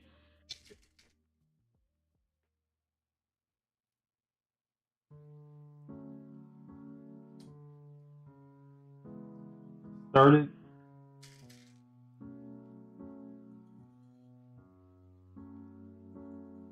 So if you don't use the no drop nuts, there's a lot of instances where you can like move something into place and then kind of just barely jiggle the frame a little bit and it'll like completely move out of where you need it, and it can be a little frustrating.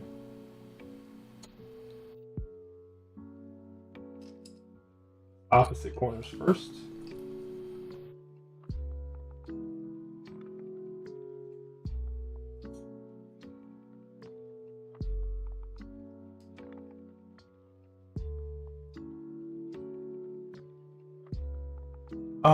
Oh, by the way, this is an odd question, but when you unbox the printer, did the package smell bad because of the cut acrylic? It had kind of a industrial smell, but it's I'm not sure if I could attribute it to the acrylic, because this is polycarbonate, by the way, so it's not quite the same as acrylic. But it did have like a weird industrial smell, but I kind of associated that with like most kind of stuff that comes from like China that is like kind of industrial. Okay, mine was acrylic on the V2. I don't know, it just kind of, it had a smell when I opened it up, but it smelled like, I don't know, like an astringent kind of like a pungent aroma. I'm not sure I could associate it directly with acrylic. I think I know what you're talking about though. It's like laser cut acrylic has a particular smell to it.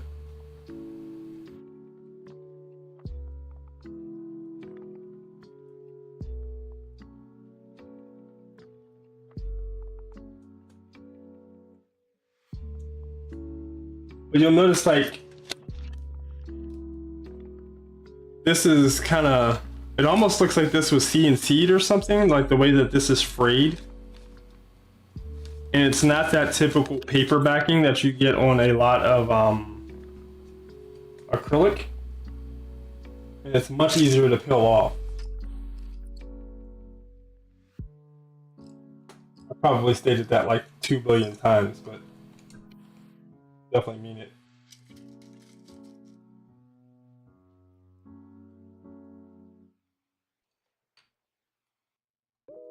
like brown paper is a pain in the butt to peel off.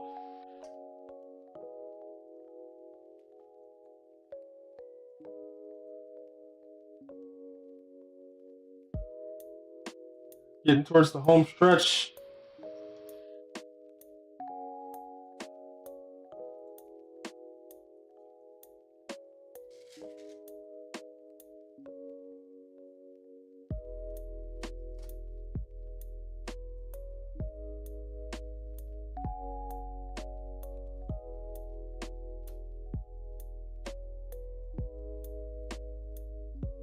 Zoom TM.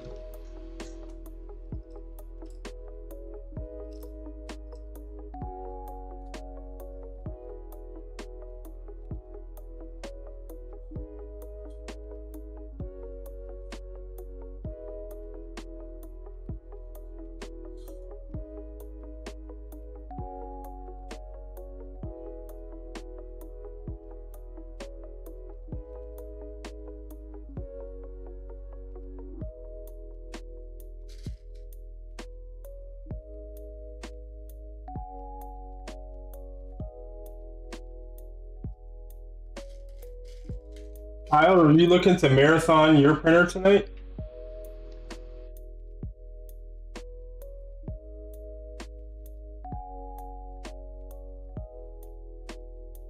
Trying to keep blocking stuff in my head.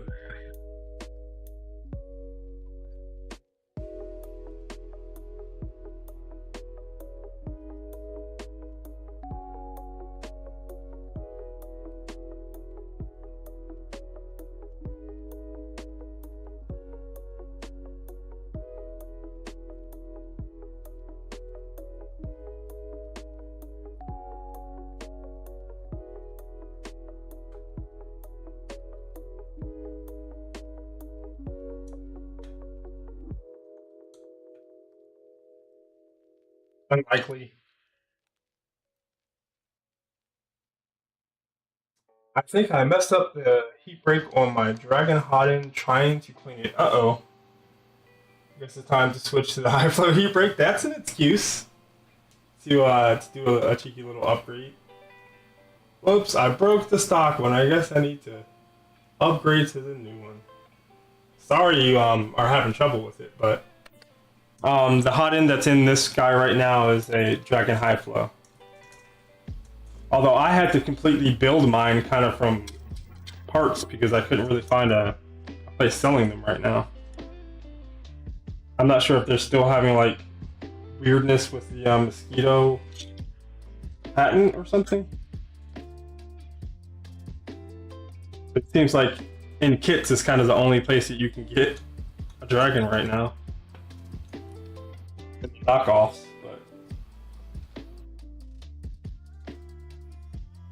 but my printer's already at 1,000+ hours. Nice.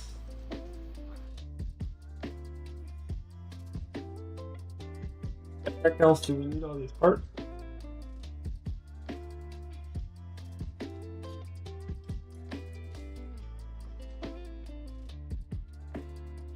A side panel.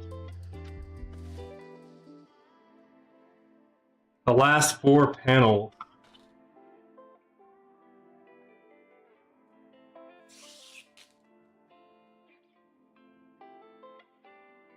I'm wondering if these are CNC because I feel like I can see cut marks and it doesn't feel quite as precise as a laser. So something is telling me that these are CNC'd and that's why they have these different backings on them than the nasty paper that the brown paper that usually comes on like laser cut acrylic. Because you might not even be able to laser cut polycarbonate. Well, not on a desktop laser, but maybe on a more industrial one.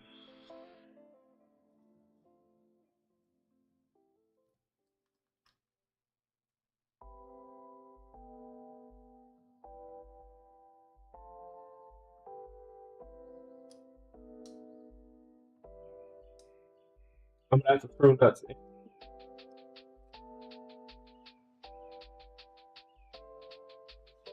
That.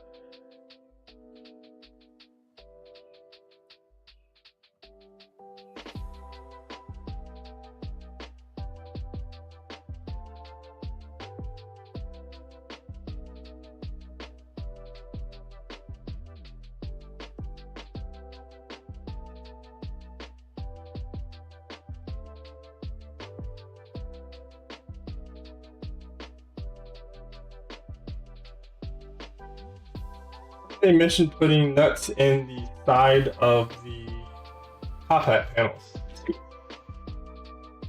A Triangle Labs Dragon is made in the same factory by Runis. I did not know that. Only difference is the block shape, if you remember. Okay. But how can...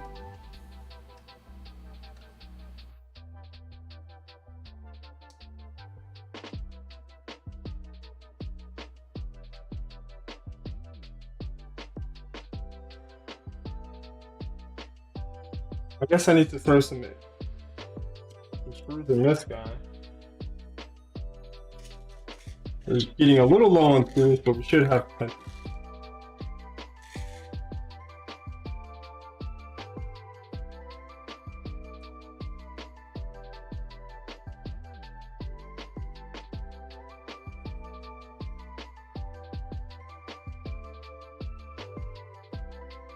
This little ramp space towards the inside to go with these little ramps.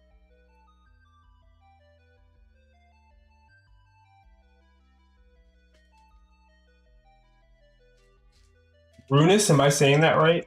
Owns Betis and produces parts for a lot of companies. Yeah, there's a lot of kind of white labeling in the 3D printing space. So that would make sense. I mean, it's kind of the same thing that E3D is doing with like reality, right?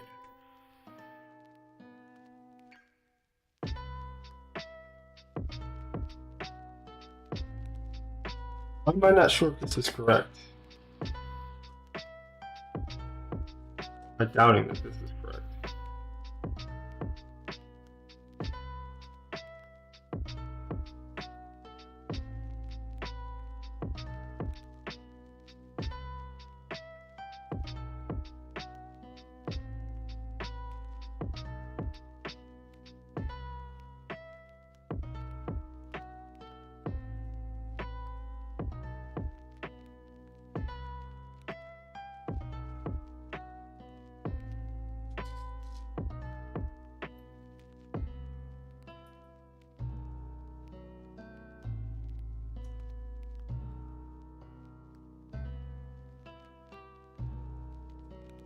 Sure.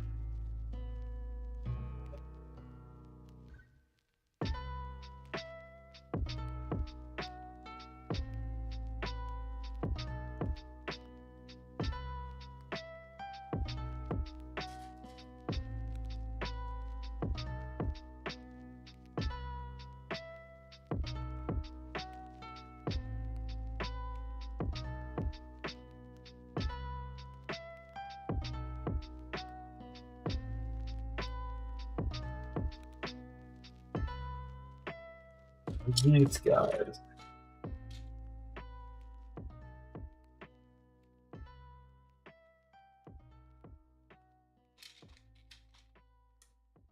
Both in the right version.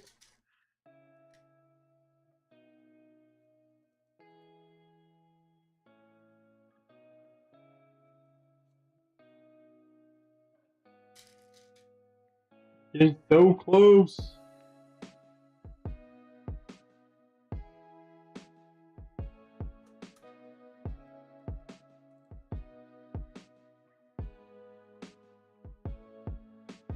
Seems interesting that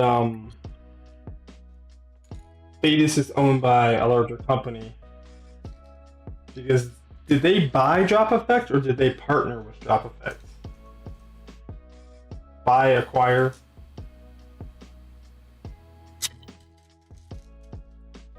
Drop Effect is what, a German company?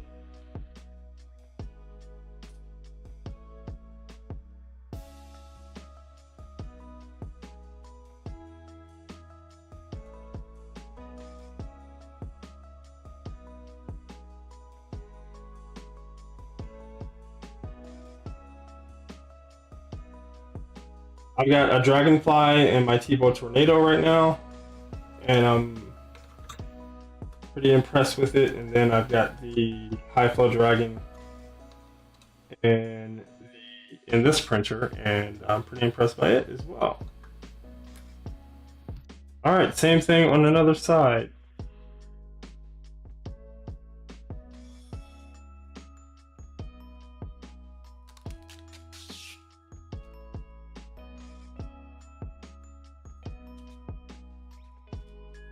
I'm definitely thinking these are CNC. I don't know, the edge just feels kind of like it feel cut lines or something. Maybe I'm talking out of my butt.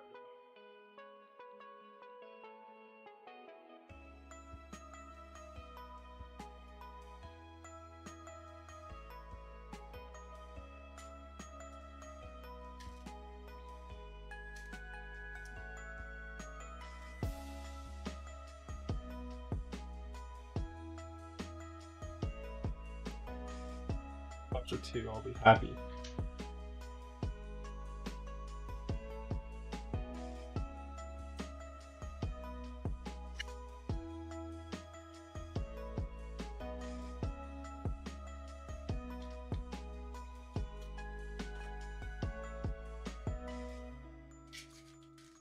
Now I see why you get so many M3x8s, because they're used like everywhere.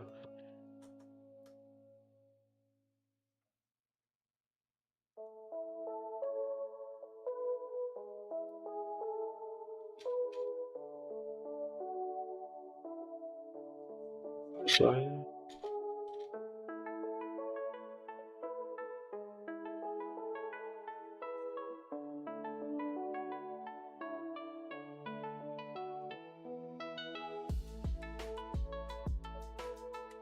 Finish what is always my least favorite part, putting the fabric sleeving around the extruder cable. Probably calling it right there for the night. Nice. Cable management is so important though. It always takes me the longest part on most builds, PC builds and printer builds. Well, if you want to post any progress pictures tomorrow, feel free to. I'll be very interested in what the process of building that printer is like. Yeah, I haven't seen very many YouTubers get any kits yet. I've just seen the pre-assembled ones, so look forward to seeing the build process. But have a good night, Kyle.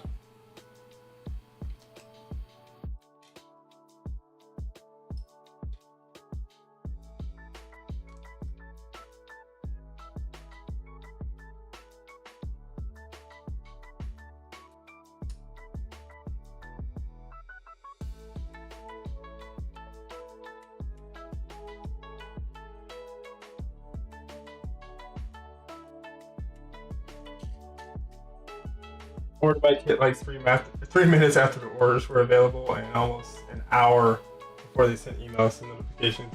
Gotcha. So you're one of the very first early birds.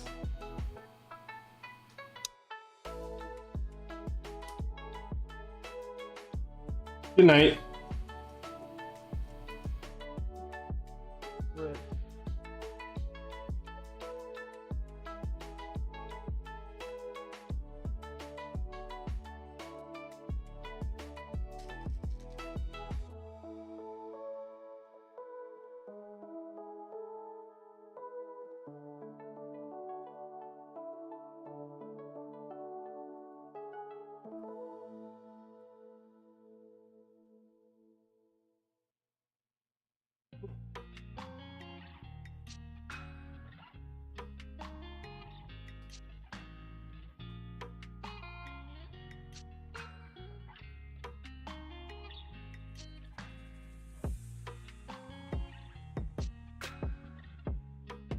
I put the wrong piece on this one. Or, yeah, these are in the wrong orientation. I see how they go together now, and I did it wrongly.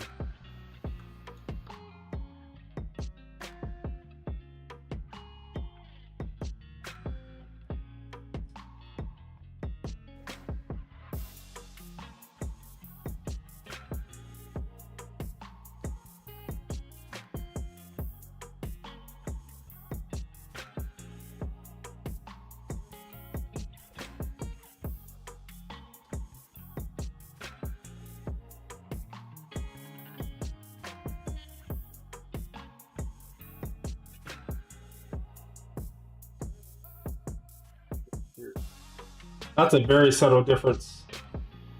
You have to pay attention to these pieces.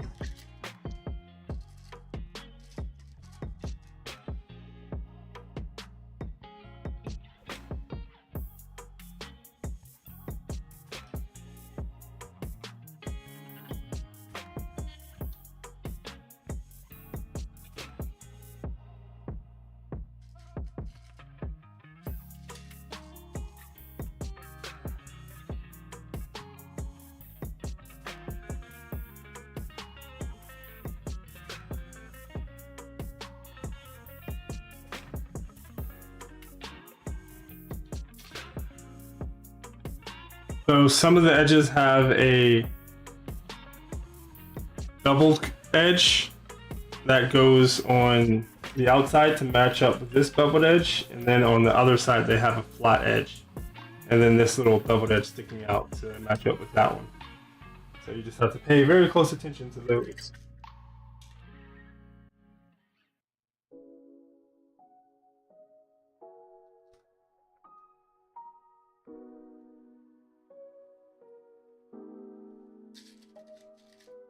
Another thing about the no-drop nuts is they help the nuts sit up in the channel as much as possible, so you don't have to kind of fight to press the screw down until you start to thread. So they're beneficial in that regard too. If anybody's thinking about not using them for the majority of the build, I'm definitely glad I have been using them.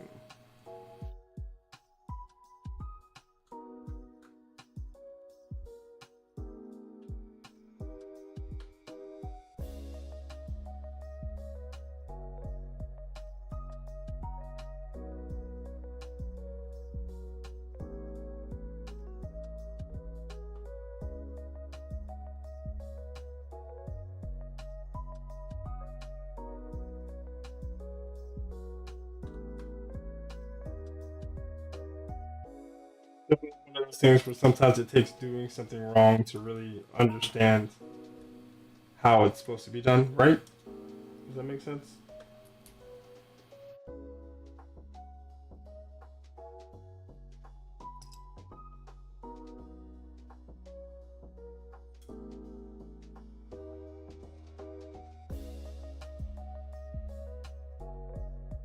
Let's see, this goes this way.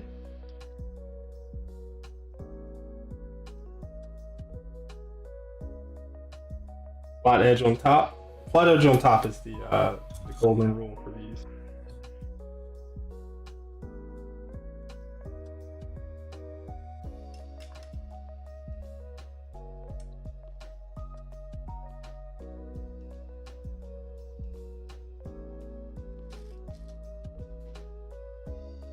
Okay.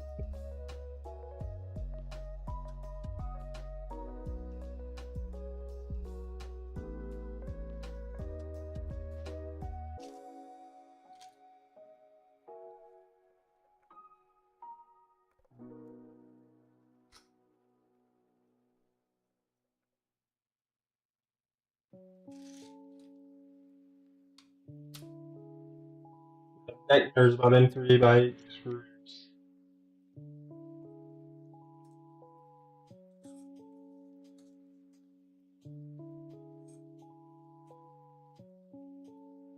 There are different versions of the Tophat extrusions. There's different kits might come with different lengths. So these are 100 millimeters, I believe.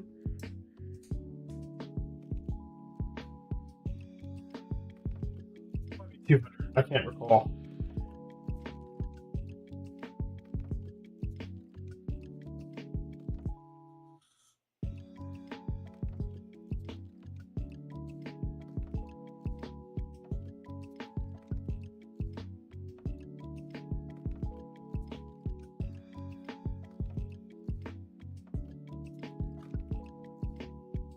These corners to meet up fairly squarely, rhyming accidentally.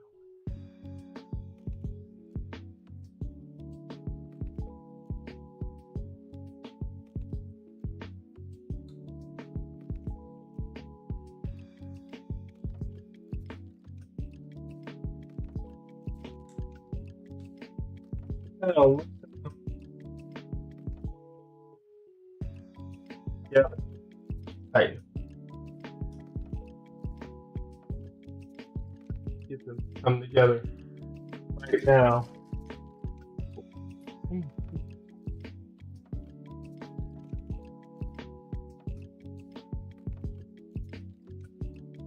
I need to get the panel in there before I start tightening this up too much.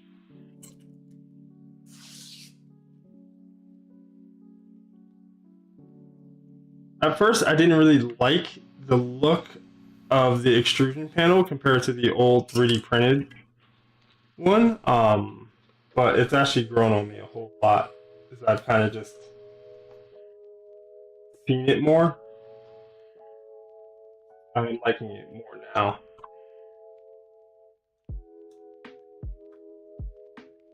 The V0.0 and V0.1 had printed extrusion top hat kind of holders. And I think several people did mods to do the extrusion holders. I meant holders. Several people did mods to make the extrusion.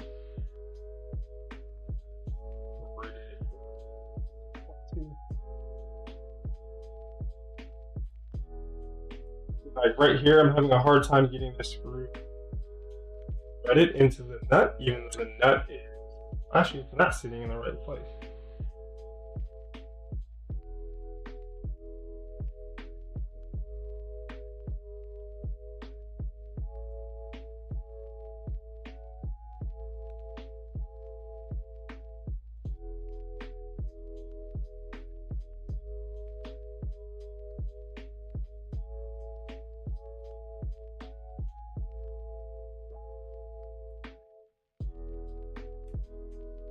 And there I kind of had to press into the 3D printed piece in order to get that nut started. I wonder if it will work well for at least these bottom pieces to kind of re-thread the nut, slide it on. That works reasonably well.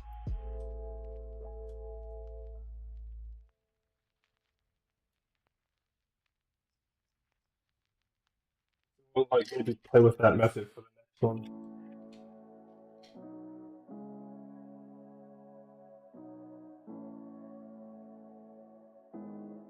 Did I do this wrong? I bet I did. Yep, I did. I didn't pay attention.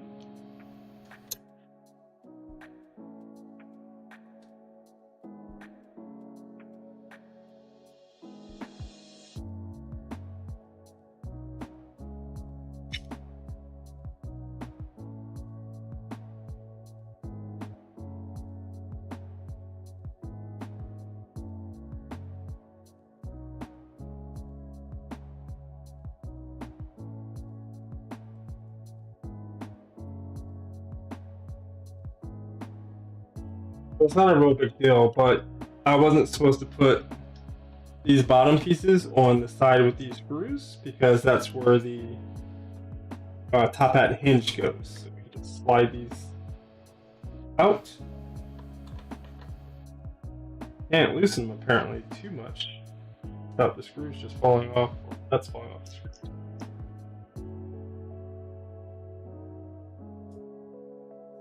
This last side.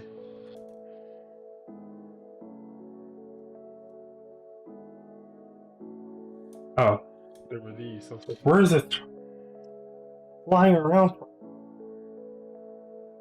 What I think is a good method for these is to do this guy like that, put a screw on them, side vertical pieces, slide it up, face this screw out, or nuts. I can't speak right now, it's so late.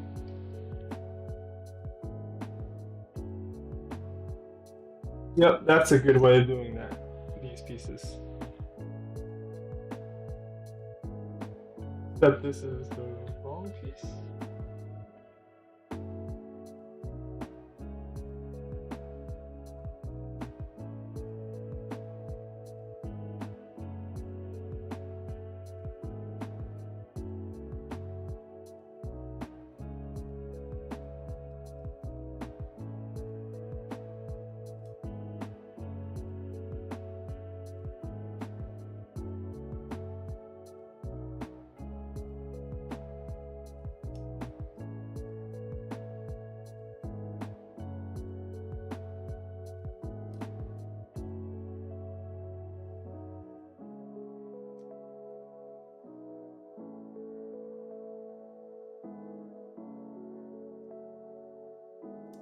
myself now.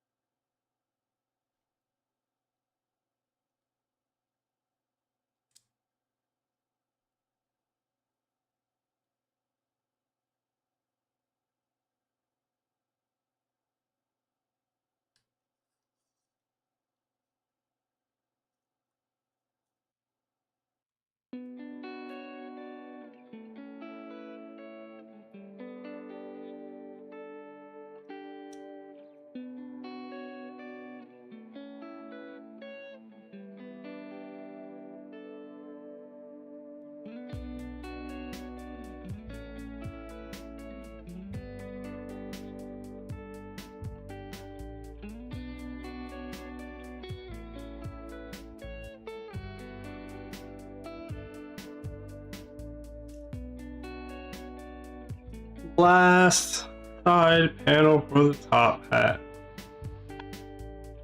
I can start to, I can hear it in my own voice. I'm a wee bit tired.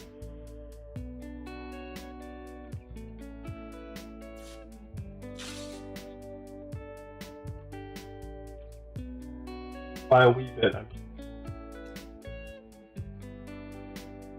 We're so close. I gotta say, having a couple people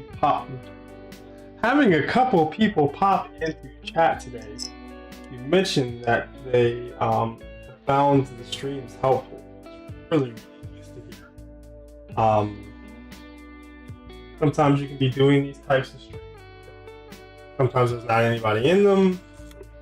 So you're not sure how many people are watching. I can see the stats, but sometimes I get the feeling that people are just kind of popping in and not really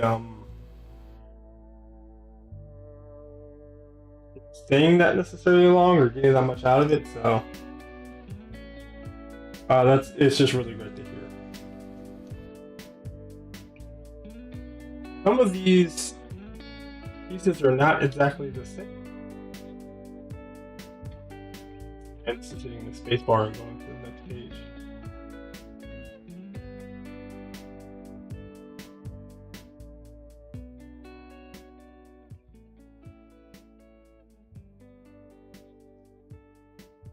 So some of these printed pieces have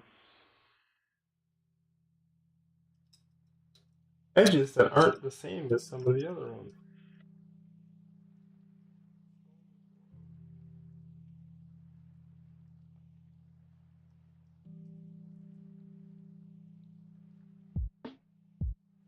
Almost 10 a.m. here. Where are you located?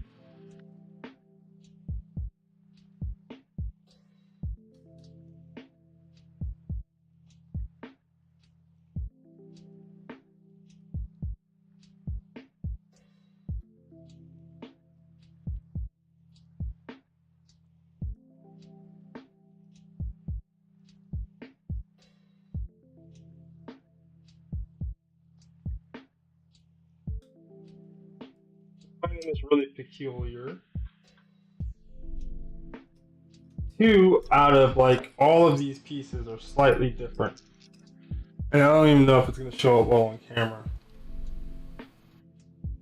But 2 of these pieces don't have a flat edge here. Is that showing up? This one has a flat edge on the top and then a beveled edge over here, and this one has 2 beveled edges. But otherwise they look pretty much exactly the same. But I don't see anywhere in the instructions where they call out that 2 of them should have a double beveled edge. Double bevel.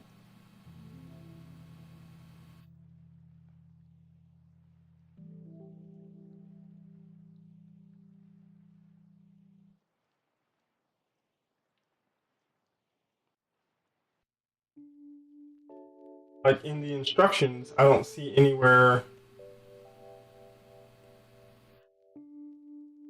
where there's a double beveled edge here. one velvet edge should come up against this guy.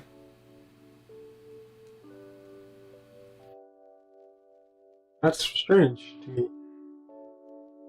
I'm just gonna make it matched up, and then I'm gonna put the two that don't have a flat edge on top on the same side, and hope that that is right.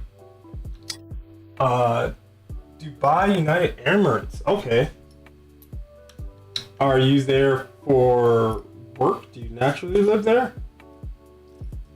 I'm not sure. Tom is a common name for someone born and raised in the UAE. If so, forgive me.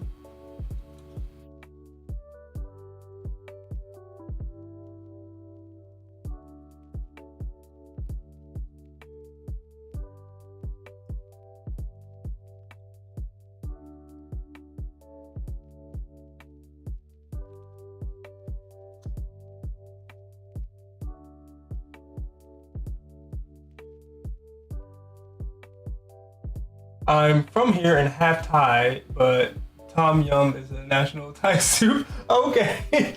Gotcha. So I shouldn't have taken that for face value.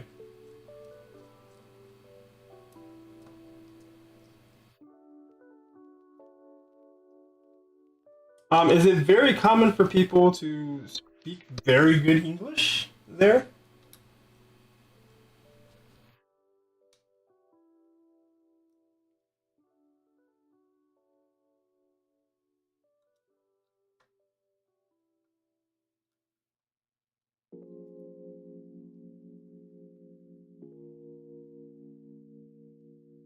All your friends call you Tom even though they know your IR name. Are you just that big of a fan of the soup, the Thai soup,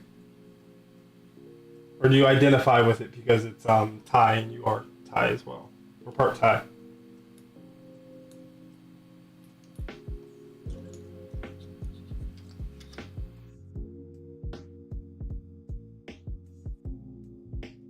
So yeah, I'm just going to go ahead.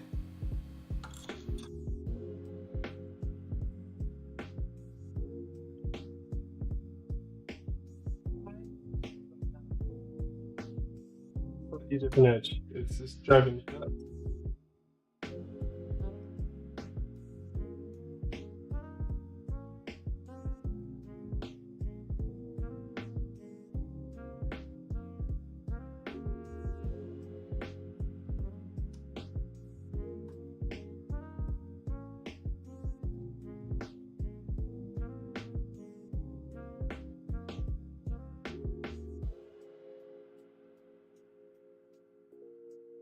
Almost all subjects in school are taught in English, so I'd say with the new gen, it would be very common. Interesting.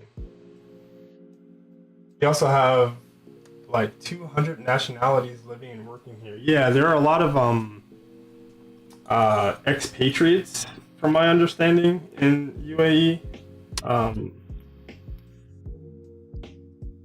and it's a business hub, so it kind of makes sense that there's a lot of people speaking.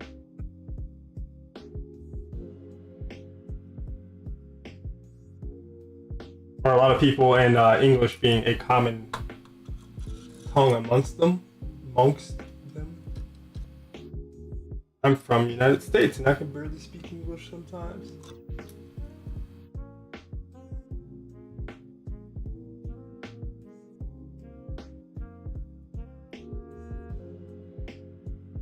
Were you up early watching me, or were you up late watching me?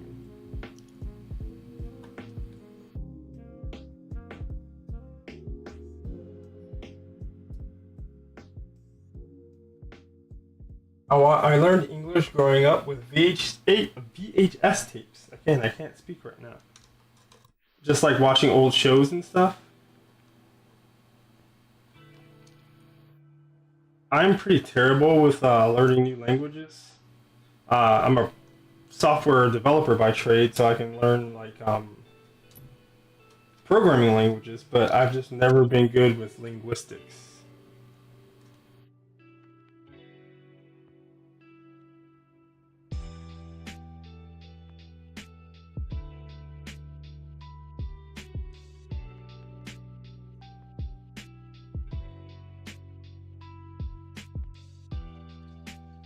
I think starting out with English probably put me at like a detriment, because I feel like I understand English in terms of like the rules and the grammar, but it's so inconsistent compared to many other languages. I think it's almost a bad thing to start with English as a first language.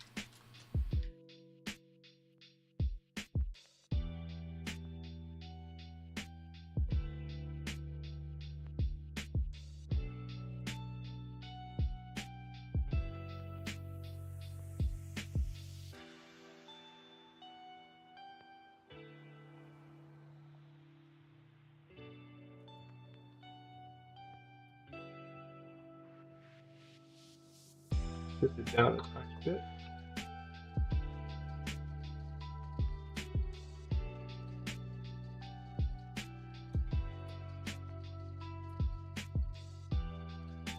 Now we're on to the Tophat hinges.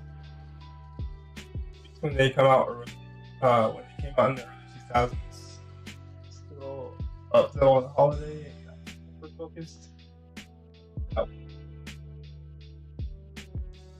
What type of CAD work? Like personal stuff or work stuff? You don't have to answer any of these questions, by the way, if you don't feel like it.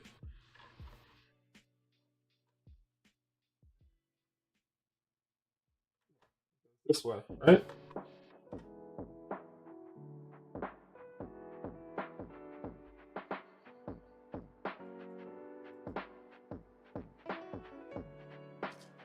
Uh, 3x12s.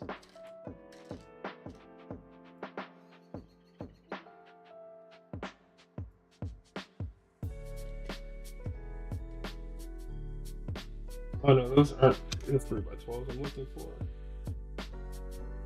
Still 3x8s.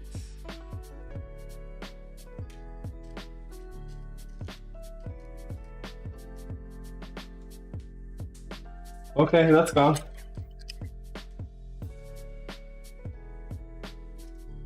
I'll find that with my foot later.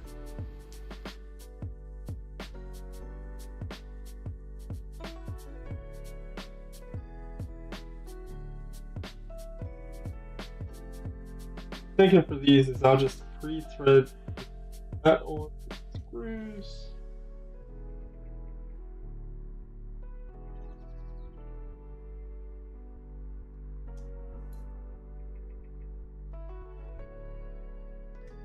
Pre-thread the nut onto screws.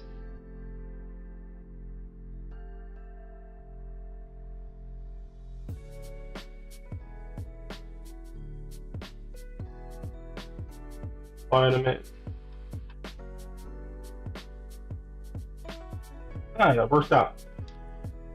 Tighten it down loosely to adjust it for actually fitting ends together correctly. Oh, we are so close to done.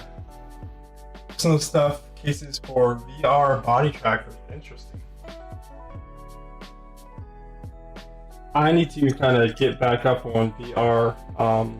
I've got a Vive Pro McLaren edition. That's a couple gens old, I think. You'd know better than me. And I use it for sim racing a lot. But I found it kind of fatiguing. I'm just dropping everything now. Like I found I couldn't race for like over an hour without my eyes getting very, very fatigued. But that might have to do with the actual quality of that particular headset.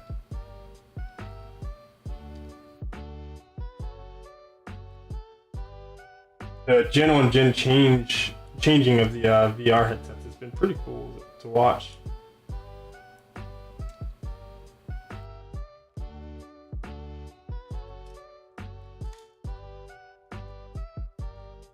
I actually got to meet Palmer Luckey and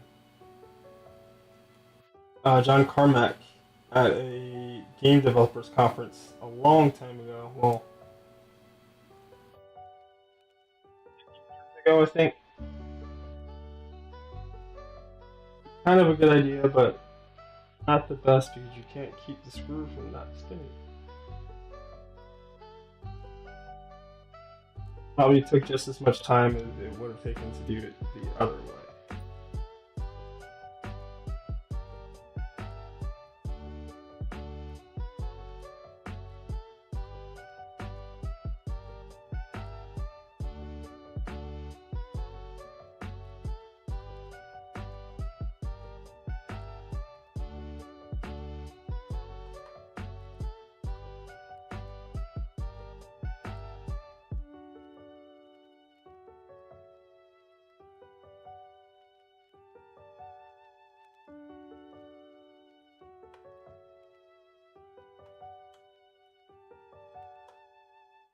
Okay. Oh, that's cool. Yeah, so I used to shoot video. You know, I do video obviously for YouTube for my personal stuff, but I used to shoot some video for a website called Tweaktown. They did a lot of PC hardware stuff, and then they started to break into video, but I think they kind of like cooled down on it because it's a pretty big investment. I hear a nut somewhere.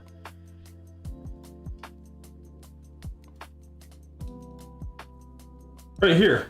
You got one missing screw. And they would cover GDC, Game Developers Conference, so I got to go, and since they had, you know, a lot of hookups and stuff, they got invited to an Oculus event. This is pre-Facebook, when Palmer was still pretty much in charge of the company, I think.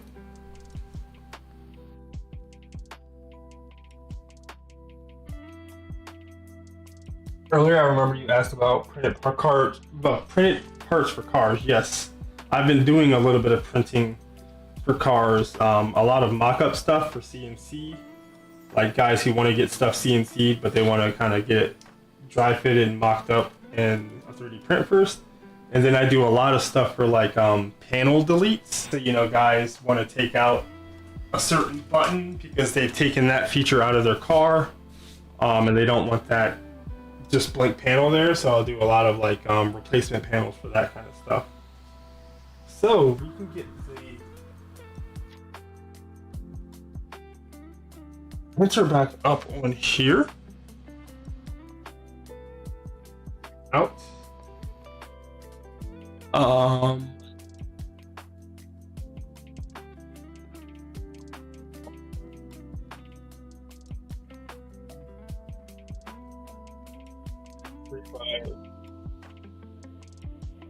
Well, that screw into plastic, or was I supposed to use inserts? The plastic part. Be careful when threading directly into plastic.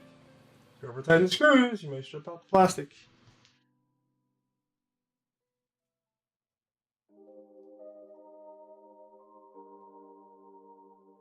Our bowden tube's a little long right now.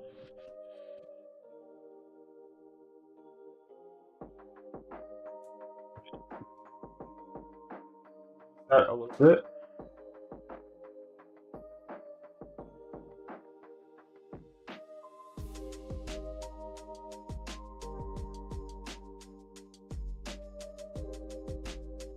Kind of seeing a kink. What's developing? I'll fine tune that later. Let's set the top hat on here. And that will show us that we need to move that piece up quite a bit more. Let's see if we can get our 3x12s threaded in.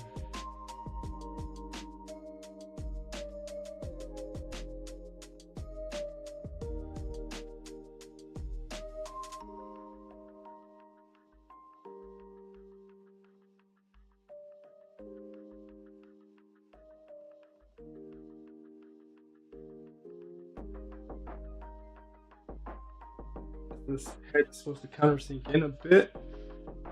I'm gonna tighten it down too much now. Get the other side, and then we will loosen up those 2 screws on each side to get it to sit flush. Probably not the way you're supposed to go about it, but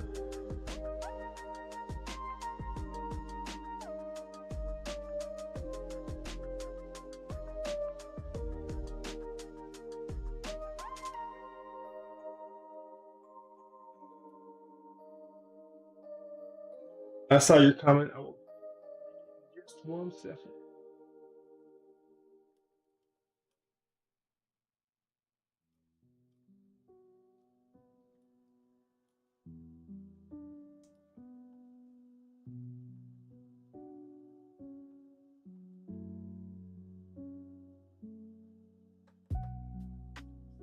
You guys,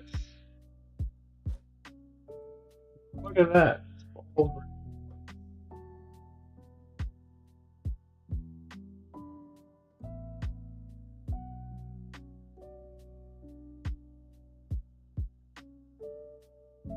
I think some of my panels aren't sitting flush high enough. I will fix that all later.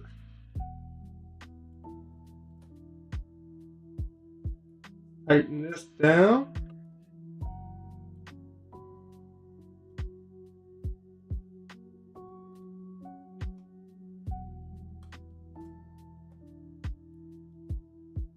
I think we're done. I think we are done. I don't know exactly how these blocks are supposed to work.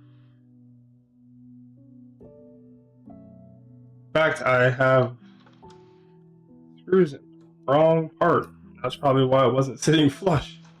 Oh boy, the stuff you do when you are sleepy.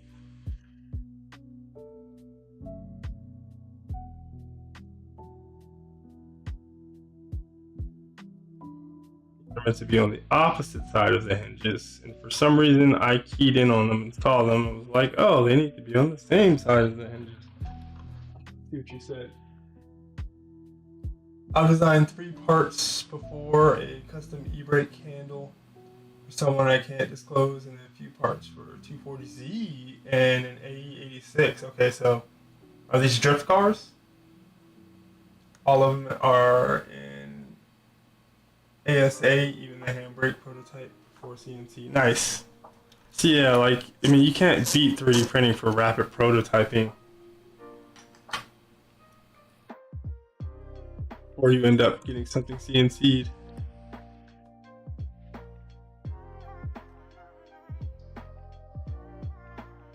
Just like the technician and setup time and stuff for CNCing is so cost prohibitive.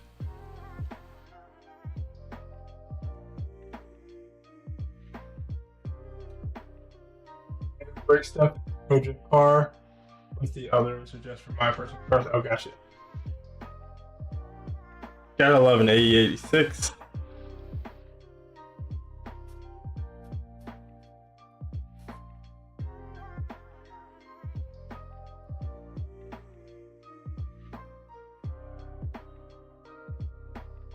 A while ago, I went back and started watching Initial D again, and then I kind of stopped.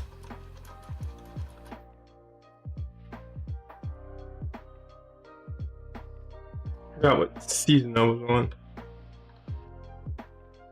Oh yeah, they took them off of Netflix, I think is when I stopped. Cup holders, etc. Yeah.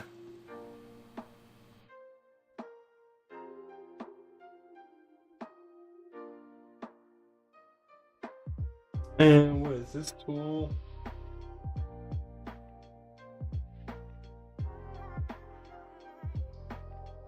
How do you turn these cam locks?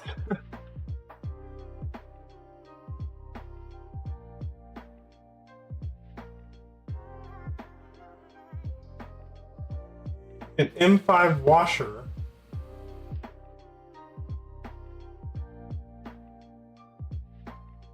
Come on, can you just use a screwdriver?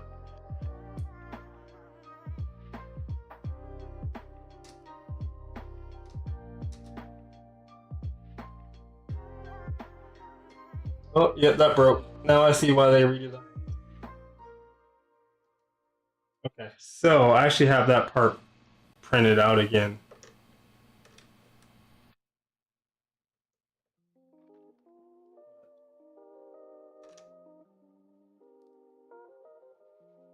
cam locks. In the new R1 version, they've redesigned them. And I can see why, because they use this little Voron symbol as the key, and you're supposed to use like an M5 washer or something, but I think most people ended up using a screwdriver, and you can just strip it out really, really easily. So I need to find where I put those new pieces. Here. And now it's on the floor and across the room. Okay.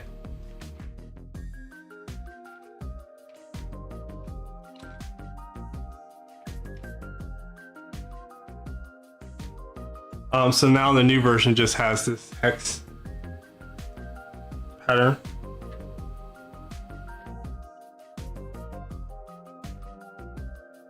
Should be much easier to interface with. Let me get that last piece.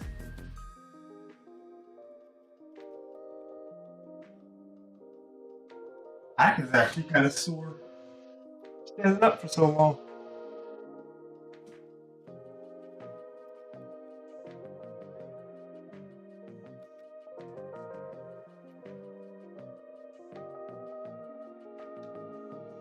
Alright, let's try this again.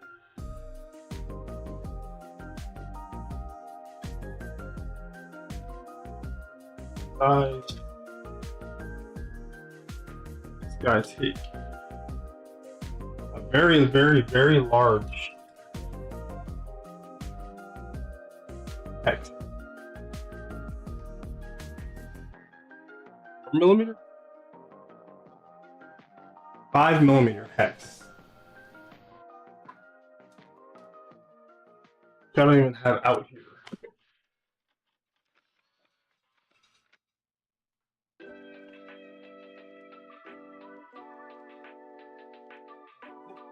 .5?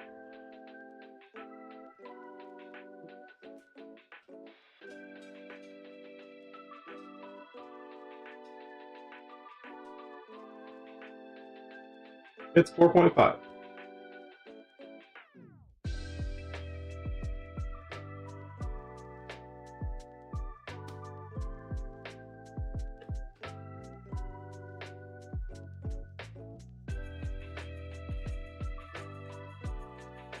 I think it's 5, and I'm just slightly over extruded on those pieces.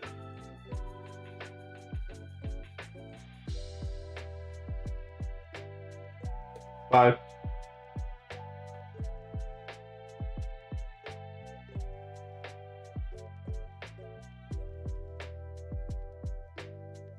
Tophat done. Printer done? Question mark?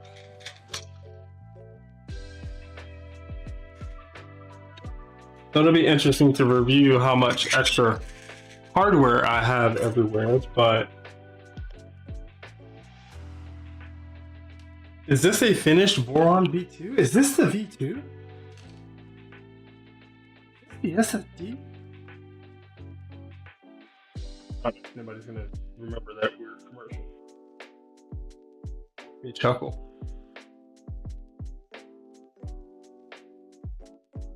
Here we have it. So the cam lock locks the top portion, which is an interesting design feature. Looks sick. Thank you, sir. I think it looks pretty damn sick too. I didn't like this Tophat version for a little while. When they used to have a Tophat that kind of like, I don't know, it was concave or convex. I don't know. I can't speak right now. But I thought that looked cool. But this has grown on me a little bit recently. I've got some loose screws.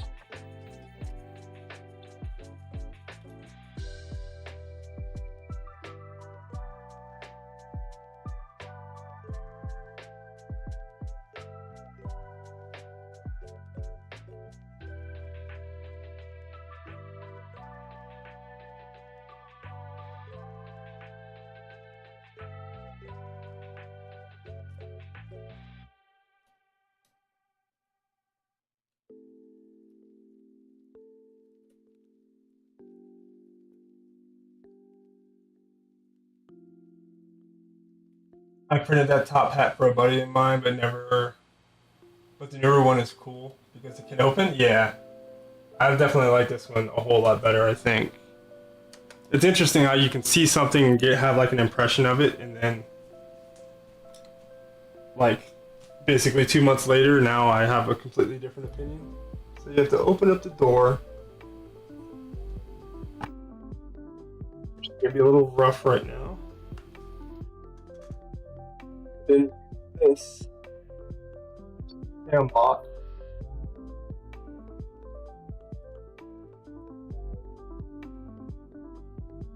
It's like barely too small or something.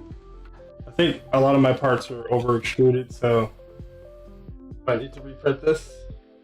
Yeah, this one works.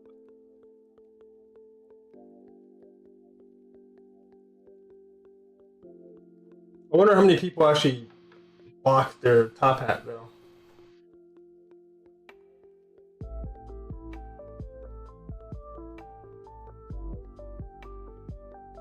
I need to get this a little bit more square, I think. Doesn't come down perfectly square, but I'm okay with that for tonight.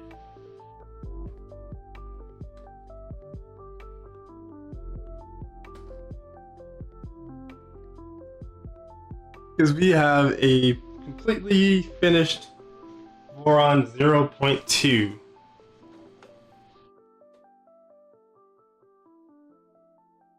And by completely finished, I mean ready to mod.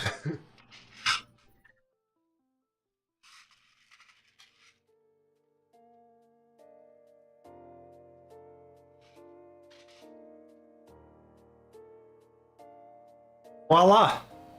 Stephanie! I missed two on the bottom. I missed a piece here. And I missed a piece here.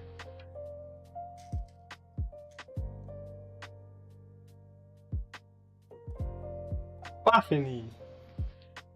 I don't actually speak French, by the way.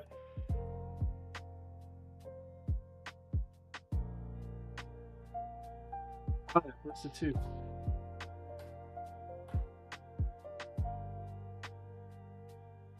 Hello.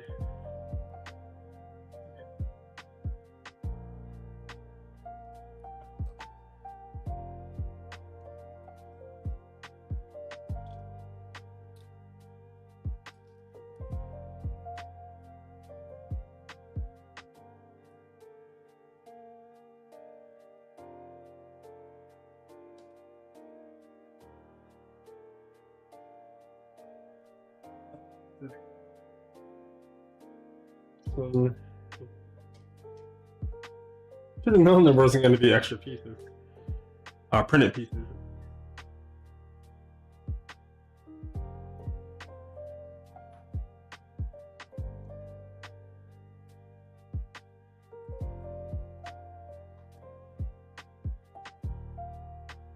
Okay, now we have to finish V2, V0.2.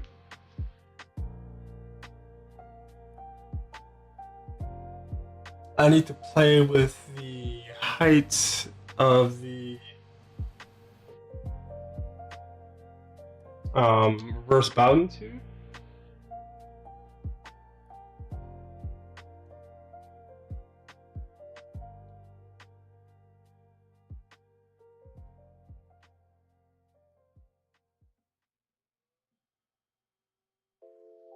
But it's nice to see it move. I'm not going to do a print tonight.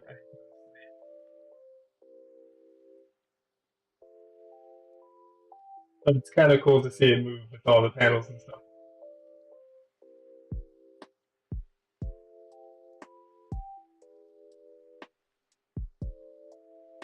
Oh, this has been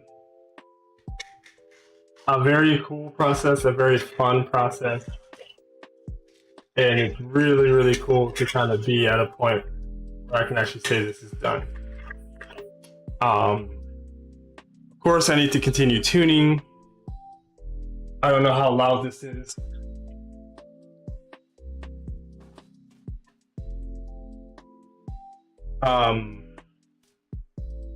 I need to continue tuning. I need to probably, you know I'm going to do a couple of modifications on some things, a couple of improvements, a couple of visual things that I want to do. But right now, I can say I have finished a V0.2 build, and if I wanted to tonight, I can kind of set stuff up to do the serial, but I'm gonna wait on that because I think what do you have to have a bottom panel? You have to have video of it printing and some other stuff, and I can do all that. Got the bottom panel on. Works. Tophat, I need to fine tune a little bit. Might need to reprint the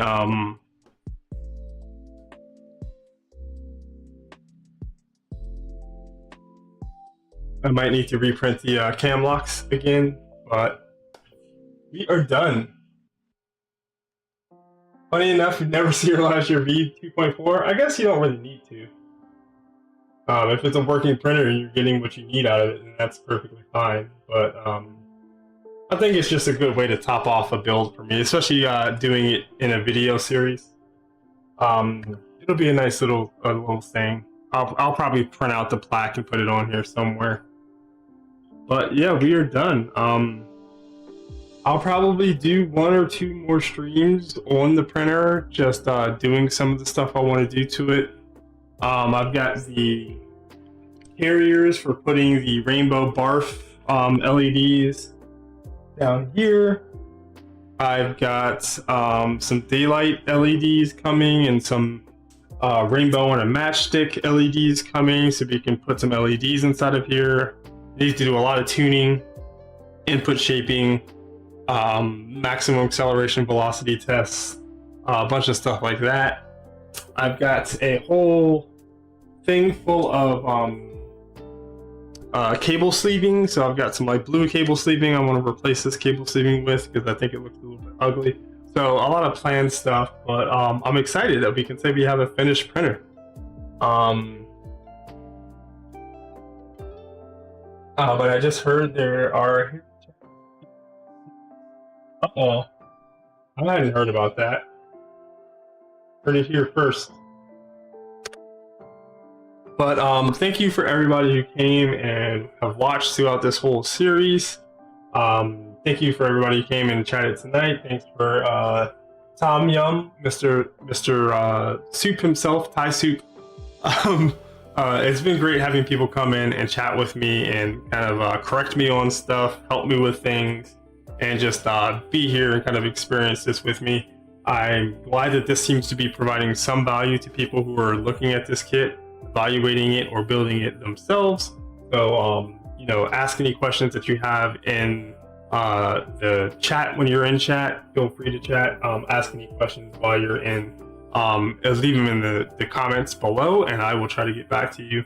If you know me on Discord or on Twitter or anywhere like that, feel free to reach out to me. And yeah, thank you for everybody, and I will see you in the next stream. Have a good night. Peace.